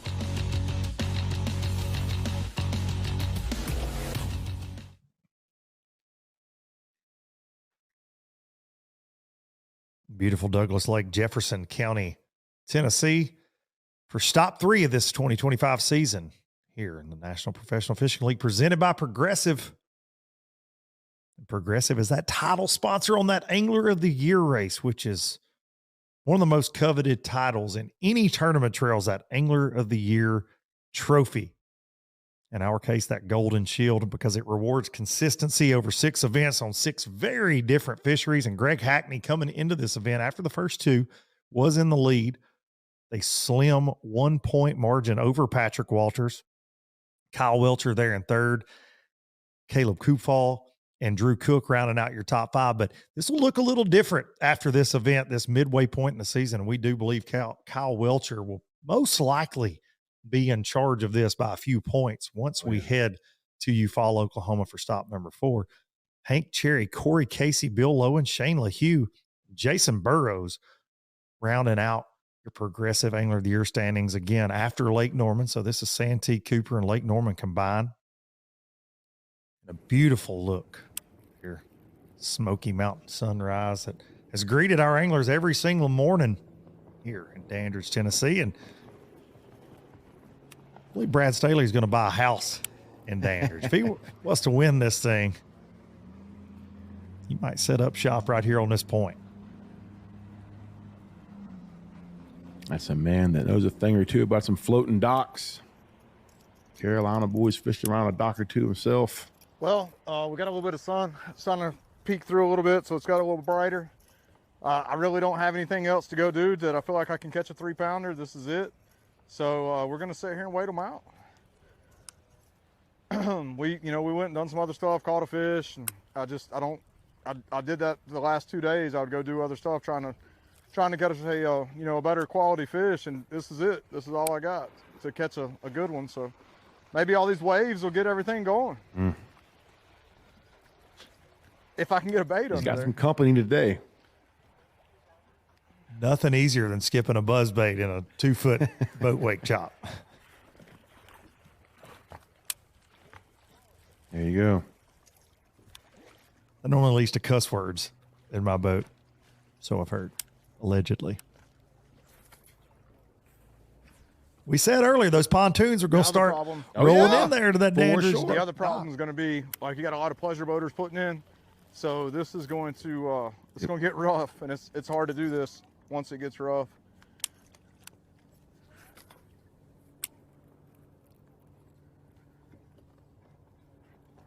It is cool that we've had some NPFL fans be able to join Brad there on the Dandridge dock. We're watching him on live. Some fishing fans hanging around.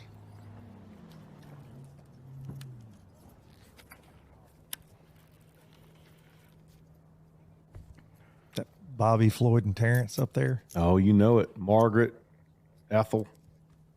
Don't look, Ethel.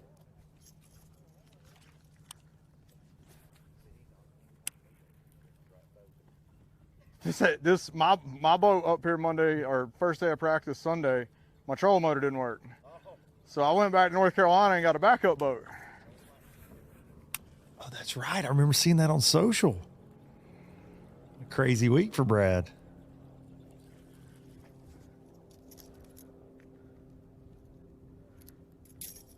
All of our NPFL pros duking it out for their share of the payout. 38 places going to be paid today at the weigh-in. $100,000 going to the winner. And that prestigious NPFL shield. All these contingencies, Humminbird, Yamaha, Bass Cat, a lot of money going to be handed out. I personally like the big Happy Gilmore checks. I love them. You know, Also, too, those very valuable progressive AOI points going to be so important, as we just saw coming out of this event. It'll be a little shake up. No doubt. Lots to sort out. We do have some very consistent check cashers in this field. Kyle Welcher being one of them, Drew Cook and Zach Burge. They have never finished out of the money in any NPFL event they've ever fished. And what's crazy about that is with Burge, he fishes the Bass Pro Tour. He's got a lot going on. Santee Cooper, he missed day one, comes back, fishes 2 days, gets a dadgum check, man. That'll frustrate you if you've been there all week. He just shows up, no practice. He'd had to do the same thing here. So he's in jeopardy of no check because he was down there around last place yesterday after he missed day one because weights are so tight and guys are catching fish. He had a little shy of 10 pounds. So take a big bag from Burge to get him where he needs to be today. Really the biggest bag of the tournament to get him a check. And Drew Cook kind of flirting with not getting a check here as well. He was 59th after day two. He's got Drew Cook time, though. He's got to jump up 20 places, but we know he's the man to do it. Oh, yes, sir.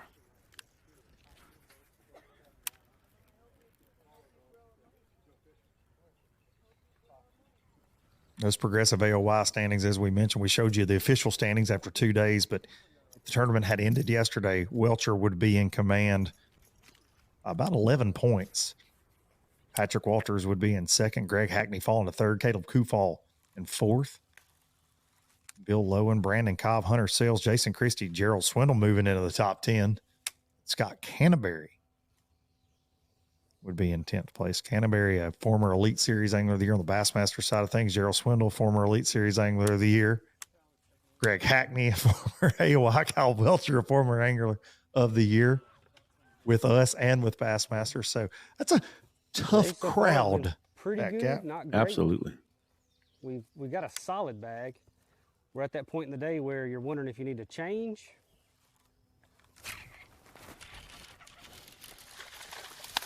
Welcher.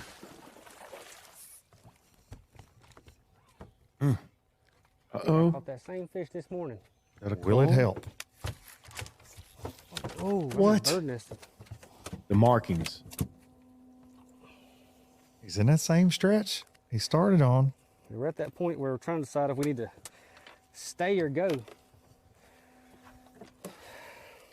That's a little hash mark in the stay direction.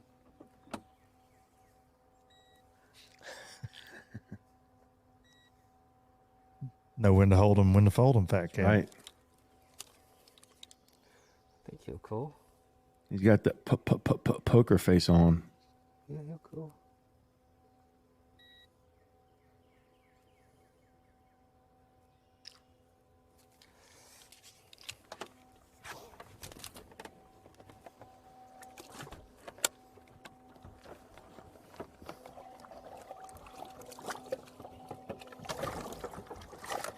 Oh, it came off right there. Ooh, son. Better get a hold of that one like they do in Texas, please. All I got to say. I don't know which one's which.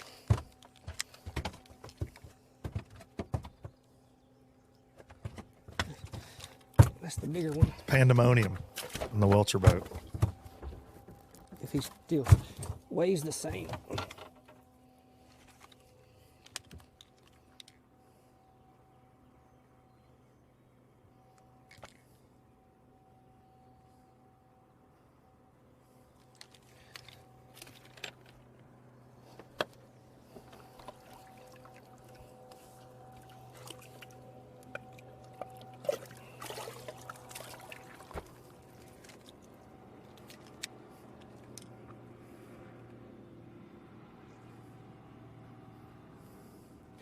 It's showing they weigh exactly the same.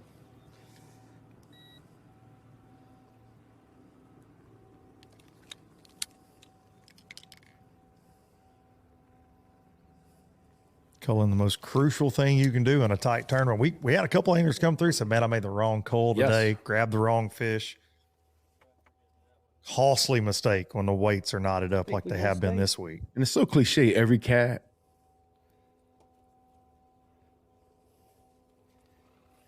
Every ounce counts. I can figure out which one of these is bigger. This one's got to be bigger. He looks bigger. Yeah, a little bit bigger.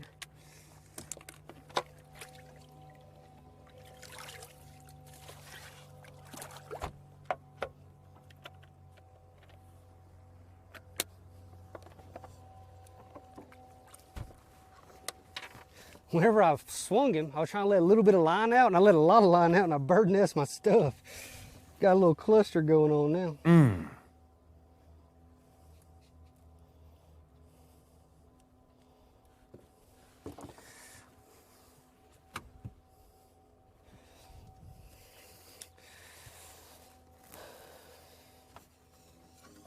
Still can't make up for that big one. If I had that one, it'd be freaking good today.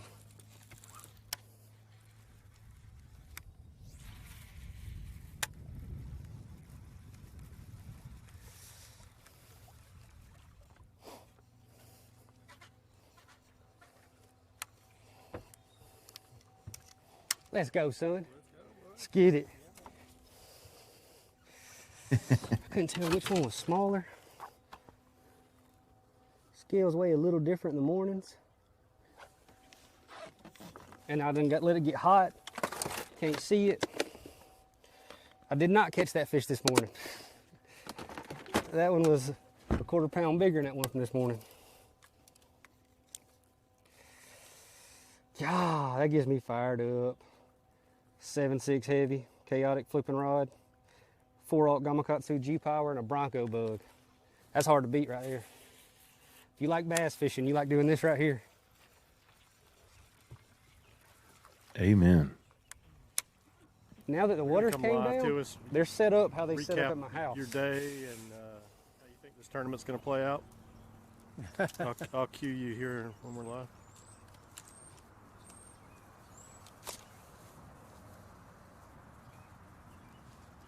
Welcher doing Welcher things, and we are along for the ride and glad to be.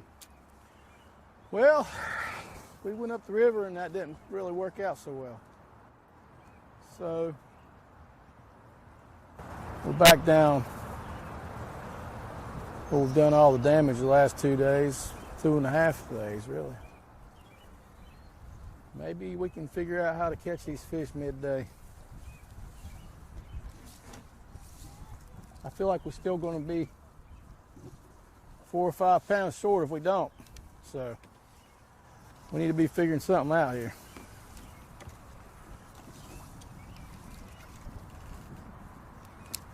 But I'm happy. I'm ready to go home. It's been an awesome time down here. However it plays out.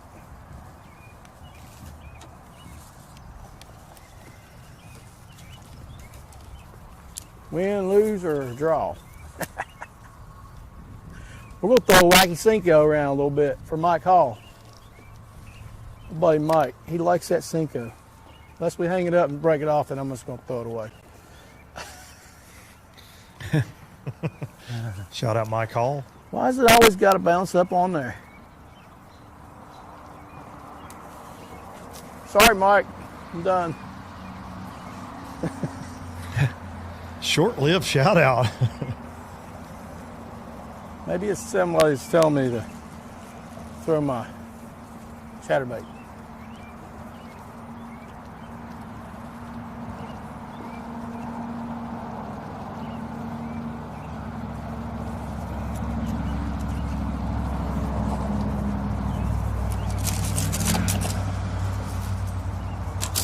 We're probably going to live or die right here. All right.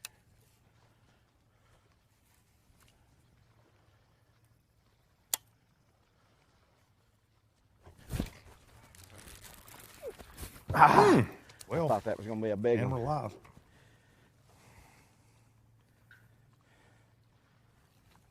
Starting to see one of those bite windows open up again. That's right. What's happening? They're They biting. continue to bite. Basically, I think they're having trouble with the network feed, so just give me a wrap up Yeah. of the day and tell me how you think this thing's going to end. All right. Man, they seem to be biting today. It's championship day, And I think I'm getting more bites than I've had yet, but the water has stabilized, and that's a big deal. Once that water stabilizes, fish get comfortable, and they're gonna bite better. So I'm sure everybody's catching them. We got a good start, or a really good day going. It ain't a start because it's halfway over. We got about 3 more hours. Hopefully we can cull one more big one out, or one more fish out with a big one, and we can make a run at it. We're gonna give it our all. We got a little bit of time, so we'll see what we can do. Scott Canterbury crunching them numbers in his head, man, and he has been crushing it out there this week. That was good, buddy. You did a great job. Yes. Thank you, Scott. It would have been perfect if they had came to us, if they could have. Actually, they did. Oh, okay. They did.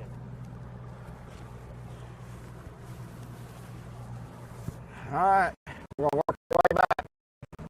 Fishing Ninja, Scott Canterbury, right there. Back to Welchore. Very, very. Like deja vu or something, man. I'd have swung as much on that stretch as he did this morning. I'd no put doubt. a tent up there on the bank and live there. Yes, sir.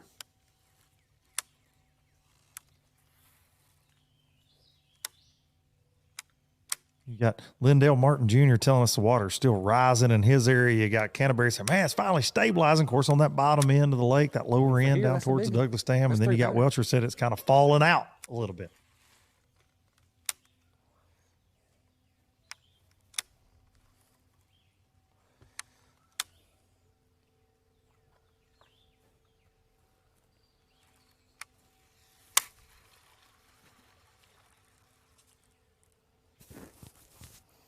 Man, I almost crunk up when we left that good tree and ran up there.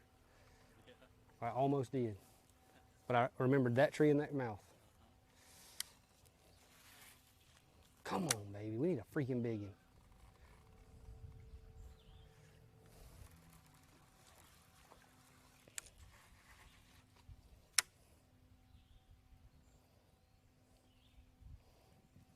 Somebody may catch 18 and just win, but if the pace stays for 15 a day, it's going to be close.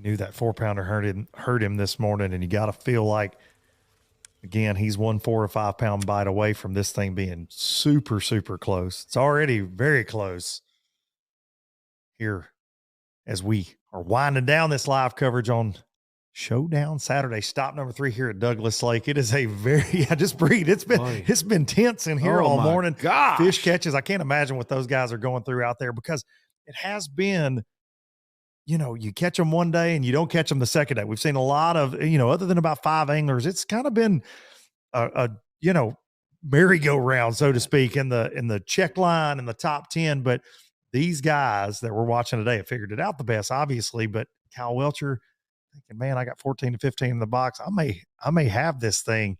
And then Canterbury goes out and catches a 5-pounder and some solid ones around it. Tim Kales struggling a little bit. I'm comfortable in saying it's a 2-horse race right now as we end live, but they got 3 more hours of fishing time. Yeah, I'm not comfortable saying anything, to be honest with you, just because of how things have been going. And he did catch a 5-pounder. I still think today's the biggest bag, and we might see that black horse come from down there. We don't know what's going on, but Canterbury seems to really be confident, locked in. Dude, this could Tennessee tussle, Douglas Lake dogfight, whatever you want to call it.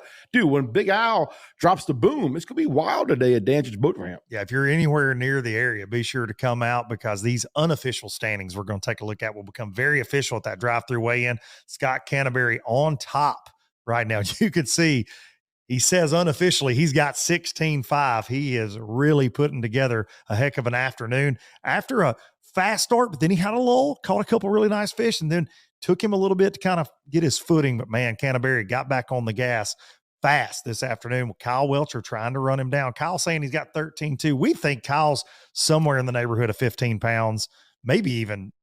It's somewhere between 15 and 20. yeah, 1 and 20. Tim Kales in third place. Those three guys went out with 31.9 this morning, all knotted up. Tim having a little slower day as far as quality is concerned. Caught a lot of fish, just not seeing the quality. Baron Adams started the day, I believe, in 10th place.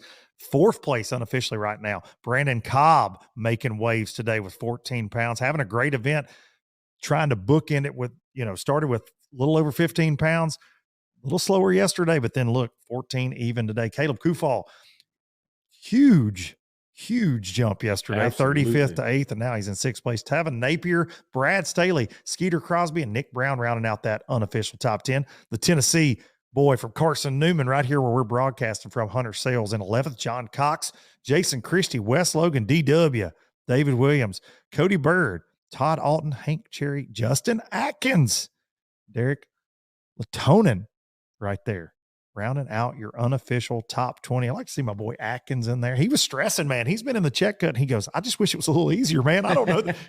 He was sketched out yesterday. He's like, man, I'm catching them, but not good enough that I feel like I'm just guaranteed to get a check. This is the midway point here, Fat Cattin, headed west, and there ain't no love in Oklahoma, as they say. Dude, out there. No, it's not. And we saw some wild stuff go down last time we were at Lake Eufaula. No doubt. Buddy, we're seeing it here. We're going to go right into that, and that area is calling our name. We can't wait to get there. Late June, what will the water level be? That'll be the big question mark. Then we're going to take things up to the northeast, good old Messina, New York, on that St. Lawrence River, a destination that everybody that catches bass wants to visit in their life. Full of smallmouth and largemouth bass. That is going to be a fun one, especially as we took away the forward-facing sonar. You're going to see a lot of techniques play there that you typically don't or haven't seen in the last few years. I would say a lot of drifting in the current for smallies, and you might even see some frogging and flipping for largemouth there. And then we're going to end this 2025 season, Logan Martin, Oxford, Alabama. Fantastic fishery. Will Harkins go back-to-back? He could. A historically stingy time of year, I will say that. And then we're going to end the year with a 2024 championship. So the top 40 that made the championship from last year at Lake Hartwell. And I'd like to remind everybody on that one, we'll remind you a bunch. Forward-facing sonar will be used in that event because they were able to use it to qualify. There it is. So there we go. But somebody out of that 40-man field, entry fee free, is going to win $100,000 at Green Pond Landing later this year. We got a lot of bass fishing between now and then. Before we hit the road, let's touch on this real quick. Absolutely. Eric Winter, Higher Power Baits, has put this together to raise money for those that were affected by the horrible things of Haleen left behind. So if you guys want to buy one of these hats, he has multiple colors. Higher Power Baits on Facebook. Eric Winter, all proceeds, 100% goes back to help the victims. All the information there on Higher Power Baits on Facebook can tell you all you need to know. A lot of areas just above Douglas Lake devastated by Hurricane Helene, and Eric and his crew putting this together. 865 and 423, the area codes over here on the phone numbers that represent this fine area. And we're proud to be here. Thanks to the folks from Jefferson County for hosting us, City of Dandridge, Carson Newman College for putting us up.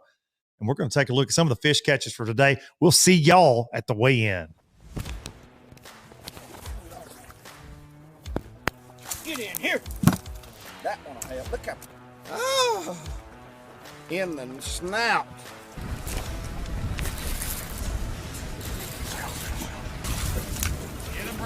Number 2. Well, it's a good time to go live, boys. I like it. Bring me some luck. Welcome to the boat. Oh, yeah.